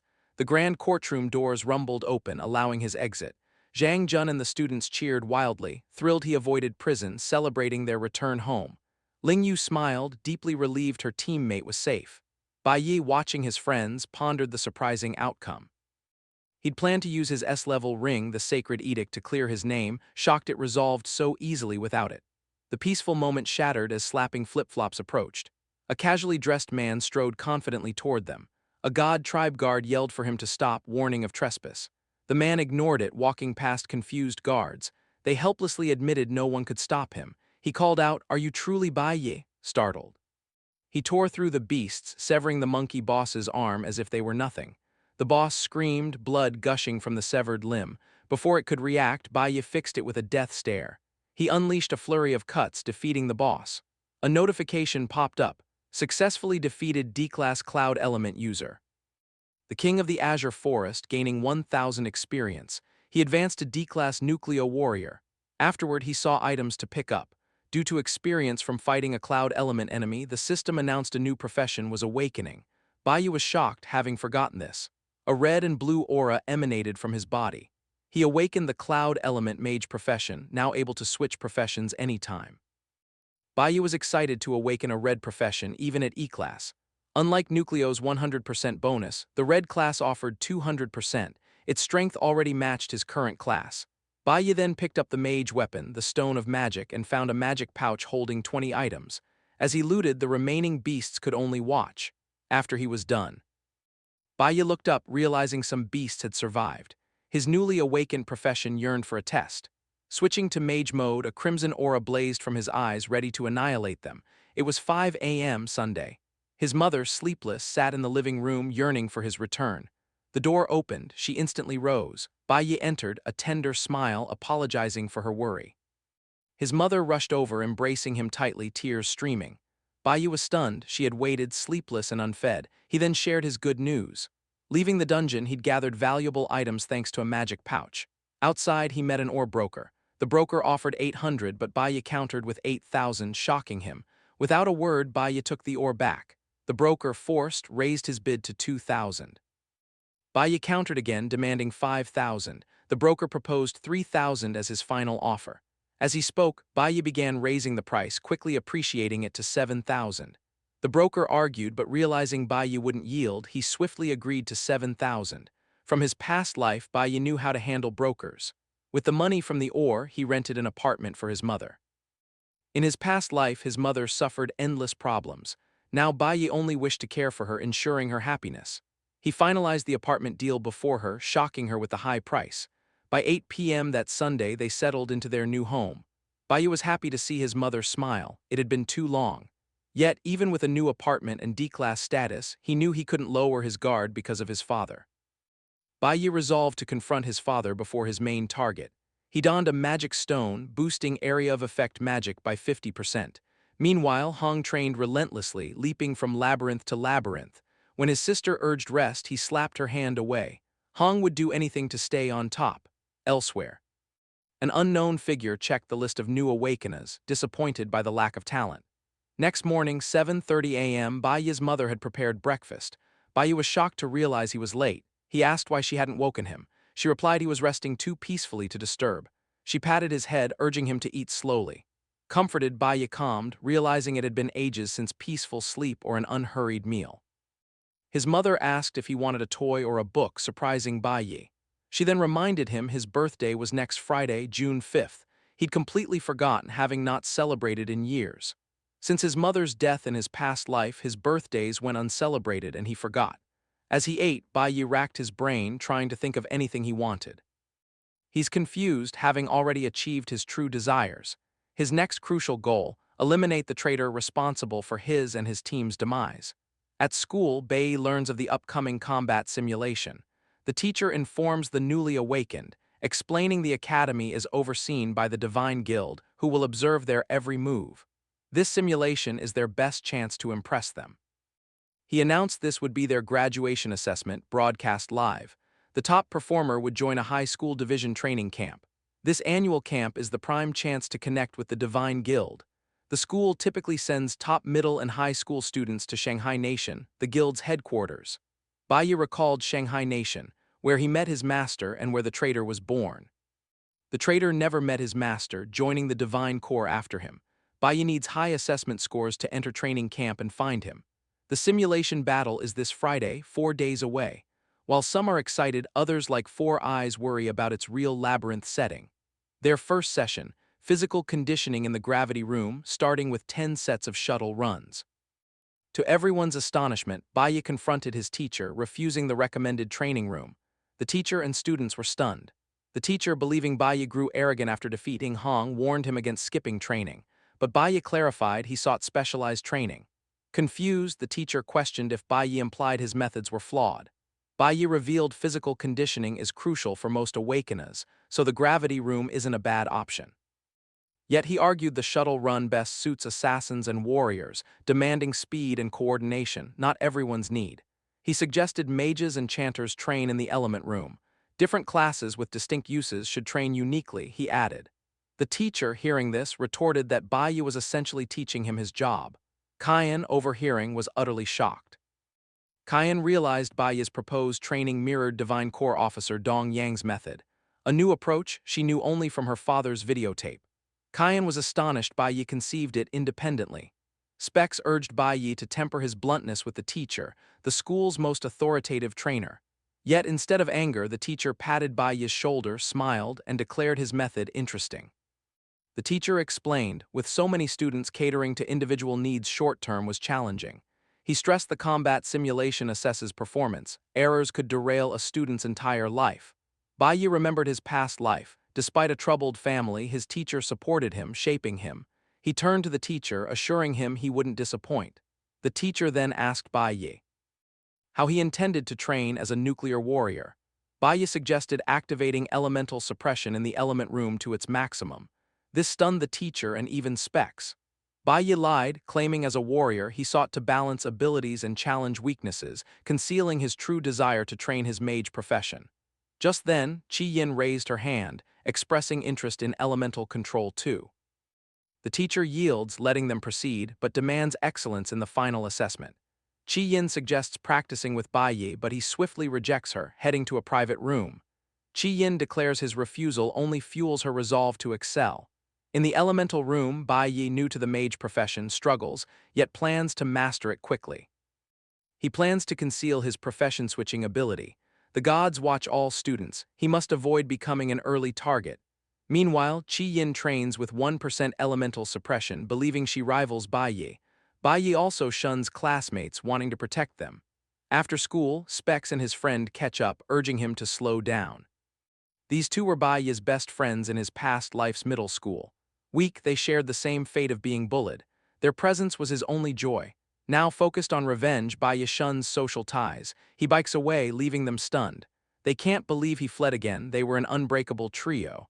Specs notes Bai's complete change since awakening, now a confident person. Moments later, they catch up to Bai, who waits. He tells Specs to get his lungs checked when free. The two rejoice he stopped, but Bai shatters their hopes, declaring them too slow. He bikes off, leaving them in shock. In his past life, Specs died of lung disease. Bai wants him healthy, even without friendship. Specs believes Bai is unchanged, despite his cold demeanor. At Shanghai's recruit training ground, two men discuss a high-performing new recruit. This recruit shares hair with the traitor who betrayed Bai's team. That evening, Bai warned his mother not to go out alone, promising to return early with groceries. Bai's heart ached with worry for his mother. He must find her a safer haven. Meanwhile, at the Awakener's prison, Ling Sheng forged a pact with a chef. By Tuesday, Bai Yi had deciphered the mage's secrets. Casting time and elemental power were key. As he pushed the training room to its limits, his friends merely struggled through shuttle runs. Training persisted. Specs and his friend invited Bai Yi to dinner, but he bluntly refused, needing to return home. Still, he imparted a secret archer technique, delighting his friend. By Thursday, Specs visited the clinic. The doctor's words were chilling. A fast-growing parasitic tumor festered in his lungs. He was lucky to have come in. The doctor insisted Specs schedule surgery at a major hospital swiftly. Specs thanked him, assuring an appointment. As he left, a chilling thought struck him. Bai Yi had warned him about his lungs. How could he have known? The mystery around Bai Yi deepened. Then he overheard whispers about Hong, now E-Class Level 4, destined to dominate the assessment. His family, it seemed, owned a private labyrinth. Hong used this private labyrinth to level up for their family's private army. Then, a trio's words pierced the air, catching Specs' attention. Hong planned to teach Bai Yi a lesson after school for last weekend's humiliation. Hong was enraged, even plotting Bai Yi's death, armed with a dangerous weapon. Specs' blood ran cold. His friend was in grave danger. Without a second thought, Specs swung into action, determined to save Bai Yi. He dashed through the school hallway, mind racing with Hong's pathetic tricks and potential goons. He halted, a wave of despair washing over him. How useless would he be? He yearned to retreat, but then Bai Yi's kindness flashed before his eyes. Bai Yi was his brother. He would sacrifice everything. With newfound resolve, Specs stormed the school armory, shattering the lock to gain entry. He wrestled with breaking the rules, yet the image of Bai Yi saving him burned in his mind. Pushing open the door, he was ready to die for his friend. His eyes scanned the weapon rack, settling on a giant axe. Suddenly, Qi Yin's voice cut through the silence from behind him, demanding why he was breaking into the armory. Specs tried to remain silent, but Qi Yin pressed, sensing his urgency. Finally, Specs screamed, "I must save Bai Yi's life." Meanwhile, Bai Yi sensed he was being followed. Reaching an alley, he commanded, "Show yourself." Hong emerged, menacing, sword in hand. "I'm here to settle our score," he declared. Bai Yi, with a feigned, pitiful look, asked, "Do you truly believe you can defeat me?" Hong scoffed, "I am certain I can take you down." He dashed forward, activating his skill, Accelerate. Hong boasted of non-stop training since their last encounter. Beyond acceleration, he activated another skill, appearing behind Bai Yi. Yet just before his strike landed, Bai Yi vanished, moving with impossible speed. Seizing the opening, Bai Yi grabbed Hong, smashing him to the ground. Hong gasped in agony, realizing Bai Yi's attack power vastly surpassed his own. Disbelief etched his face as Bai Yi calmly stated, "You're not the only one who's been training." Bai Yi whipped out his dagger, slamming it into the ground beside Hong's head. Hong finally grasped the truth. Bai Yi's power and strength far outstripped his own. Though peers in age, Hong realized this menacing figure was insurmountable. Shocked by Bai Yi's own level up, he screamed, "What is your level? How?" He refused to believe it. Hong confessed his grueling extra training only brought him to level 4. He couldn't fathom Bai Yi still being faster. Bai Yi smiled faintly as Hong spoke of his arduous training. "Have you ever died before?" Bai Yi simply asked. With the blade at his throat, Hong defied, "Just kill or torture me." Hong believed Bai Yi scorned him, which Bai Yi readily admitted. Yet he assured Hong, "I don't truly hate you." Bai Yi was impressed. Hong pursued him alone, without ambush or allies. He understood Hong merely sought to test his own limits. Hong roared, daring Bai Yi to end him now or face his wrath later. He scorned Bai Yi's pretense of seeing through him. Bai Yi, reconsidering, took back his words about not hating him too much. Meanwhile, Specs and Qi Yin, hidden, watched in astonishment. Bai Yi had handled everything alone. They saw him casually sat on Hong, who lay motionless, utterly subdued. Then Bai Yi proposed a deal, a path to immense power, but in exchange, Hong must do something for him. The next day, Friday, was assessment day. The teacher addressed the assembled students. "It is time for the combat simulation." He explained that though a simulation, they would enter a real labyrinth. Though most of its power was sealed, dangers persisted. He urged them to act within their capabilities. Many perilous monsters lurked inside. To ensure safety, senior high school students were assigned as guides. The seniors will not fight but are expected to intervene in danger. Teams of 4 to 5 will form, led by a senior. Students can choose between E-Class and F-Class dungeons. However, E-Class dungeons are far more difficult. The teacher urged them not to attempt one without sufficient strength. He added that failing the challenge meant losing academic credits, emphasizing its importance. After these instructions, the teacher told them to begin choosing their dungeon level. He then asked students to raise their hands if they wished to challenge the E-Class dungeon. 8 students, including Chi Yin and Hong, volunteered. Specs was astonished that some were audacious enough to tackle such dangerous dungeons. Out of 180 students, the teacher announced 8 had volunteered, stating the rest would be randomly assigned to F class. However, Chi Yin keenly observed that Bai Yi had not raised his hand. Just then Bai Yi strode forward, declaring his intent to challenge the school's D-class Spirit Jade dungeon. A stunned silence enveloped the room. His teacher stared, utterly speechless at such an absurd request. Among the shocked students, Hong Qiansheng and class president Chi Yin watched in utter disbelief. The teacher quickly regained composure, dismissing Bai Yi's request as a joke. "No one challenges a D-class dungeon immediately," he declared, refusing. Yet Bai Yi's intense gaze betrayed his absolute seriousness. Just then, Dean Hong Liang of the Junior High Division intervened. He explained D-class dungeons are perilous, typically for high schoolers of D-class rank or above. Unfazed, Bai Yi countered, "Combat simulation rules permit students to choose their own level."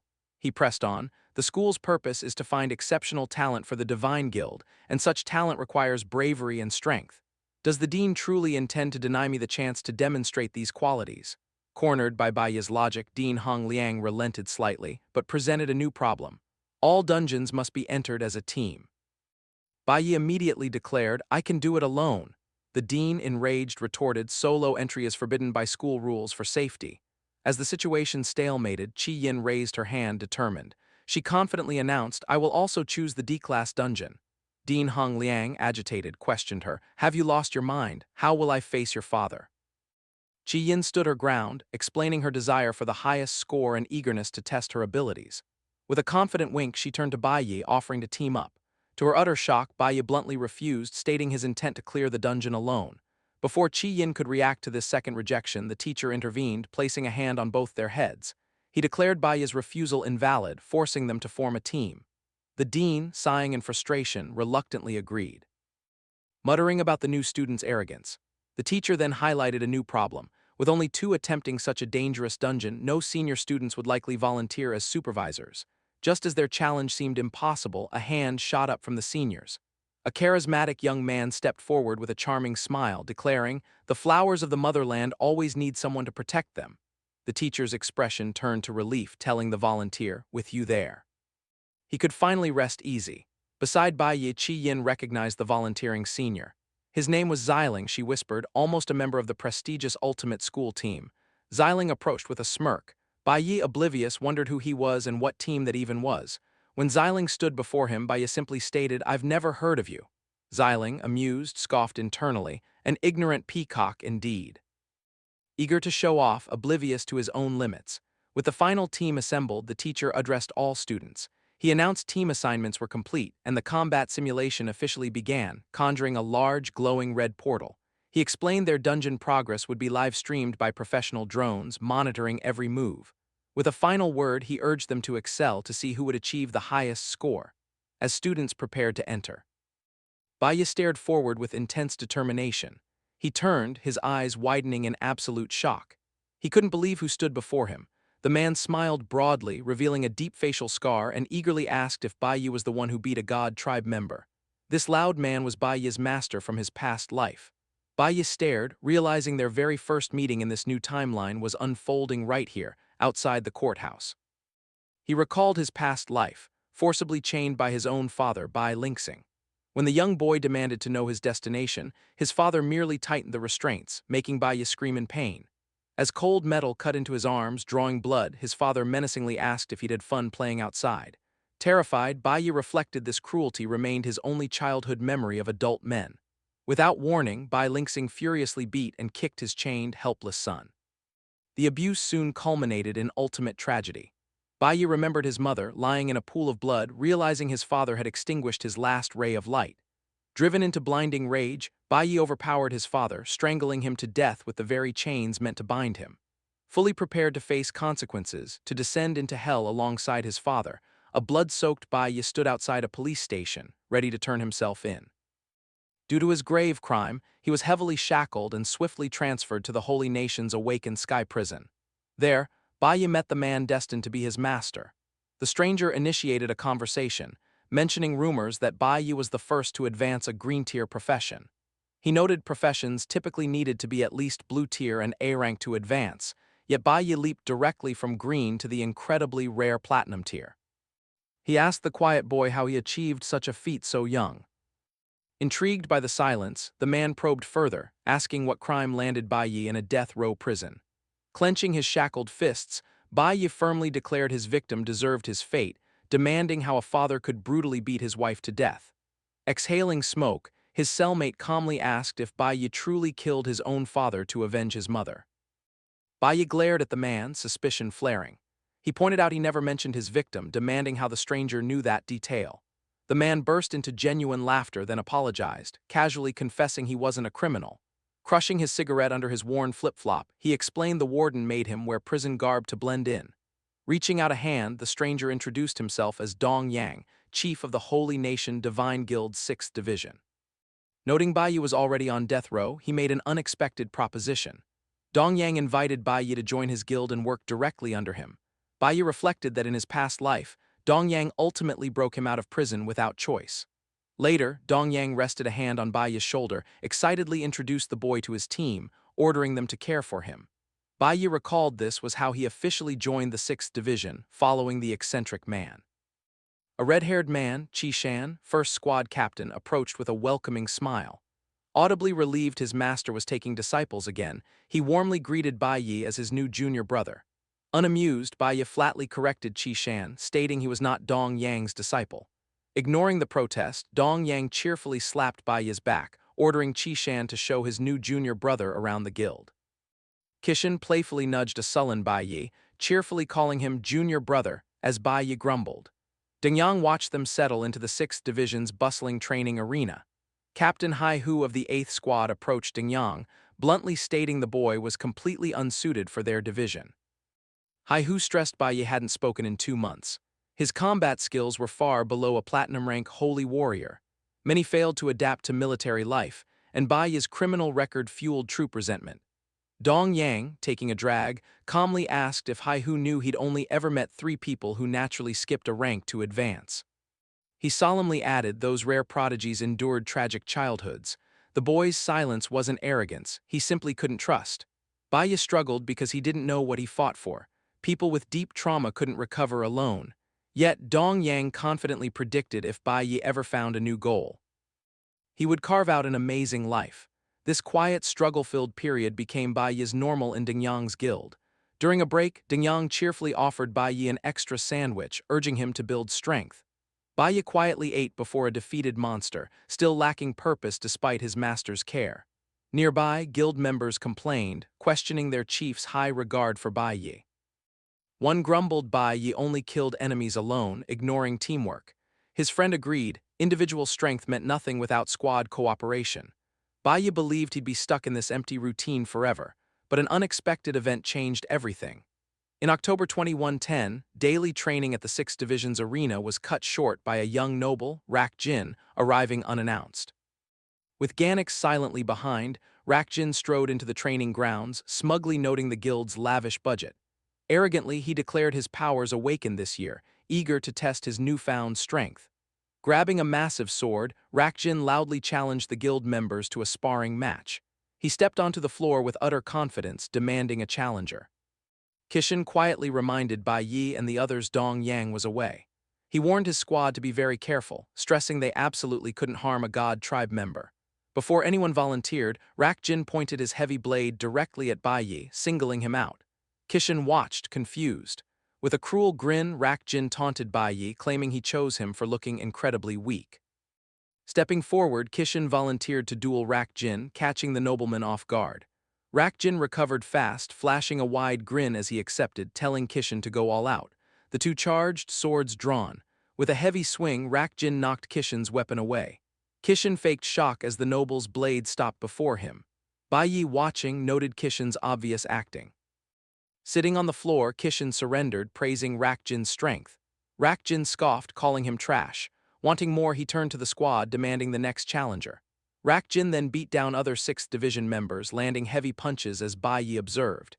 He kicked another to the ground, clearing the room alone. Standing over them, an annoyed Rak Jin complained everyone was too weak, none lasted 2 rounds.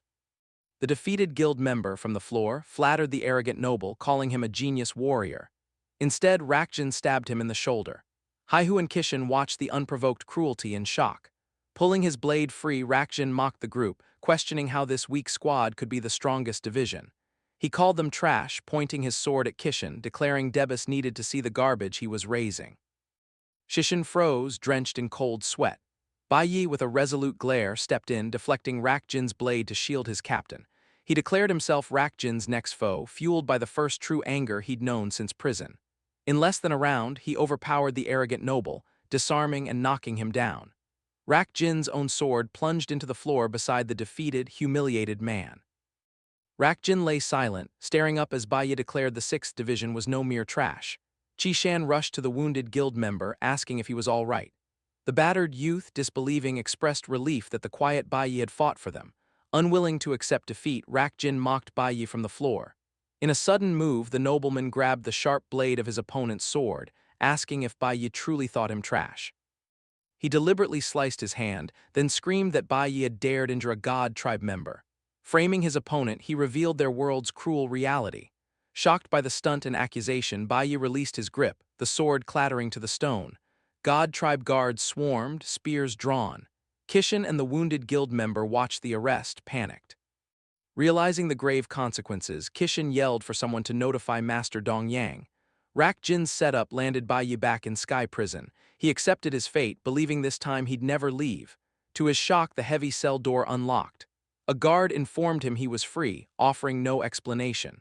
Upon his return, the 6th Division hosted a welcome banquet. Baiyi was greeted by squadmates, including Haihu and Qishan, but noticed an important absence. Scanning the room, he asked where their master had gone. Qishan smiled, reassuring him Dong Yang was on a month-long mission. The squad toasted Baiyi's safe return. Despite the cheer, Baiyi sensed something amiss, realizing his squadmates were hiding something. After drinks, Baiyi pressed for the truth. The festive mood shattered. Kishin head-bowed, revealed the god tribe still sought Baiyi's punishment for attacking a noble. Trembling, he explained another trial meant expulsion from the 6th Division, his future ruined. Fighting tears, Kishin confessed their master always wished for Baiyi's success. Then through sobs, he revealed Dong Yang, seeing hope, chose to accept divine punishment himself to spare his student. Baiyi stood stunned. A weeping Kishin gripped Baiyi's shoulder, begging him not to seek their master, warning the location was too perilous for anyone but Dingyang. Ignoring the warning, Baiyi sprinted into the stormy night. He realized Dingyang had already used his sacred edict to free him once. Understanding his master's sacrifice, Baiyi concluded Dingyang must have made a new deal with the gods to protect him from Rakjin's wrath. Driven by urgency, Baiyi raced forward, knowing Dong Yang endured deadly divine punishment in his stead. To reach his master, he entered the forest of divine punishment, ambushed by monstrous beasts. Knowing this trial demanded solo combat, Baiyi cut down every monster. Clearing the forest, he began scaling the jagged peak of divine punishment barehanded. A loose rock crumbled. He slipped, nearly falling, but caught himself and kept climbing. Half a month later, a battered, exhausted Baiyi reached the summit. There he found Dong Yang bound by heavy chains beneath a massive pillar of lightning. His master screamed in agony, enduring a month-long sentence of continuous strikes. Gasping, Dong Yang looked up, noticed his student. Despite suffering, he offered Baiyi a proud smile, praising his fight to the peak. Battered in the rain, Baiyi questioned Dong Yang's immense sacrifice. He cried out, "Why save him?" repeatedly. Tears streamed as he agonized over Dong Yang using the sacred edict, now enduring punishment in his place. He berated himself, a foolish, selfish brat overwhelmed with guilt, feeling worthless. Upon reaching the summit, he found Dong Yang chained and bruised. Despite his agony, Dingyang smiled, gently telling the crying boy to cease his nonsense. With a tender gaze, he assured Baiyi he was always his precious disciple, leaving the boy shocked and tearful. The sight of his master, bound by heavy chains, filled Baiyi with urgency. He rushed through the rain, embracing the chained man. Burying his face in Dingyang's shoulder, a weeping Baiyi cried out, asking if the lightning strikes hurt. Instead of complaining, Dingyang laughed, noting it was the first time he'd seen Baiyi so anxious. With a bloody smile, he told his student he had finally come alive. Snapping back to the present, Baiyi recalled his master and the Sky Prison's warden were close friends, often meeting. That's why their first meeting in his previous life was in prison. He'd originally wanted to stay locked up longer, not daring to seek their past deep bond. Glimpsing his master from afar during his sentence was a mere fantasy, never expecting such a timeline shift. Startled, he realized their first encounter in this new life was happening now. Outside the courthouse, Ding casually dressed, looked down, asking, "Are you Bei?" Pointing, he continued, "Are you the one who beat that god tribe noble senseless?" Bursting into laughter, he clapped Bei's shoulder, praising his bravery. With a welcoming smile, Ding extended his hand, inviting Bei to join the 6th Guild Division. Staring at the outstretched hand, Bei was speechless. He couldn't believe this reunion with his master, far sooner than he ever dreamed. The Divine Guild World Ruling was the largest, most powerful organization, divided into 6 branches, each led by a strongest fighter. Ding leader of the 6th Guild, now offered young Bei a place in his ranks. The crowd whispered, recognizing the famous leader, marveling he'd personally recruit Bei. Bei was stunned to meet his past life's master so early, never expecting Ding to offer him a place again. Yet Bei remained conflicted, haunted by past life memories. He recalled standing before a grave, mourning his master's death. The memory of losing Ding once before brought him to tears. Clenching his fists, Bai knew his life's mission was too dangerous for others. He relaxed his hands, vowing never again to endanger his master. Bai declined the invitation, stating he'd finish his Divine Weapon Academy studies first. Nearby, Zhang Jun praised Bai's ambition, assuming he'd stay in the Holy Nation all along. Understanding his reasoning, Dong Yang commended Bai as ambitious, handing him a business card. The 6th Guild leader introduced himself, pleased to meet him. Bai stared at the card, pondering his guild connection. Dong Yang waved goodbye, inviting Bai to their headquarters. An enthusiastic fan rushed for an autograph. A crowd swarmed him. While Dong Yang managed fans, Ling Yue watched Bai leave, noting his shifting expression. Bai eyed the guild crest, wondering if his former comrades were well in this timeline.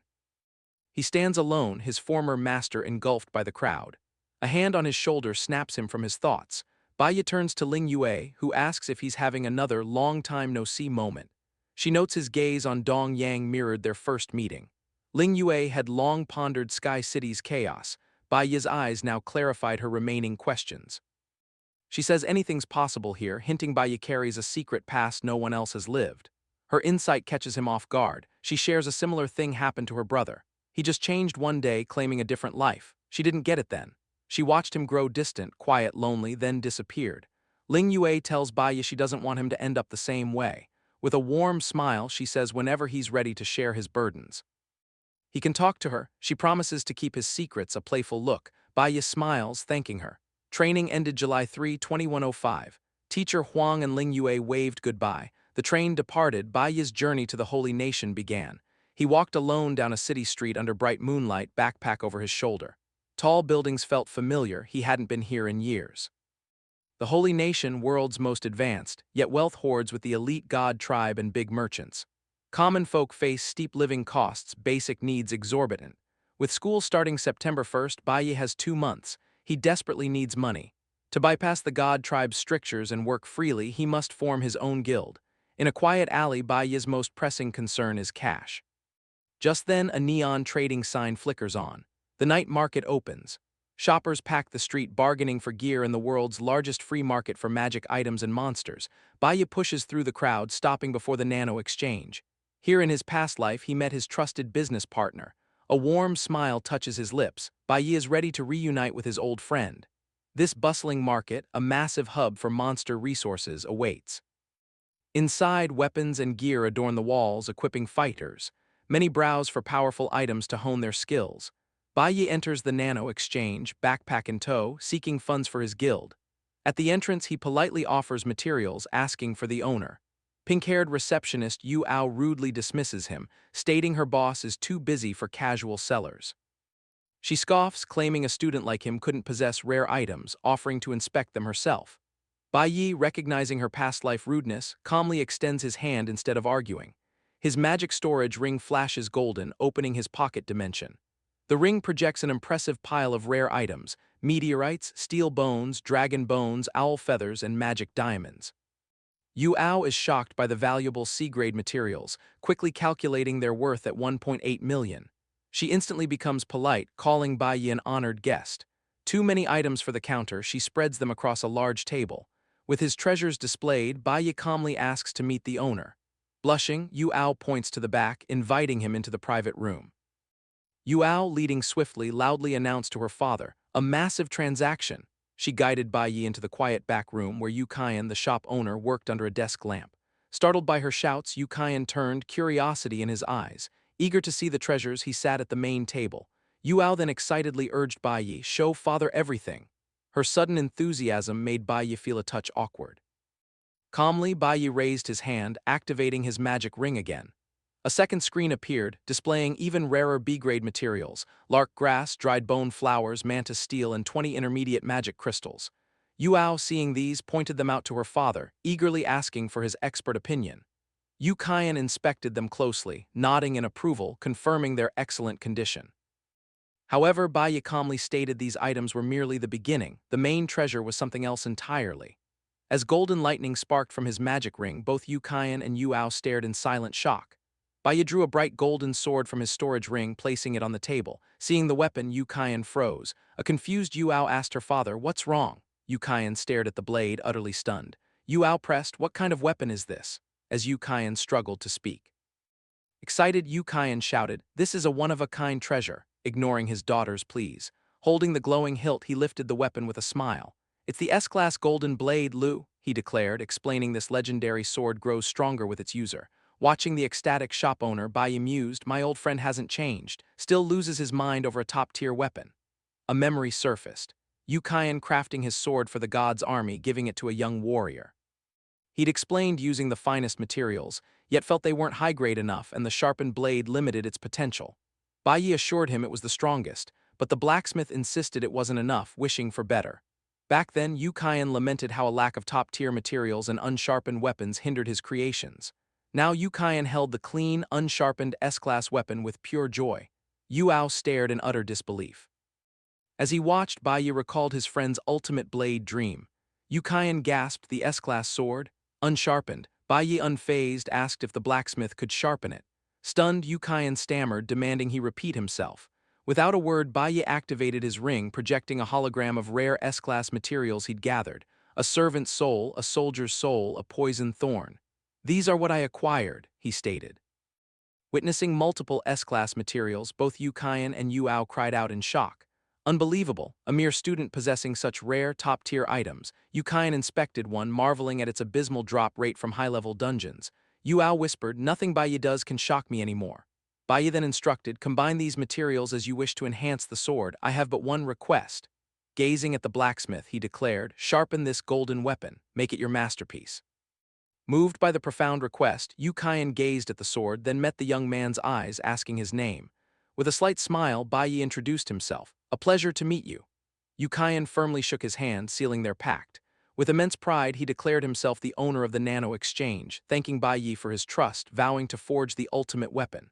Meanwhile, under the ominous night sky, the grand headquarters of the Divine Guild stood. Inside, Division Chief Dong Yang read his newspaper. The front page detailed Rak Jin's upcoming memorial, a global 10-minute silence in his honor. Dong Yang mused, the turmoil in Sky City wouldn't simply cease. Just then, First Squad Captain Kai Shan entered with a letter, asking if they should reject the Divine Weapon Academy's annual entrance test invitation, as always.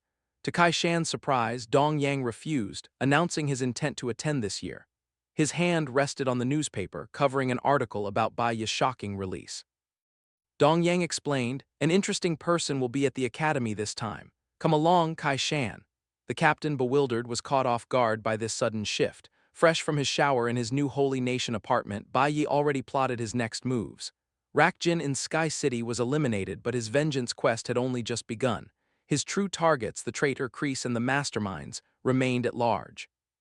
Hunting them required power and influence. His first step, the prestigious Divine Weapon Academy. A smirk, he checked his system. Recent training paid off, 2 professions now B-Class, level 31 Nuclear Warrior and Cloud Mage. He also commanded C-Class level 30 Plant Summoner, level 21 Stellar Mage, and level 1 Electric Mage. He'd awakened 2 more mage professions, including a rare gold-tier class, making him incredibly powerful. These stacked stats easily met the Academy's registration, his eyes now on the entrance test in 2 months. But first, real-world business. His phone showed rare materials sold for 2.1 million. A good son, he sent 1.5 million to his mother for her house payment. The remaining 600,000 covered his expenses. Finishing his finances, his phone buzzed, a video call from his mother. He answered, but his loyal plant summon Kai Wuren hijacked the screen, crying about missing his boss. Yi Wuren quickly assured Bai Yi his mother was safe. Bai Yi instructed the summons to help his mother with housing loan paperwork for a secure home. Yet his mother revealed a surprise: she didn't want to buy a house, though proud. She felt investing in a house was a waste. After a lifetime in a small town, she yearned to travel, see the world. Hearing her excitement, Bai Yi felt guilt. In both his lifetimes, he'd never considered her desires. His mother had spent her youth tirelessly raising him, never traveling. With a warm smile, he fully supported her, urging her to take all the money and travel, promising more if needed.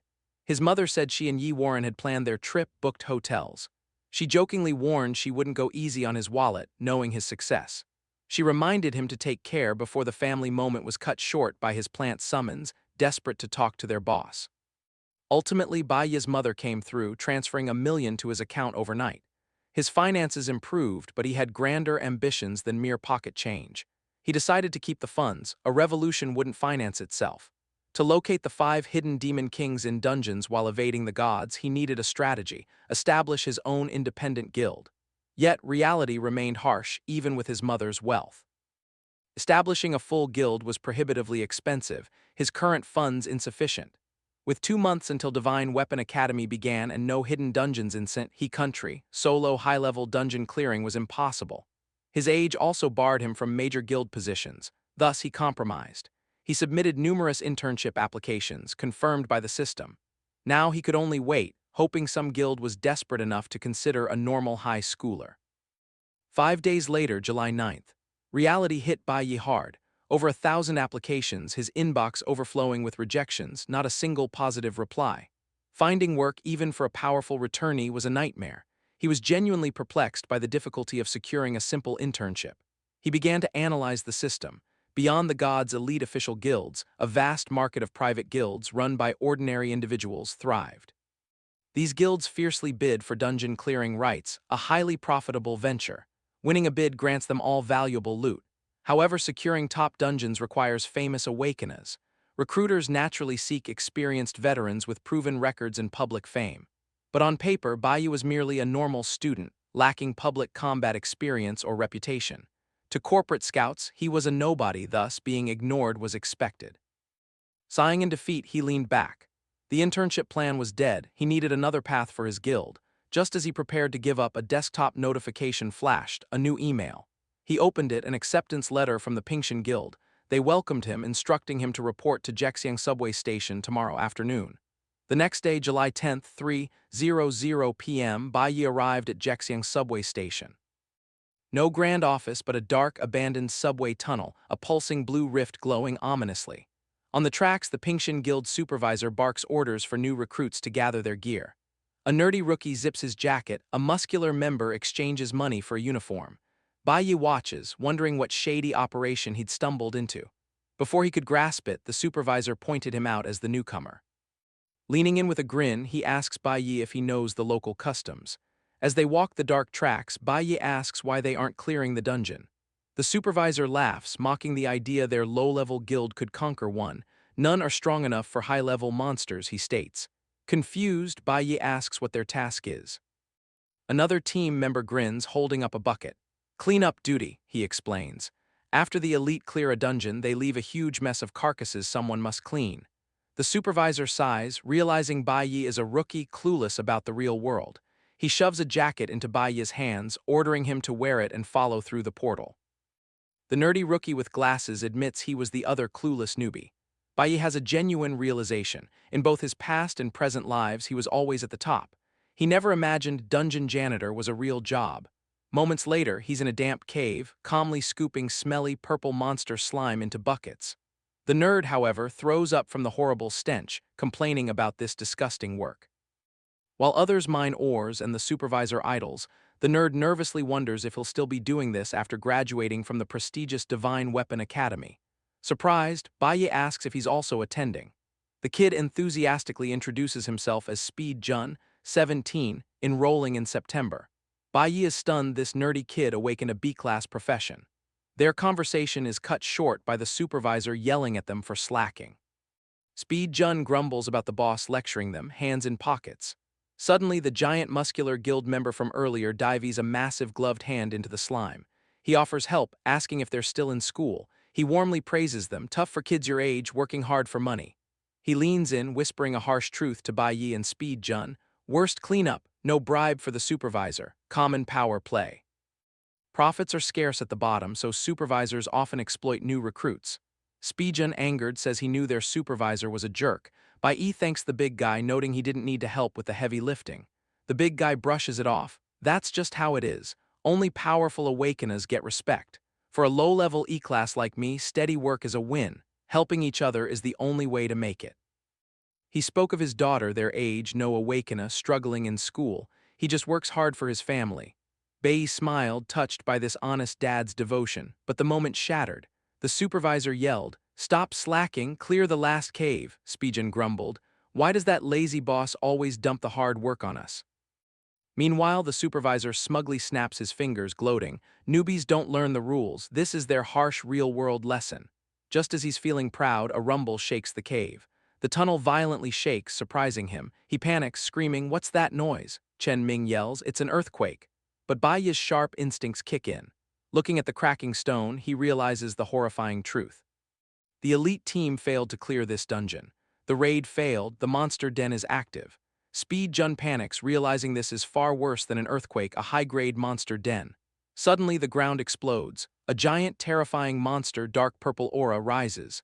System identifies B-Class Level 38 Astral Warrior Wraith, but Chen Ming doesn't run, he doesn't hesitate. He lunges, shielding Bai Yi and Speed Jun, screaming for them to flee. Chen Ming, a mere E-class nuclear warrior, stands no chance against the beast, yet his fatherly instincts compel him to act as their shield. Just before this chaos, Chen Ming reviewed the support team roster. On his tablet, he saw two high school rookies, nervous Speed Jun and Bai Yi, who had just joined. His soft heart ached, sensing they toiled to support struggling families. His boss had told him to look after the new kids, even handing Chen Ming a red envelope as a 5th anniversary bonus. Chen Ming politely declined, but his boss insisted, reminding him they were all just trying to get by, promising drinks after cleanup. That warm memory makes this nightmare hit harder. Facing the terrifying B-class monster, Chen Ming steps forward, channeling green energy to buy the rookies time. While others panic, Bai Yi watches calmly, knowing crisis reveals true nature. This moment exposes all. Speed Jun freezes, rookies panic, Chen Ming shows selfless bravery, but no hero without a coward. Supervisor Carlos, abandoning his squad, lets survival instincts take over. With Flora Mage magic, he conjures a massive thorn vine wall. Sealing himself off, he shamelessly demands his men act as human shields, promising backup once safe. Ignoring their angry screams, the coward flees, leaving them to die. Left behind, Chen Ming curses the supervisor, preparing to face the looming wraith. But as the beast swings, a silver flash cuts through the dark. Bai Yi executes a high-level instant flash, cleanly slicing its arm off. Enraged, the wraith counterattacks. Bai Yi calmly blocks and parries, leaving Speed Jun dumbfounded. Seizing his chance, Bai Yi leaps high, splitting the B-class monster with a devastating vertical strike. He calmly spins his blade as the system confirms the kill, leaving teammates in awe at the rookie who just soloed a dungeon boss. The system blessed Bai Yi with new loot, the Jealousy armor. He reflected on his journey from C rank, needing summons for a B rank Dead Soul General, to his current next-level B rank power. Nuclear Warrior, level 31, with a massive 400% multiplier, sending strength and speed stats soaring. Bai Yi absorbs the energy, confident his build is ready for anything short of an A-rank monster. Meanwhile, the support crew peeks through the vine wall, utterly amazed. They whisper in disbelief. A rookie defeated a huge stone monster. Which top-tier guild? Even Chen Ming steps forward in awe. Same nuclear warrior class, yet he's blown away by how someone so young mastered such high-level skills. Chen Ming chuckled self-deprecatingly. "A true genius and I are worlds apart." Bai Yi humbly replied the elder gave him too much credit. Just then, Speed Jun rushed over, excited after nearly fainting from fear. He praised Bai Yi's lightning-fast slashes, asking why someone with such strength worked a low-paying cleanup job. Chen Ming, still trying to grasp the fight, asked how Bai Yi blocked and reflected the monster's attack. Bai Yi explains parry demands incredibly high reaction speeds, promising Chen Ming a training guide. First boss defeated, the support team's relief turns to anger. They're ready to find Carlos, their supervisor who trapped them behind a vine wall. As they break through, a rookie points a trembling finger at the barrier. Suddenly, a terrifying figure appears. It's their supervisor, or what's left of him. Bloody and barely conscious, he's held by a new creature. The monster drops the half-dead supervisor. Horrified, the rookies realize a second, far more dangerous boss. This new nightmare, a gray-skinned humanoid demon with a pulsating purple aura. It notes still quite a few humans in this cave. Before anyone can run, it raises a hand, casting a pink targeting box. Commanding them to vanish, it unleashes a shockwave. The vine wall shatters, sending one guy flying. The blast's force slammed the team onto the cave floor. Groaning, a rookie struggled up, eyes wide with dread as dust cleared. Speedjun clutched his head, screaming in panic about the nightmare they'd stumbled into. Bei's combat instincts flared. He recognized it instantly, an elite A-class dual-class Lord Void, a level 42 hybrid stellar warrior and mage. Void stepped over Carlos's broken body. Its glowing eyes settled on Bai. Awakeners are rare, but a dual profession? That's like finding a needle in a cosmic haystack.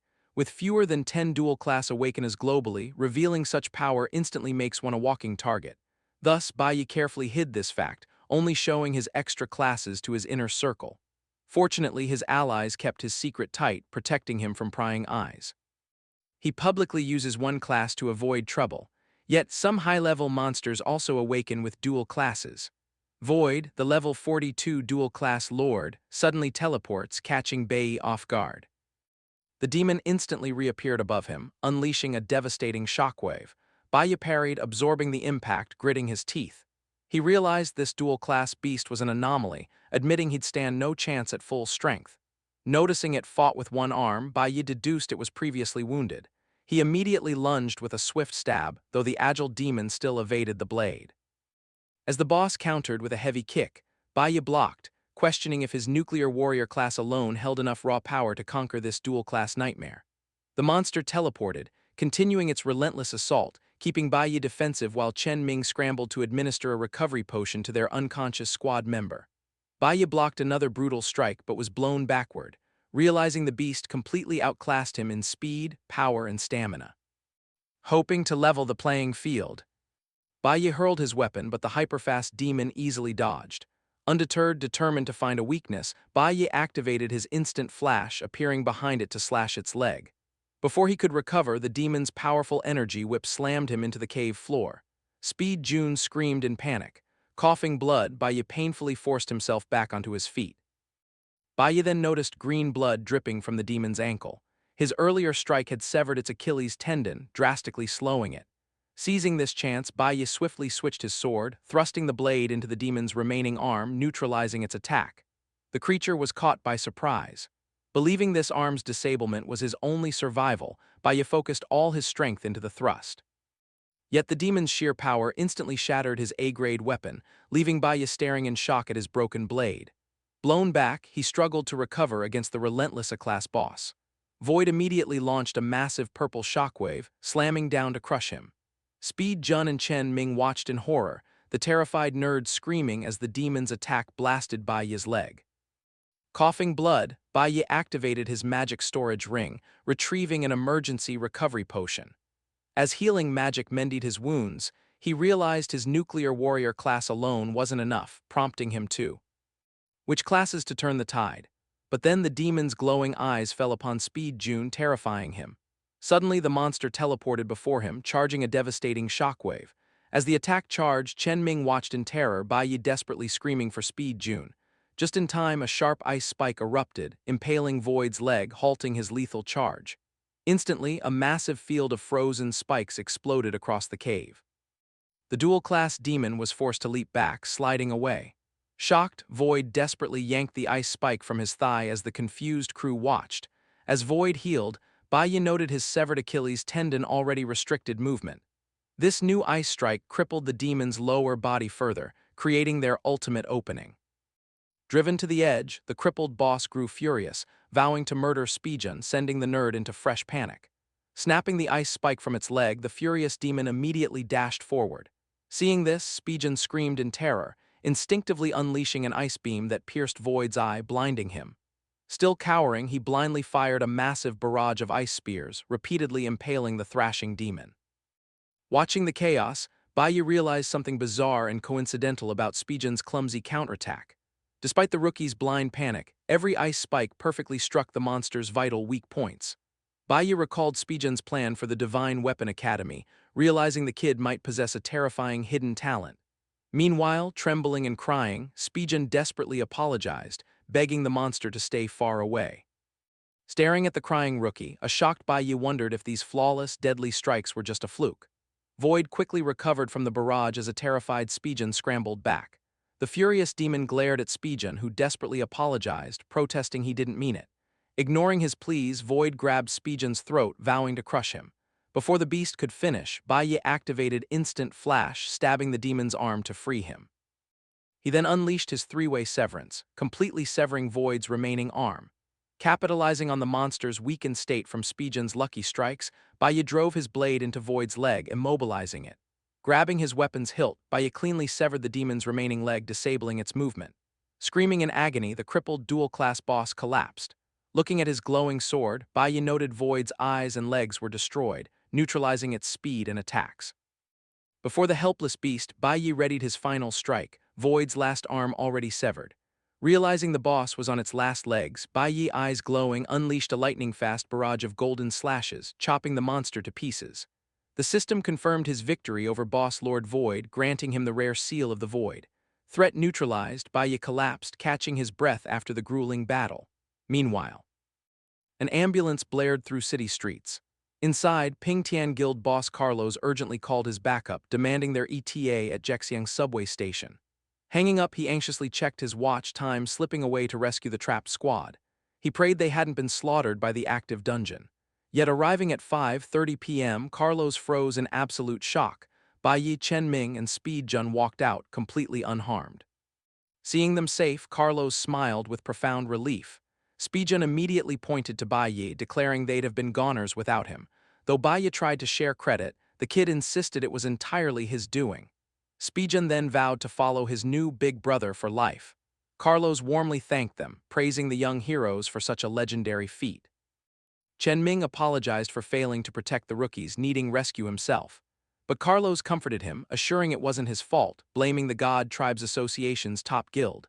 He swore to settle the score for their irresponsible act, sending them to clear an uncleared dungeon. Meanwhile, paramedics loaded their cowardly supervisor, his heart stable, but his mangled arm needing immediate ICU transfer. Carlos remarked the coward got his just desserts for trapping his team to save himself. He wouldn't have faced their families if the worst had happened. Bai then presented the glowing A-class monster core, offering it to the guild. Carlos waved it off, insisting Bai keep the valuable core. It would fetch a massive market price. He urged Bai to use it for his financial troubles, surprising the boy with such generosity despite strict guild rules. Carlos, principled, refused the materials. His poor judgment had endangered them all. He couldn't accept Bai's hard-won gains. Chen Ming, proud, assured Bai their boss was no greedy tyrant. Impressed by his might, Carlos invited Bai to the guild's elite dungeon squad, promising better pay. Grateful, Bai shook his hand. Carlos joyfully announced a venue rental for Chen Ming's 5th anniversary, with skewers and drinks. Speed Jun cheered wildly, praising their generous boss. Chen Ming scolded him for offering alcohol to students, but Carlos laughed, promising soft drinks too. Bai politely excused himself, surprising the team with his sudden departure. Then, a deafening engine roar ripped through the air as a familiar voice called out. Ding Yang roared onto the scene on his massive motorcycle, shouting, "Looks like the trouble's resolved." He drifted to a halt, Captain Qishan riding pillion, grumbling about their wasted journey. A stunned Bai was speechless. Ding Yang chuckled at the coincidence, warmly greeting Bai. Qishan noticed the young rookie, surprised to see him in a janitor's uniform. Ding Yang immediately suspected, asking Bai if he alone resolved the dungeon crisis. A deeply shocked Bai struggled, wondering why his master and senior brother were suddenly at this subway station. What connection existed between this small guild and the legendary Holy Nation Divine Guild? Later, at a barbecue, Kishin grilled food, praising the rookies for defeating a high-level beast. Speed Jun enthusiastically credited Bai for the legendary victory, which Bai quietly accepted. But the peaceful dinner turned rowdy as Bai watched his master Ding Yang and Pingshan Guild boss Carlos aggressively clash beer mugs, testing each other's resolve. Kishin sighed, explaining these two bosses always acted like toddlers when together. He explains neither would yield, nor let the other gain an advantage. Kaishan reveals Dongyang and Carlos grew up in St. He country, their stubborn rivalry stemming from childhood. Middle school classmates, they constantly tried to outdo each other. Their competitive streak intensified with age. Eventually, both entered the Divine Weapon Academy as top geniuses, each vying for the title of strongest awakened warrior. But their paths diverged years ago. During a perilous expedition, Carlos risked his life for comrades, losing an arm to a monster. Despite the grave injury, he saved his allies. Though stripped of awakened powers and forced from the elite guild, he refused to be ruined. Instead of despair, Carlos gathered marginalized awakeners, cast aside by society, founding the Pingshan Guild to protect ordinary folk from the corrupt rulers. Kishin gently reminds Bai Yi their world holds many who fight harsh lives, never yielding. He reveals Dong Yang, after the accident, pushed himself to lead the Sixth Guild, secretly funding Carlos's new guild from the shadows. Nearby, Carlos boisterously demands his rival drink more. Boasting he'd cleared a whole crate of beer, while Dingyang pleaded for food. Kishin explained Dingyang always saw Carlos as an insurmountable mountain, eternal rivals, yet brothers for life. Hearing this, Bai was struck by a jarring question. If Carlos and his master were truly this close, why had he never once encountered Carlos in his entire past life? Looking around, he realized this barbecue joint was familiar. He'd visited this exact spot in his previous timeline. His mind flashed back to his past life, specifically after he and his master returned from the peak of divine punishment. Back then, Dingyang brought the entire squad here, hosting a massive feast to celebrate Bai Yi surviving his trial. Yet, Kishin had mentioned that after his master's closest friend died, Dingyang swore never to set foot in this shop again. Kishin had revealed that Dingyang saving Bai Yi was the sole reason the grieving master didn't fall into despair. Bai Yi now understood a shocking truth. Carlos, his master's deceased best friend in his past life, was alive. His actions had already rewritten fate, saving a man's life. In his past life, Bai Yi once asked Kishin how their master's legendary friend died. Kishin recounted that during a subway dungeon cleanup, Carlos' squad encountered a deadly A-class monster. The brave boss rushed in alone to protect his crew. By the time Dong Yang and Kishin arrived, the battle was over. The entire squad had perished within the cavern. In that previous timeline, everyone at this celebratory table, even hardworking Chen Ming, who just announced his wife's pregnancy, had died in that subterranean disaster. Yet Bai Yi's intervention caused a major shift, steering fate differently. Thanks to this miraculous reunion, the grim tragedy was averted. Carlos was alive, bickering with Dong Yang over beer. This was the true meaning of Bai Yi's regression. He resolved to be a variable, silently rewriting history, one saved life at a time. Dingyang slurred a loud invitation. Bai Yi must join the 6th Guild Division after graduating from Divine Weapon Academy. The master smiled, seeing a bright future in the rookie. Before he finished, Carlos smacked him, furiously accusing Dingyang of stealing his best team member. Watching the childish leaders bicker, Kishin facepalmed, exhausted by their constant rivalry. Speed Jun chuckled at the chaos, finding the lively dynamic strangely heartwarming, while Bai Yi watched in silent amusement. Carlos, ignoring his headache, called for 10 more beers. The busy cook told the rowdy customers to grab them from the back. Meanwhile, an ICU monitor's steady beep broke the hospital room's silence. Kishin's cowardly supervisor lay crippled in bed as a shadowy figure slipped inside. Gazing up weakly, the supervisor rasped, "I trapped the cleanup crew, triggered the lock. Now will you honor our bargain?" The dark silhouette slowly donned gloves, a chilling reassurance to the dying man. "Your family will be secure." Yet a whisper followed, "But you pried too deep into the god's plan." Before the terrified man could react, a hand clamped over his mouth, his heart rate monitor spiking wildly. The assassin noted, the entire squad was meant to perish in that monster den. Within seconds, the monitor flatlined. He muttered, "A single wildcard forced the divine plan to shift." The awakened academy stood on a massive, conquered demon cave. Over time, this cave birthed smaller, lower-level portals across the school grounds, used by both junior and high school divisions. These new dungeons, mostly F to D class, served as perfect training grounds. As students like Specs and his friend entered their portals, the combat simulation began. Inside, Bai Yi, Qi Yin, and senior supervisor Xiling were followed by a drone. Bai Yi knew the simulation was broadcast, his every action recorded. He had to control himself, not revealing all trump cards against unknown threats, mindful of the watching gods. His reason for this challenge was clear. The Spirit Jade dungeon held something he desperately needed. The team arrived in a dark forest on a cliff's edge. At their feet, thorny vine remains glowed faintly green, evidence of their first victory.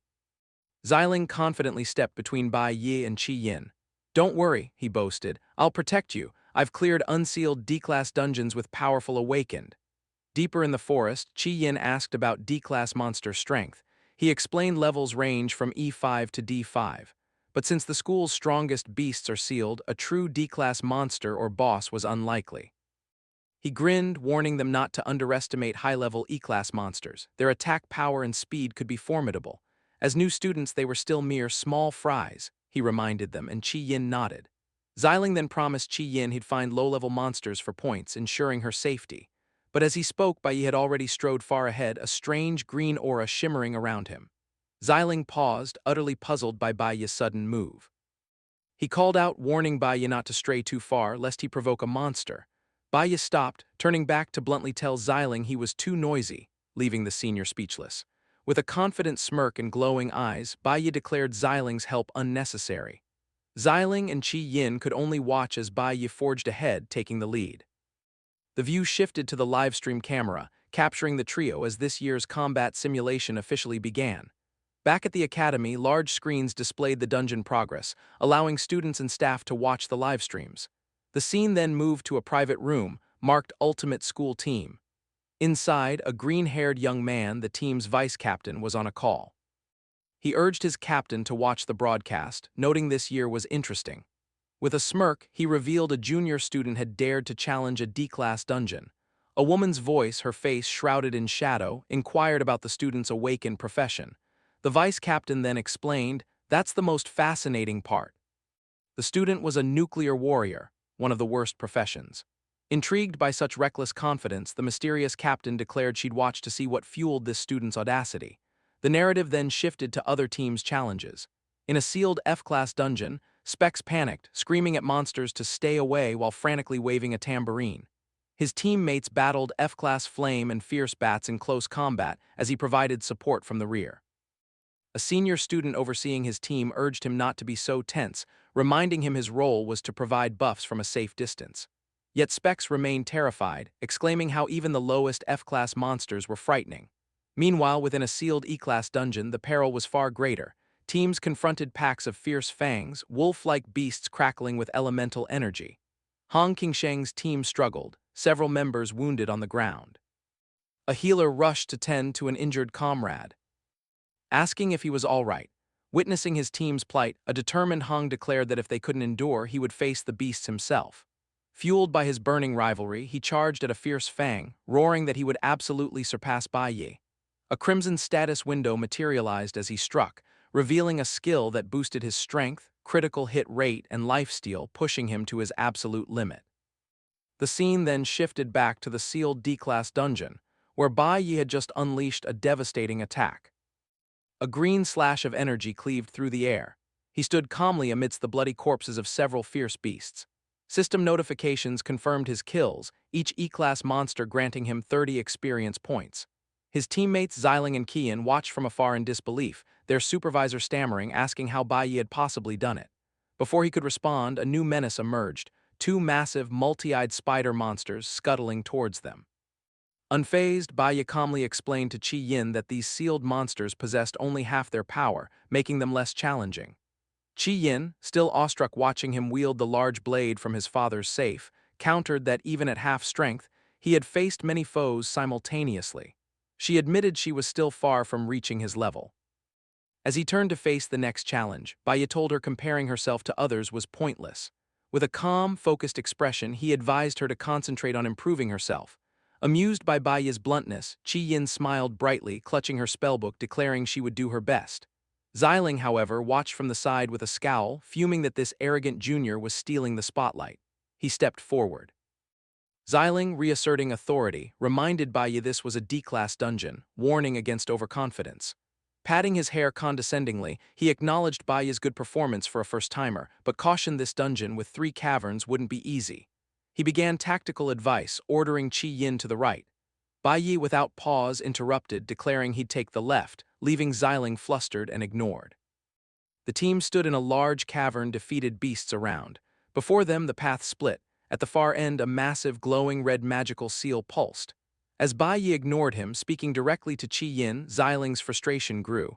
Bai Yi asked Qi Yin if she could handle the right path's lower-level monsters alone. Sidelined. Xiling could only watch, thinking how disrespectful this junior was. Bai Yi explained to Qi Yin that the simulation's purpose was to test individual abilities. She needed to prove her own strength. He then asked a simple question: didn't she want a good score? That was all the motivation Qi Yin needed. Her expression became firm as she declared she understood and could do it. With the plan set, Bai Yi walked down the left path alone, while Qi Yin and Xiling took the right. Watching Bai Yi leave, Xiling's face twisted with rage. Muttering a curse, he decided if Bai Yi wouldn't learn easily, he'd be taught the hard way. A flash of golden light, he summoned a glowing bow, his intentions clearly malicious. Back in the viewing room, teachers and students watched Bai Yi's live feed in amazement. Drone footage showed him single-handedly taking down hordes of E-Class monsters. One viewer exclaimed it was incredible how many beasts Bai Yi had defeated. A teacher asked his current level. Another replied his official report still listed E1, though his real level was unclear. The group guessed he must be at least E3 or even E4 by now. Meanwhile, Bai Yi confronted giant spider monsters. The awakening ceremony supervisor explained to colleagues that Bai Yi's choice to send Qi Yin right was no accident. He shrewdly observed elemental matchups, dispatching the flower element user, Qi Yin, against stellar element monsters, granting her a natural edge. The teacher lauded Bai Yi's astute decisions and remarkable tactical awareness, even under immense test pressure. Recalling Bai Yi's vow not to disappoint, the teacher smiled proudly, realizing the boy's words weren't mere boasts. He watched the screen intently, eager to see his student's next move. The scene then confirmed the teacher's analysis. Bai Yi had indeed observed stellar-type beasts predominantly emerging from the right-hand cave. Knowing their lower level, it was the perfect challenge for Qi Yin with her elemental advantage. Following her path, Qi Yin suddenly faced a massive beetle-like monster, its body marked with glowing purple. The creature charged fiercely. Reacting swiftly, she slammed her hand to the ground, casting a spell, shouting, "Vine Wall!" Thick, thorny vines erupted from the earth, wrapping around the monster, holding it fast. Despite the successful spell, Qi Yin's face showed immense effort and determination. Preparing her next attack, with another fierce cry, she commanded the thorny vines to tighten. The vines squeezed the massive beetle monster, crushing its shell, drawing blood, and inflicting a deadly poison. The creature fell, defeated. A system notification confirmed her successful kill of the E-Class Starbug, awarding 30 experience points. Qi Yin clenched her fist in triumph, her face lighting up with pride. "I did it again," she exclaimed. From his own path's entrance, Bai Yi had been watching her progress. He noted that mages, even at E-Class, already possess basic class skills.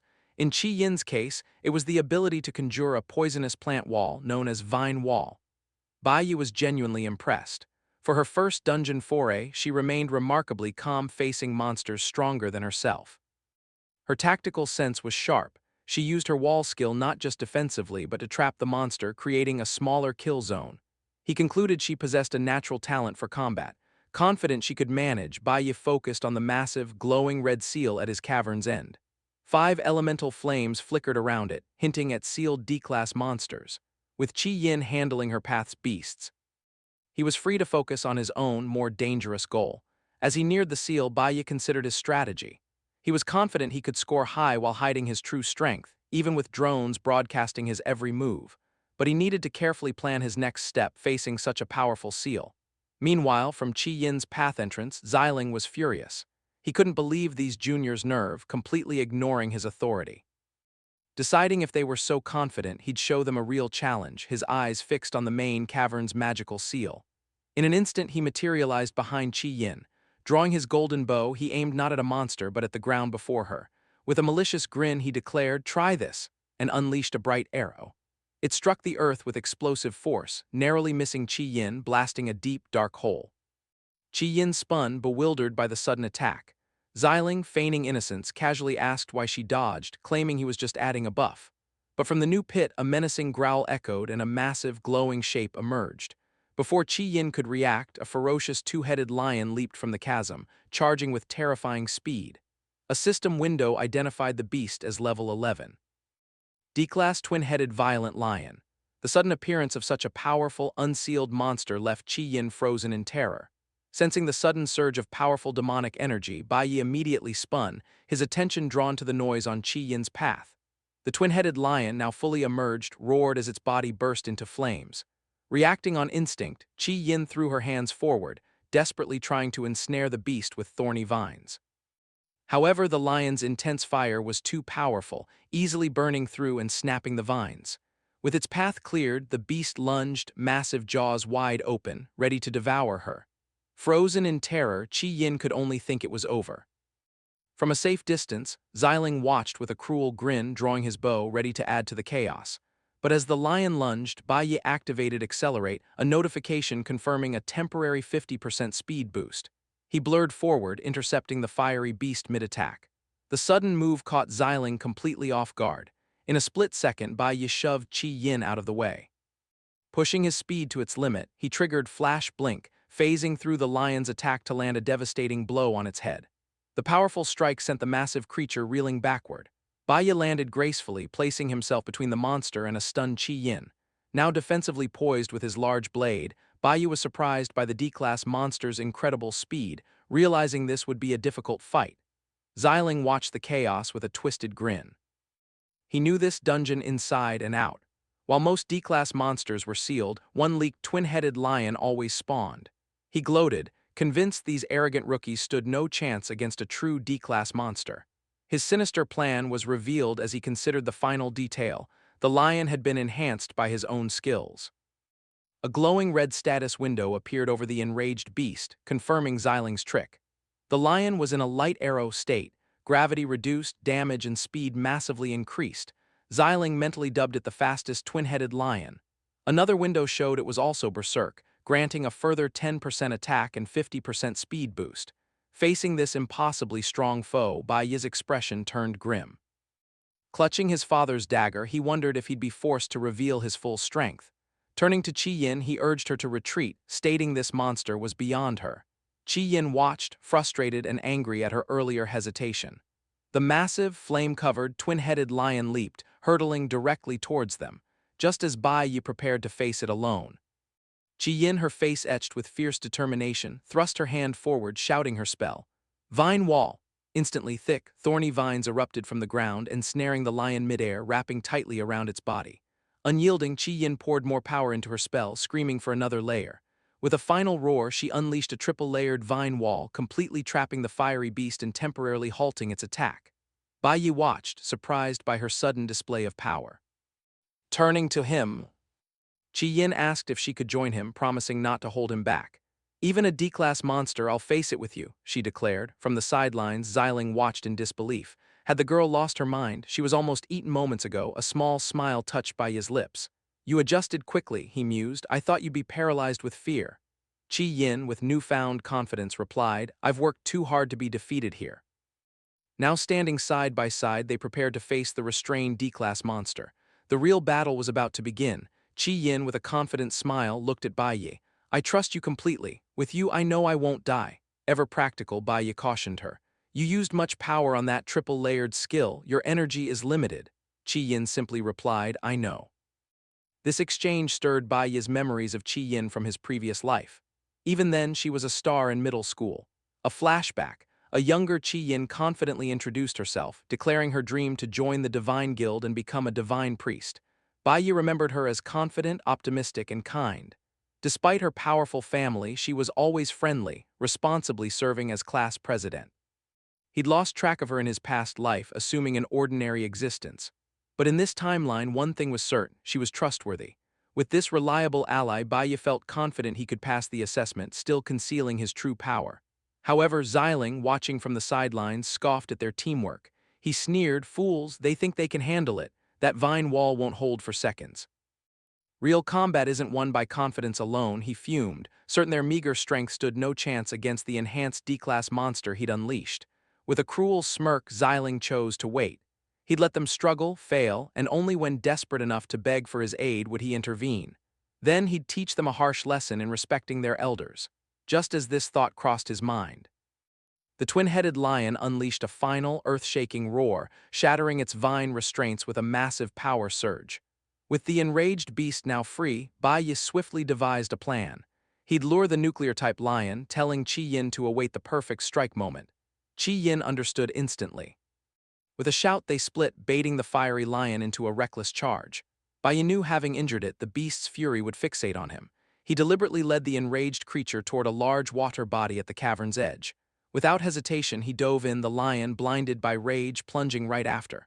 Underwater, Bai Yi used incredible speed, circling the now clumsy, waterlogged beast, finding the perfect opening as the lion struggled in the unfamiliar environment. He shouted to Qi Yin, "Now!" Responding instantly, Qi Yin cast her vine wall. As the lion emerged, soaking wet, its fiery aura gone, thorny vines completely trapped it. It roared in frustration, its power clearly reduced. With fierce concentration, Qi Yin commanded the vines to constrict. The plan worked perfectly. The water had neutralized the lion's fiery abilities, disrupting its nuclear core. System notifications confirmed its berserk and nuclear states failed, leaving it poisoned, unable to struggle. As Bai Yi emerged, landing beside her, he confidently held his large blade. He declared the beast could no longer escape. It was time to end the test and claim the highest score. From his hiding spot, Xiling watched, his face etched with disbelief. He couldn't grasp how mere vines ensnared the mighty lion, a beast he himself would struggle against, even after enhancing its power. He could only watch, cursing in impotent rage. Back in the viewing room, teachers and staff dissected the brilliant strategy. An instructor clarified the simple logic. Luring the nuclear lion into water nullified its core skills, while amplifying Qi Yin's flower abilities. Bai Yi's teacher lauded his excellent reactions and leadership, noting how he used elemental counters and teamwork to defeat a far stronger monster. The staff concluded the top spot was decided, only the final blow remained. They excitedly discussed Bai Yi's chance at the Academy's highest score once footage reached the guild. But as they awaited the final strike, the live feed abruptly went black. Viewers were left bewildered, wondering why the broadcast ceased at such a crucial moment. Back in the dungeon, the reason was stark. The recording drone lay shattered, smoking on the ground. Xiling stood nearby, a cruel smirk on his face, a glowing energy bow in his hand. Without video evidence, he mused, Bai Yi could forget the highest score. With the threat eliminated, a system notification confirmed their victory over the level 11 D-Class beast, awarding 100 experience points. Bai Yi complimented Qi Yin, crediting her abilities. She modestly replied she only succeeded by following his instructions. However, Bai Yi corrected her, explaining her dedicated training built enough elemental resistance, allowing such powerful skill use. Qi Yin looked at him, puzzled, repeating elemental resistance, as if hearing it for the first time.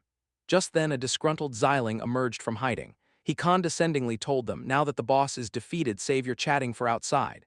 Bai Yi and Qi Yin simply turned, meeting him with cold, unimpressed stares. Xiling declared he'd had enough of their supervisor's games. Bai Yi coldly confronted him, "Do you grasp the grave danger you put us in, unleashing an enhanced D-Class monster on new students?" Xiling, turning away, tried to deflect blame, claiming his buff was for Qi Yin, but she dodged.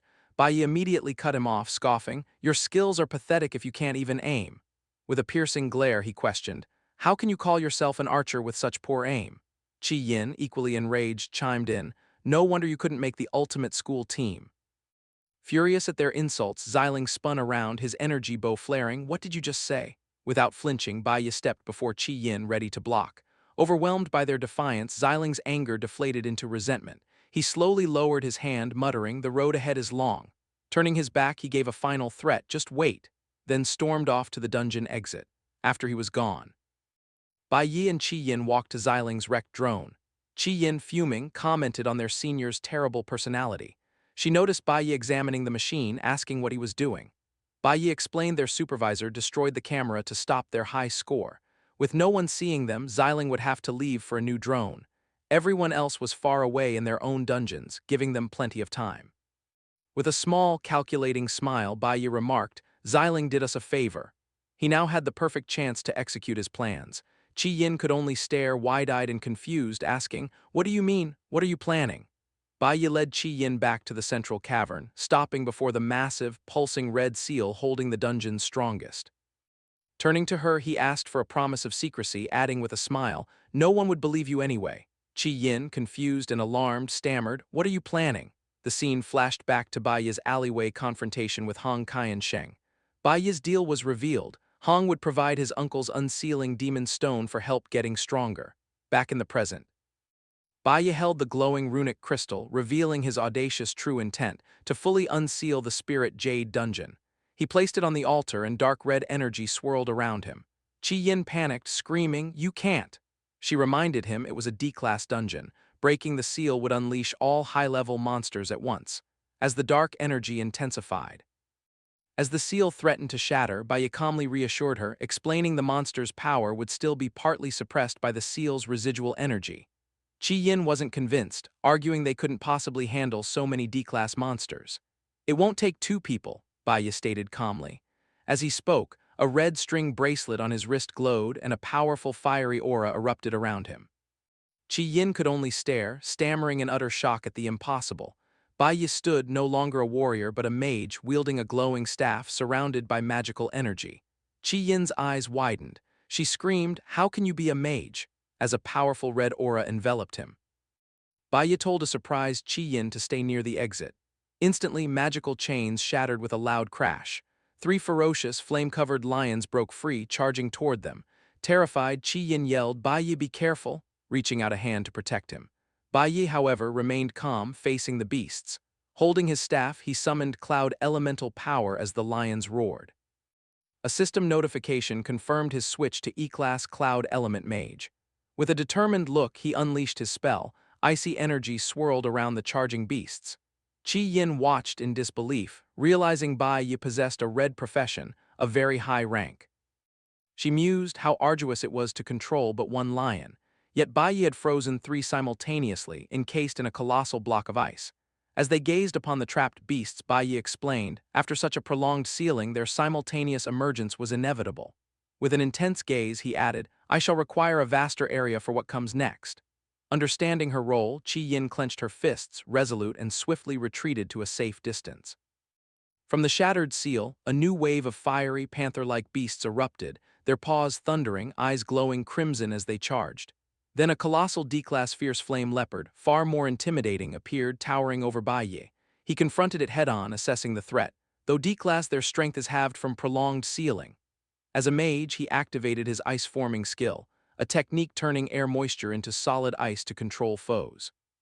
He thought, "My first step, restrain them all," as the beast's giant shadow loomed. Baiya decided. A change of tactics was due. A system notification flashed. He switched profession to nuclear warrior, preparing for direct assault. In warrior form, he dodged a powerful lunge from a D-class fire sword beast, a green aura flaring as he narrowly avoided its attack. With a confident smirk, he internally mocked the beast for its futile sneak attack. As another fiery beast charged, Baiya activated a skill, vanishing in a flash of green energy just as the monster struck his previous spot. In a brilliant display of power, he instantly reappeared, now a cloud element mage, staff in hand, ready to cast. A close-up revealed a beast completely encased in jagged, cracked ice.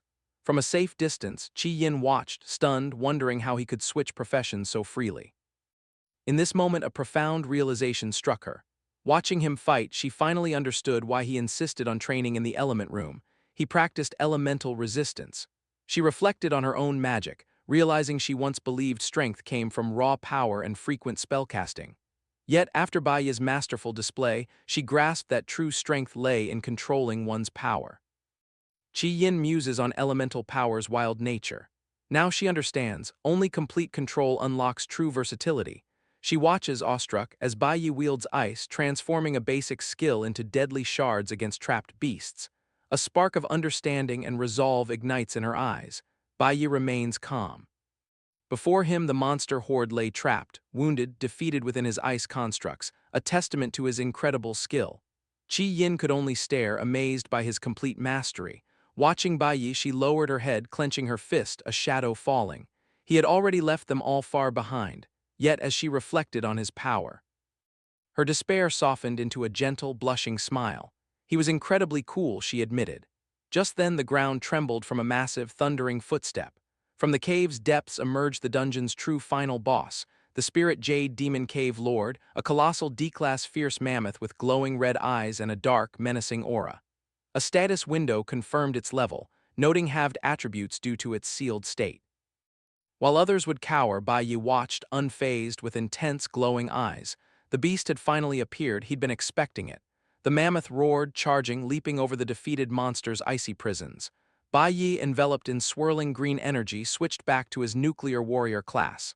The very thing he needed was on this beast, he declared internally. He stood his ground. Ready for the final confrontation, the massive creature barreled toward him. In a stunning display of speed and power, Bai Yi leaped, delivering a precise, powerful strike to the mammoth's forehead, a critical hit drawing blood. He drove his glowing green dagger deep into its tough hide. Landing gracefully, the colossal beast recoiled, bleeding from several wounds. With a grim expression, blood on his face. Bai Yi noted, this level 15 mammoth was weaker than the level 10 monkey boss he'd faced. A pained roar, the wounded mammoth thrashed its head, charging Bai Yi in blind fury, its stomps cracking the ground. Undeterred, Bai Yi moved with incredible speed, unleashing relentless attacks, striking vital points. Overwhelmed, the mammoth stumbled, its massive body collapsing. Sensing victory, a new power awakened within Bai Yi. His eye glowed with brilliant golden light, a fiery aura engulfing him. Dagger poised, he prepared a devastating final attack. Activating 1 against 100, Bai Yi unleashed his ultimate skill, Sanctuary. A massive horizontal wave of golden energy erupted, sweeping through the cavern, engulfing all in its path. The colossal mammoth roared in terror as overwhelming power washed over it. The attack, devastating, not only struck the boss but shattered other beasts trapped in ice, instantly killing them. System notifications confirmed multiple D-class monster defeats, twin-headed lions, flame leopards, fire beasts, awarding hundreds of experience. Final notifications confirmed the level 15 D-class fierce mammoth's defeat, granting a massive 1,000 experience. He looted valuable materials, fiery beast bones and the high-grade jade tooth, for forging E-class nuclear weapons. In the cleared dungeon, Bai Yi held a crescent of pure golden energy. His status screen showed significant experience increase across his flower cloud. Nuclear and stellar elemental bars. Objective complete, he dismissed the golden energy with a flick, turning to leave. As he walked, he saw a peculiar item where the mammoth vanished, a pink yin-yang shaped stone. A system notification identified it, the responsive jade stone, a pair of jade with a special function. Gazing upon the precious object, Bai Yi realized this was his true purpose for unsealing the dungeon. Victory brought a shower of rewards. System notifications confirmed his immense power surge. His nuclear warrior class reached D-class level 13 and his cloud element mage D-class level 11. Holding the responsive jade stone, he reviewed his new stats. He noted with satisfaction his mage profession's advancement. His 1 against 100 title upgraded to one-man army, granting a 20% attribute boost and 10% lifesteal when fighting solo. Meanwhile, Qi Yin walked silently through the monster-strewn cavern, still processing the incredible power she'd witnessed. Bai Yi approached, calling her name. He called her name. With a serious expression, he reminded her of her promise to keep their secret. Surprised, Qi Yin could only utter, "Huh," as a notification appeared. She too had leveled up, reaching E-class level 7 in her flower element mage profession. Back at the academy, the Broken Seal's massive energy surge sent staff into a panic. Teachers, including Bai Yi's homeroom teacher, ran frantically. "We've never detected an energy surge this large before," one exclaimed. Rushing towards the dungeon entrance, they collided with a calmly strolling Xiling. The teacher confronted him, demanding why he wasn't protecting the junior students. Before Xiling could answer, the teacher shouted, "The seal is broken, no time to talk." He and staff pushed past a seemingly shocked Xiling, hurrying to the crisis.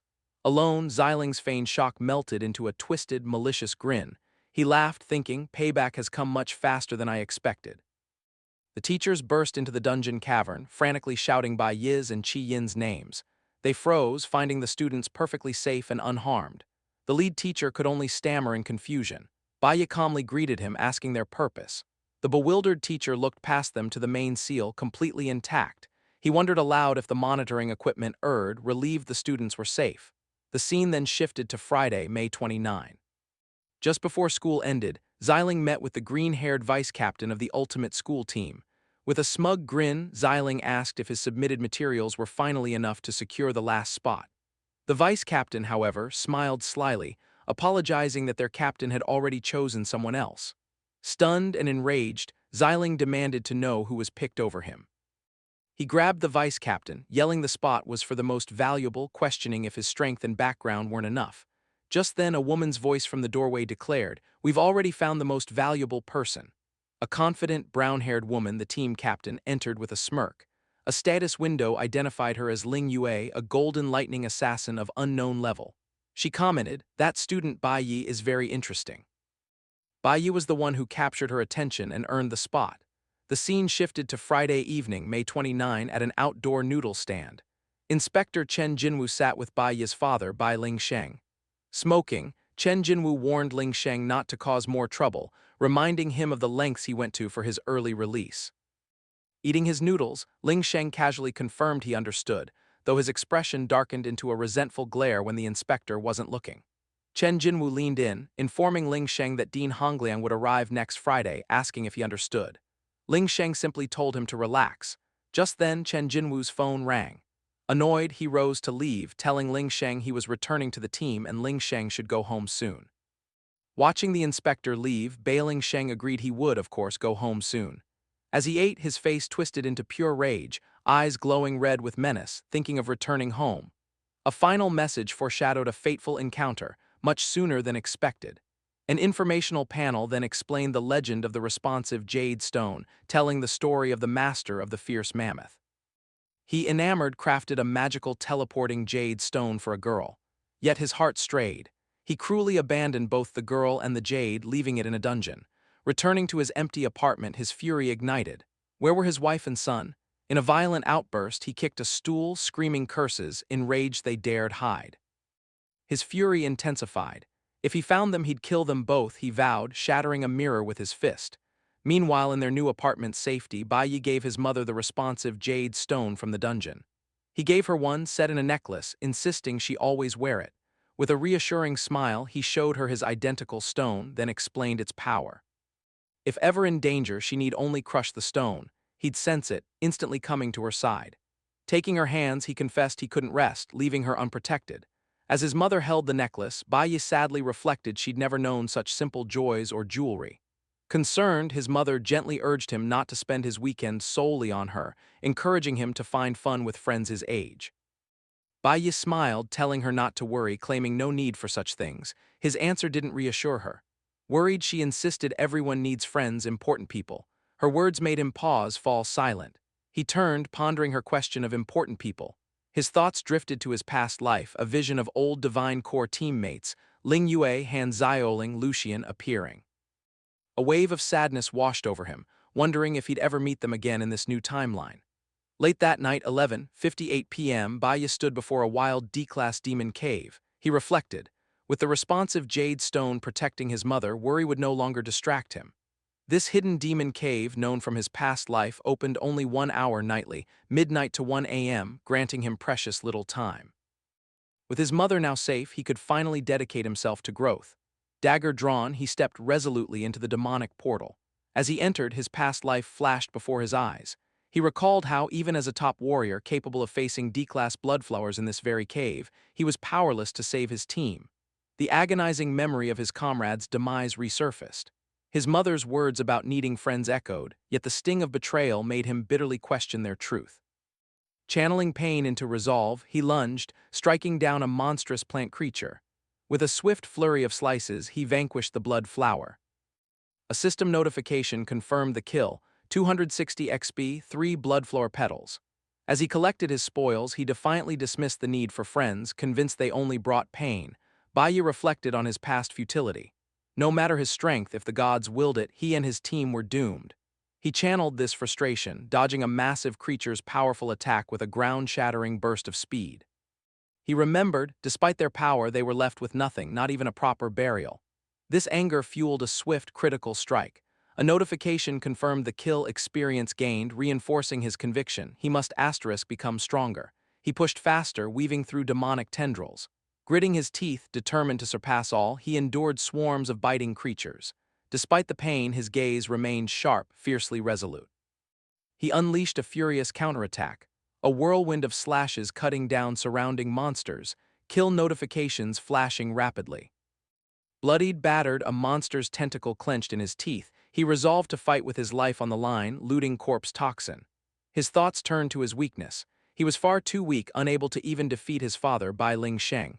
Then greater threats loomed, the talented traitor from his past. Wiping blood from his mouth, he reached a solemn realization: no shortcuts, no easy paths for him. He must stand his ground, face every enemy without avoidance. With renewed resolve, he stood firm before a seemingly endless horde, ready to fight through them all.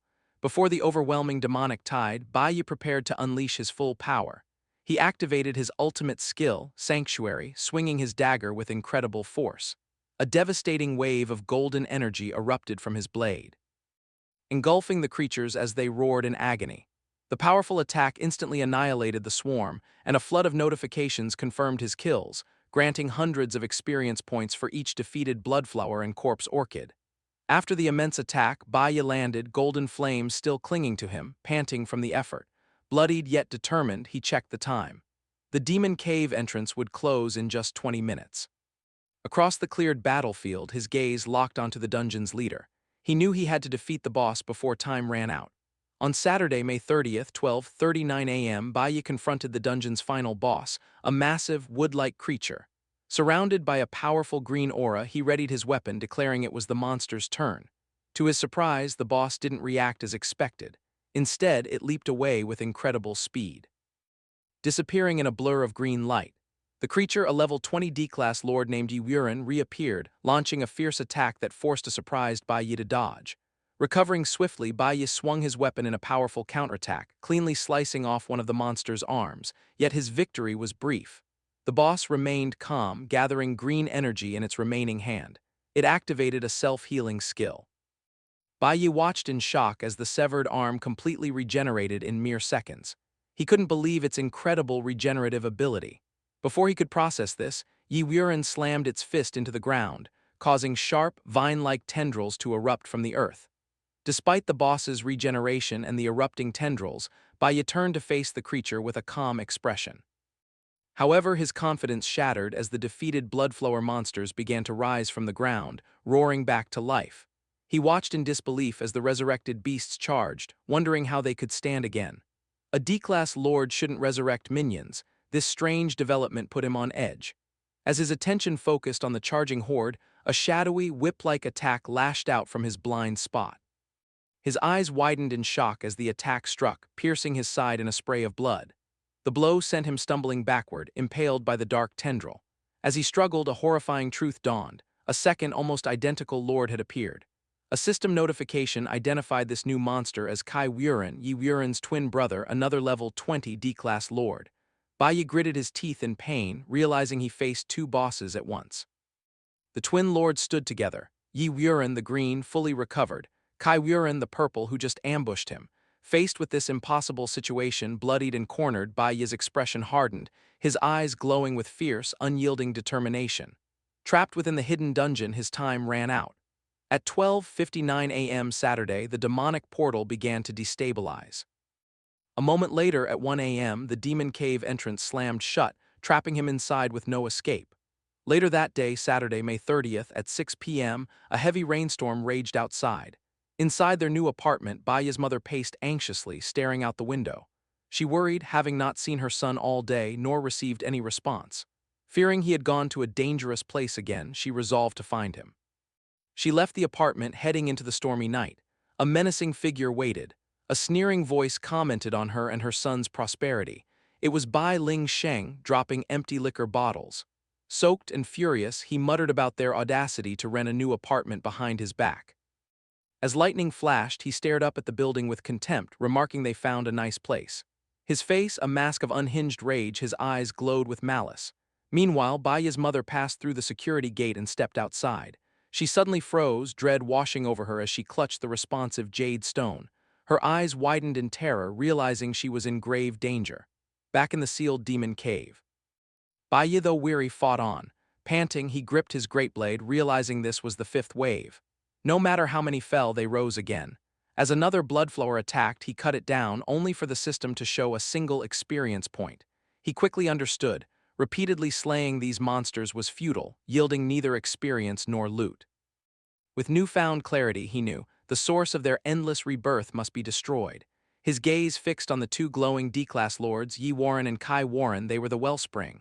The regenerative power flowed from the bosses themselves. A new strategy formed. Baiyi ignored the resurrected horde, becoming a blur, streaking past the lesser beasts. He charged directly at Kai Warren, one of the twin lords, to end this. With fierce resolve, Baiyi lunged, driving his blade deep into Kai Warren's body, delivering powerful stabs that made the monster crack and shatter. Yet his attack was futile. He watched as the lord's wounds sealed, its body regenerating completely in a flash of green light. The problem was clear. The other twin, Yi Wuren, channeled a healing ability, constantly restoring its brother. Baiyi recalled the other twin also healed instantly, even after decapitation. This ability was overpowered, beyond even an S-class healer's reach. What was the true source of their power? Was their healing drawn from a hidden source? Before he could ponder, a lord vanished, reappearing beside him to strike. With seasoned combat experience, Baiyi perfectly parried the punch, nullifying the damage. He immediately unleashed a powerful upward counterattack. As it landed, Baiyi noticed something unsettling. The boss was learning, copying his own combat moves.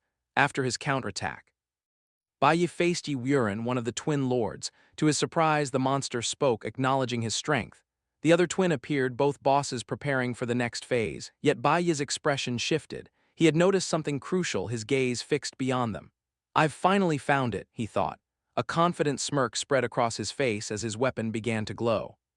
He realized these massive trees were the energy core of this flower-type demon cave. Ignoring the boss, he charged a large, glowing tree in the background. As he passed the stunned boss, he swiftly severed its arm. Now he understood. The boss's incredible healing was only possible due to the power from these trees. The boss stared in shock at its severed limb, which for the first time was not regenerating, crying out in disbelief.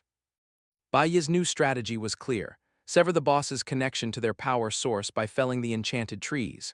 He unleashed a powerful slash, cleaving a massive trunk. Baiyi knew once their power was gone, he could finally kill them. With this resolve, Baiyi surged past the twin lords, Yi Wuren and Kai Warren, heading directly for the enchanted trees, their very lifeblood. Before they could intercept, a notification declared Baiyi had switched to his cloud mage profession. Raising his staff, he summoned a potent ice spell, unleashing a massive wave of cold that instantly froze both D-class lords solid. With them neutralized, Baiyi landed, immediately reverting to his nuclear warrior class. His guess was correct. With bosses and power source gone, their minions would lose all ability to heal and resurrect. As predicted, the resurrected bloodflowers and corpse orchids crumbled, dying permanently. With the twin lords powerless, Baiyi drove his blade through the ice, shattering Yi Wuren's frozen body. A system notification confirmed. Level 20 D-class lord slain, 2500 EXP gained, and a high-grade white spirit grass, instantly restoring half stamina and healing most physical wounds. With one twin lord defeated, Kai Wuren shattered its icy prison. Baiyi, despite his wounds, stood firm, a green aura swirling around him. He pointed his dagger at the final boss, declaring only it remained. The massive creature looked down with a surprisingly sad expression. Surrounded by flames, Kai Wuren made an unexpected plea. "Kill me!" Baiyi was stunned. He'd never met such a lord. He realized, its brother gone, the creature no longer wished to live alone. Respecting its final plea, Baiyi granted it. He surged forward with incredible speed, a single, powerful strike cleaving the D-class lord in half. As the monster fell, a notification confirmed. Level 20 Lord C. Warren slain, 2500 experience points gained. He also obtained a high-grade poison thorn, crucial for forging an S-class flower-type weapon. Clutching the purple item, Baiyi breathed a sigh of relief. His efforts were rewarded.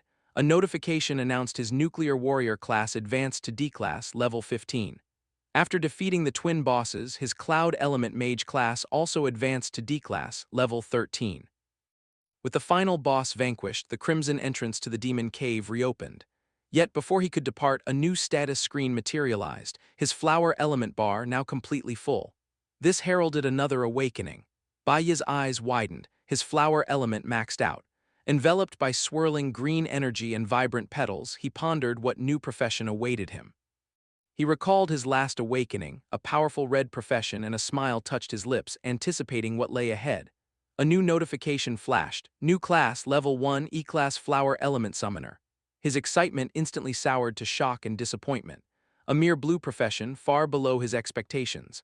After a moment, he composed himself, musing that summoners rarely demanded high stats, and wondered about its core skills. A skill description window materialized, detailing his newfound abilities.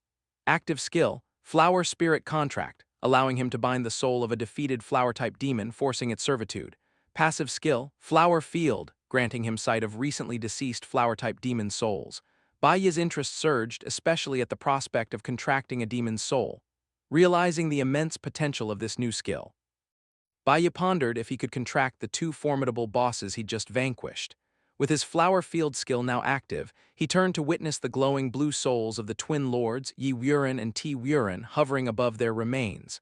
A determined glint in his eyes, Bai resolved to seize this chance. A notification flashed, activating Flower Spirit Contract skill.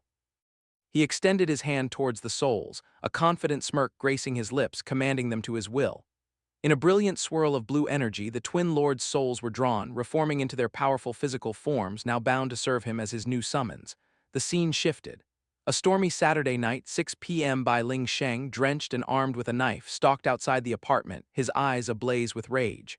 Just as he prepared to strike, his phone rang, shattering his murderous intent. Annoyed, he answered, surprised to hear Inspector Chen Jinwu. The inspector presented an incredible opportunity, an invitation to Dean Hong Liang's dinner, his potential ticket back into the guild. Elated, Ling Sheng vowed to Chen he would seize this chance, not squander it. Hanging up, a wicked, triumphant grin spread across his face. A good day after all, he declared. With revenge postponed, he decided to catch up with his wife, his menacing intent still palpable as he walked away. Meanwhile, Bai's mother, having left the apartment to find her son, stood in the pouring rain. She clutched the responsive Jade, a wave of dread washing over her. Suddenly, a voice called out. She turned to see Bai, umbrella and groceries in hand, asking why she was out in the rain. Startled, then visibly relieved to find him safe, she watched as he smiled gently, telling her, "Let's go home." Later, in their new home, Bai's mother gazed at a beautiful new bracelet. Her foolish child, he'd said he went out late just to get her this gift. Though mute, her sorrowful gaze betrayed her awareness of the dangers he faced for her. Back in his room, Bai pondered his predicament. He now wielded three distinct powers: a green-tier nuclear warrior, a blue-tier flower summoner, and a formidable red-tier cloud mage. His status screen revealed his mage and warrior classes at D-Class, while his summoner remained E-Class. Yet it was insufficient. His mind drifted to his father, Bai Ling Sheng. 10 days had passed since his imprisonment, only 5 remained. But given his father's violent nature, an early release was a chilling possibility. A possibility he had to prepare for. Sunday morning, Bai's resolve hardened.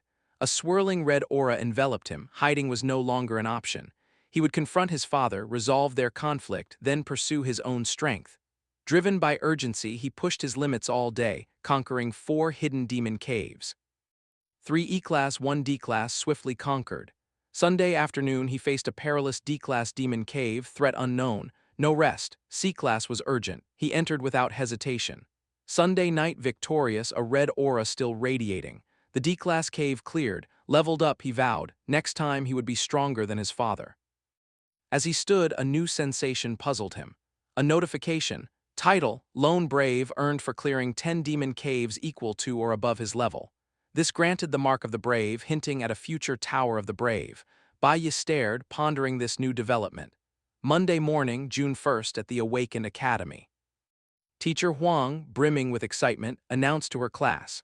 The final combat simulation results were in. She proudly declared that Bai Yi and Shi Yin had seized the top 2 spots in the entire school. Furthermore, after meticulous analysis, Bai Yi's performance earned him the highest score in the academy's history. Shi Yin flushed with joy, yet Bai Yi remained stoic. Teacher Huang continued. Their stellar performance qualified them for the prestigious training camp, but there was more. Thanks to Bai Yi's record-breaking score, they would also be granted a rare audience with the gods. Bai Yi stayed silent, but the class erupted in shock. A student cried out, "Meeting the gods! Even high priests rarely achieve such honor." Yet Bai Yi saw an unexpected chance. A bonus. A chance to confront those who betrayed him far sooner than he'd anticipated. His middle school friend, overwhelmed, grabbed his arm, dramatically pleading, "Don't forget us when you're famous." In stark contrast, Specs offered a proud, genuine smile. "I always knew you were destined to shine." Meanwhile, in the dean's office, Hong Liang questioned his nephew, Hong Qiansheng, about refusing the training camp, a rare chance with his father. Hong Qiansheng clenched his fist, a silent struggle. He firmly refused. "Third place isn't enough, I haven't earned it." He was tired of being seen as reliant on his father. He yearned to prove his own worth. Dean Hong Liang, impressed by this newfound pride, remarked on his nephew's backbone, hoping his father would witness his growth. Seizing the moment, Hong Qiansheng boldly requested access to the sealed D-Class demon cave in the school's back mountains. The dean frowned, surprised by the dangerous plea. With fierce determination, Hong Qiansheng declared his desire to grow stronger alone. Meanwhile, in the principal's office, Xiling desperately pleaded with his uncle, the principal, to join the training trip, claiming it his duty as the family's sole heir. Principal Kui Yunking, stern, calmly scolded Xiling for his impulsiveness, reminding him of his family's legacy. His expression darkened. Why empower a monster to attack your juniors during the combat simulation? Caught in his lie, Xiling stammered, speechless. The principal slammed his hand down, shouting, "The higher-ups aren't fools, they see through your clumsy scheme." He revealed he was the sole reason Xiling wasn't expelled, his intimidating presence making Xiling tremble. Overwhelmed, Xiling collapsed to his knees, tearfully apologizing, admitting his wrongdoings. With eyes glowing menacingly, the principal ordered the terrified Xiling to stand. As Xiling struggled up, the principal walked around his desk, delivering a final revelation. Xiling's reckless actions had an unintended consequence. They brought a special individual, Bai Yi, to the attention of the higher-ups. Those in power now find Bai Yi suspicious. Kui Yunking continued to explain to his nephew, Xiling. Bai Yi's rapid growth made the higher-ups suspicious. Because of this, the gods themselves requested to meet Bai Yi. After explaining the stakes, the principal granted his nephew's request. He could join the training trip but must fix his attitude and be more discreet. The principal sternly warned Xiling, "Cause more trouble and I cannot protect you." Xiling was overjoyed, his face lighting up with a grin as he eagerly agreed to his uncle's terms. However, leaving the office, his expression turned malicious. He clenched his fist, thinking, "Bai Yi, just wait. I'll have my revenge during the trip." His thoughts then turned to Ling Yue. With a sinister look, he vowed to make her his sooner or later. Later that Monday afternoon, just before school ended, the classroom buzzed with excitement. Bai Yi's friend clutched a golden envelope, gasping in disbelief, an invitation from the ultimate school team. The letter formally invited Bai Yi to join, an honor that sent shockwaves through the class. Students whispered, "This is the Academy's most powerful team, a direct path to the Divine Guild." Another added, "Founded by the school's only golden assassin in years." Everyone was amazed. People usually fought desperately for a chance, yet Bai Yi was directly invited. An unheard of, a high school team recruiting a middle schooler.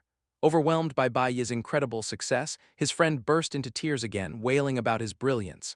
Amid the chaos, Bai Yi calmly walked over, taking the golden invitation from his emotional friend. To everyone's absolute shock, he then strolled to a nearby trash can and casually dropped it inside. His friend and the other students shouted in disbelief. They demanded if he was a fool for rejecting such a prestigious invitation. Unfazed by their outrage, Bai Yi simply stated he was leaving and walked out, leaving classmates, including Specs, stunned and silent. Later, his friend crouched by the trash can, staring at the discarded letter, regretting the wasted opportunity. Specs approached him with a knowing look, asking, "Do you truly not understand Bai Yi by now?" With quiet confidence, Specs explained, "The Bai Yi of today doesn't join others. He is destined only to lead." After leaving the classroom, Bai Yi made his way to the school's secluded back mountain. He mused that with D-Class Demon Cave access, the area would be deserted at night, a perfect private training ground. It was then revealed Hong Qianxing was already there, waiting, surrounded by a determined Red Aura. Bai Yi simply stated, "It's time to go in." As Bai Yi began to warn Hong that a D-Class dungeon might be too difficult, Hong angrily cut him off, shouting, "Stop with the nonsense, I will not be a burden." Bai Yi internally recalled their deal. He'd teach Hong combat skills and quick strength in exchange for Demon Cave access. He was surprised Hong secured permission for all D-Class dungeons. Within the cave's depths, their disparity in power was stark. Bai Yi effortlessly cleaved a colossal, dragon-like beast, while Hong, struck by a monster, cursed in frustration on the ground. Bai Yi, standing over another fallen creature, casually offered help to the struggling Hong. But Hong, fueled by pride, furiously yelled for him to vanish, insisting he could manage alone. The relentless training in the school's D-Class Demon Cave persisted. Hong Qiansheng, burning with resolve, plunged into battle against the monstrous hordes. Bai Yi, however, pondered his own advancement. He recalled the Lone Brave title and the enigmatic Tower of the Brave it promised, a realm inaccessible until he attained C-Class. With a resolute gaze, Baiyi acknowledged he had cleared most hidden, wild demon caves from his past life. The school's dungeons were now his sole path to rapid leveling. Days blurred into ceaseless combat. By Tuesday, discarded invitations to the ultimate school team still lay in the classroom trash, a testament to Baiyi's singular focus. Leveling at D-Class was agonizingly slow, demanding immense experience. By Wednesday after school, the relentless grind persisted. Hong faced another roaring beast, but as it lunged, Baiyi was forced to intervene, saving him with a powerful kick. Furious, Hong yelled at Baiyi, reminding him of his no-help rule. Baiyi calmly retorted that Hong would have perished. Despite the friction, Baiyi felt satisfied. Their accumulated experience was now sufficient for his plans. By Thursday after school, the relentless training bore fruit. Hong Chensheng burst from the demon cave, cheering triumphantly. He exclaimed he'd finally reached D-Class on his own, declaring it far more thrilling than being escorted by family bodyguards. Moments later, Baiyi emerged calm. A system notification announced his achievement. His nuclear warrior class had successfully advanced to C-Class. With a determined gaze, Baiyi knew he was ready for his next challenge, a menacing image of his father. Bailing Sheng materialized behind him, a silent threat as Baiyi believed his power was finally enough. A status window confirmed his C-Class stats and a new skill. That evening at home, his mother playfully probed, "Coming home late, a cute girl perhaps?" Flustered, Baiyi denied it. "Mom, I'm just a middle schooler." She smiled warmly. "It's normal to like someone at your age." She urged him to be brave, to pursue those he cherished, warning against the bitter regret of lost chances. Her words resonated deeply within Baiyi. His eyes widened, the advice sinking in as he fell silent, his mind drifting to a particular girl. As his mother's wisdom echoed, Baiyi's thoughts turned to his past life, to the girl he cared for most. A memory of his teammate Ling Yue flashed. He recalled her playfully asking for a hug, calling him captain. He, in turn, bluntly pushed her away, much to her annoyance. The memory shifted, aftermath of fierce battle, ground strewn with defeated monsters. A tired but triumphant Ling Yue lay there, happily exclaiming, "We won again." The pre-regression Baiyi, battle-worn, simply said, "Time to go." Exhausted, Ling Yue playfully asked if he could carry her. A flustered Baiyi flatly refused, telling her to seek help from another teammate, leaving her to pout about his meanness. Yet this happy memory shattered, replaced by the traumatic betrayal. The scene turned dark, bloody, as he remembered Ling Yue's final moments, her body riddled with wounds as she died. His own face, twisted in pure rage at his powerlessness, burned in his mind. Pulled back, Baiyi reflected on this painful past. He recalled meeting Ling Yue in his previous life, after his master rescued him from death row in a capital city. Now he had no idea where she might be in this new timeline, sadly concluding their reunion would be impossible. He resigned himself. In this second life, only memories remained. Even if they met, their bond could never be the same. Meanwhile, the ultimate school team's vice-captain reported to his captain. Baiyi still hadn't responded to their invitation. He must not be interested. Yet in her bedroom, the captain held the very golden invitation Baiyi had discarded. His lack of interest only amused her. He was becoming more intriguing. A confident smirk played on her lips as a status window appeared. Ling Yue, Golden Lightning Assassin, captain of the ultimate school team. She decided tomorrow she would meet him herself, personally delivering the invitation. The next day, Friday, Baiyi's birthday, he sat at his home table, a gift box before him. His mother across from him smiled warmly. "It's your birthday present." Slightly surprised, Baiyi opened it. Inside, a scarf. Puzzled, he wondered why a scarf with summer just beginning, beside it a note with a heartfelt message. Wishing her dear son eternal happiness, to bravely live the life he chooses. Suddenly, his eyes widened with realization. He asked his mother, "Did you know I'd be going to the Shanghai Nation soon?" She smiled gently, confirming it. She explained the significant day-night temperature difference there, urging him to take care. She also assured him she would take care of herself. Baiyi was deeply moved, realizing his mother had known his path all along, silently supporting him. Then, with a bright smile, his mother handed him money, suggesting he treat his best friends to a birthday meal. Baiyi sighed with a faint smile, gently reminding her, as if he'd said it countless times, "I don't have any friends." Later that day at school, his two middle school friends approached him.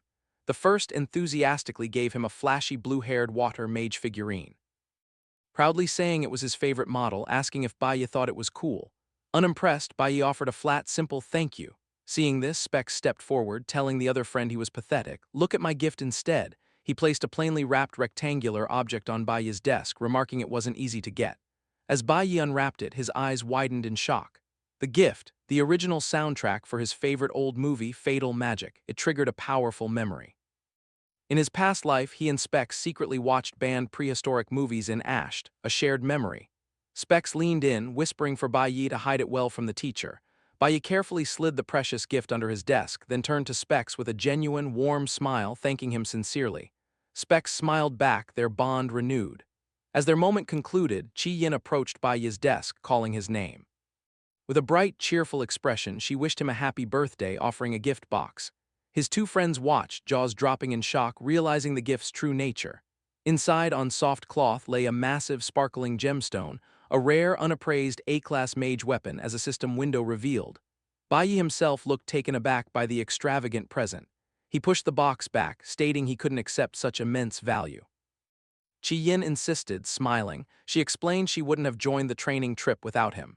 Casually, she added it wasn't precious to her family, they had many, and she knew it would greatly help him. Bai Yi hesitated, hand hovering.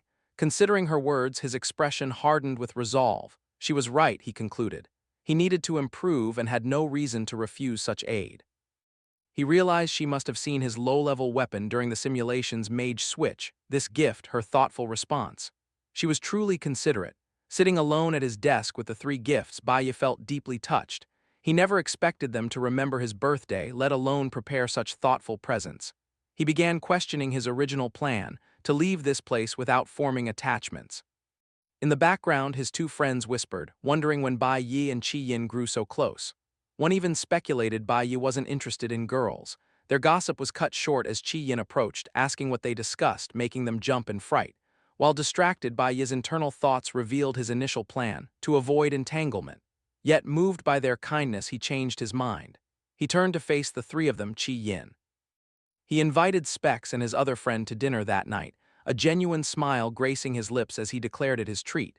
His friends erupted in cheers, eagerly accepting. Chi Yin clasped her hands in excitement, while his middle school friends threw their arms up, one playfully asking to choose the place. But their celebration was abruptly cut short when one noticed a group from the high school division. Bai Yi's expression immediately turned serious, his mind racing with questions. A student pointed out the group was heading directly for their classroom, and Bai Yi watched them approach with a guarded gaze. The classroom buzzed with whispers. A student peeking out announced, the captain of the ultimate school team had arrived. Shock rippled through them. The rumor was true, she'd come to personally invite Bai Yi. One even mentioned her legendary beauty, though he'd never seen her. Hearing this, Bai Yi resolved to refuse her offer face to face. He rose from his desk and walked out, leaving his friends to watch, anticipating an interesting spectacle. News of the confrontation spread like wildfire, drawing students from every corner to the balconies. Among the onlookers, Xiling stood with his friends, his face twisted in seething rage, gritting his teeth as he muttered in disgust. Wondering why that stinking brat Bai Yi was worth such trouble, he watched from the balcony, resentful and scowling. Unfazed by the growing crowd, Bai Yi walked confidently down the hallway to meet the captain. Suddenly, a blinding flash of golden, electric energy erupted. The powerful surge knocked several onlookers off their feet, who cried out in confusion. Yet Bai Yi stood frozen, his eyes wide with utter shock. Golden sparks crackled around his face as he stared at the energy's source, disbelief and recognition warring in his eyes. The hallway erupted in chaotic golden lightning, yet Bai Yi stood as the calm center of the storm. A brilliant electrical beam shot directly towards him, but he remained poised, his face shadowed and unreadable, even as the sheer force sent other students reeling. With vast experience, Bai Yi instantly recognized the direct assault as a feint, a mere distraction. In a split second, he summoned his glowing green blade, poised to counter the unseen threat. As he prepared his defense, his senses screamed a warning. The true danger approached from behind. With incredible focus, he pinpointed the attack from his left rear. He spun around just in time. Blocking the lightning-fast strike with his blade, a brilliant clash of energy erupted. Onlookers, blown away by the exchange's speed, cried out in confusion and amazement. The attacker was revealed, a young woman, her form radiating a powerful golden aura, her face obscured by light yet smiling. As the light faded, Bai Yi peeked from behind a corner, his composure utterly shattered. His eyes wide with disbelief, the attacker stepped back, retracting her energy. It was Ling Yue, captain of the ultimate school team, her blade still crackling with lightning. She smirked, impressed, complimenting his quick reflexes, stating she hadn't chosen wrong. Bai Yi could only stare, stunned and speechless.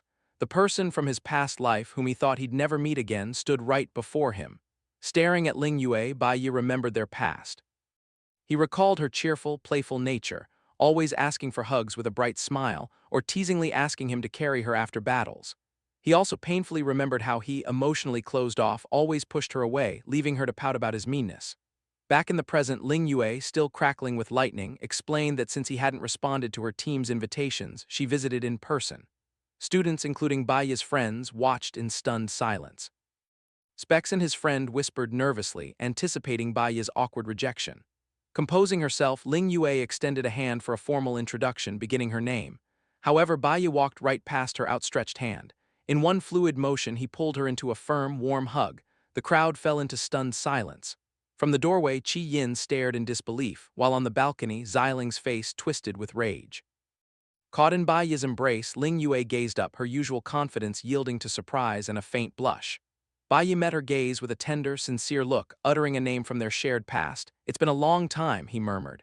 Meanwhile, Bai Yi's two middle school friends erupted in frantic disbelief. "He's hugging her in public. Is this a forbidden romance across social strata?" Specs quickly interjected. "No, Ling Yue isn't older. She was their peer, yet skipped to high school after an early awakening." In the distance, Qi Yin watched, utterly dazed. Regaining composure, Ling Yue broke free.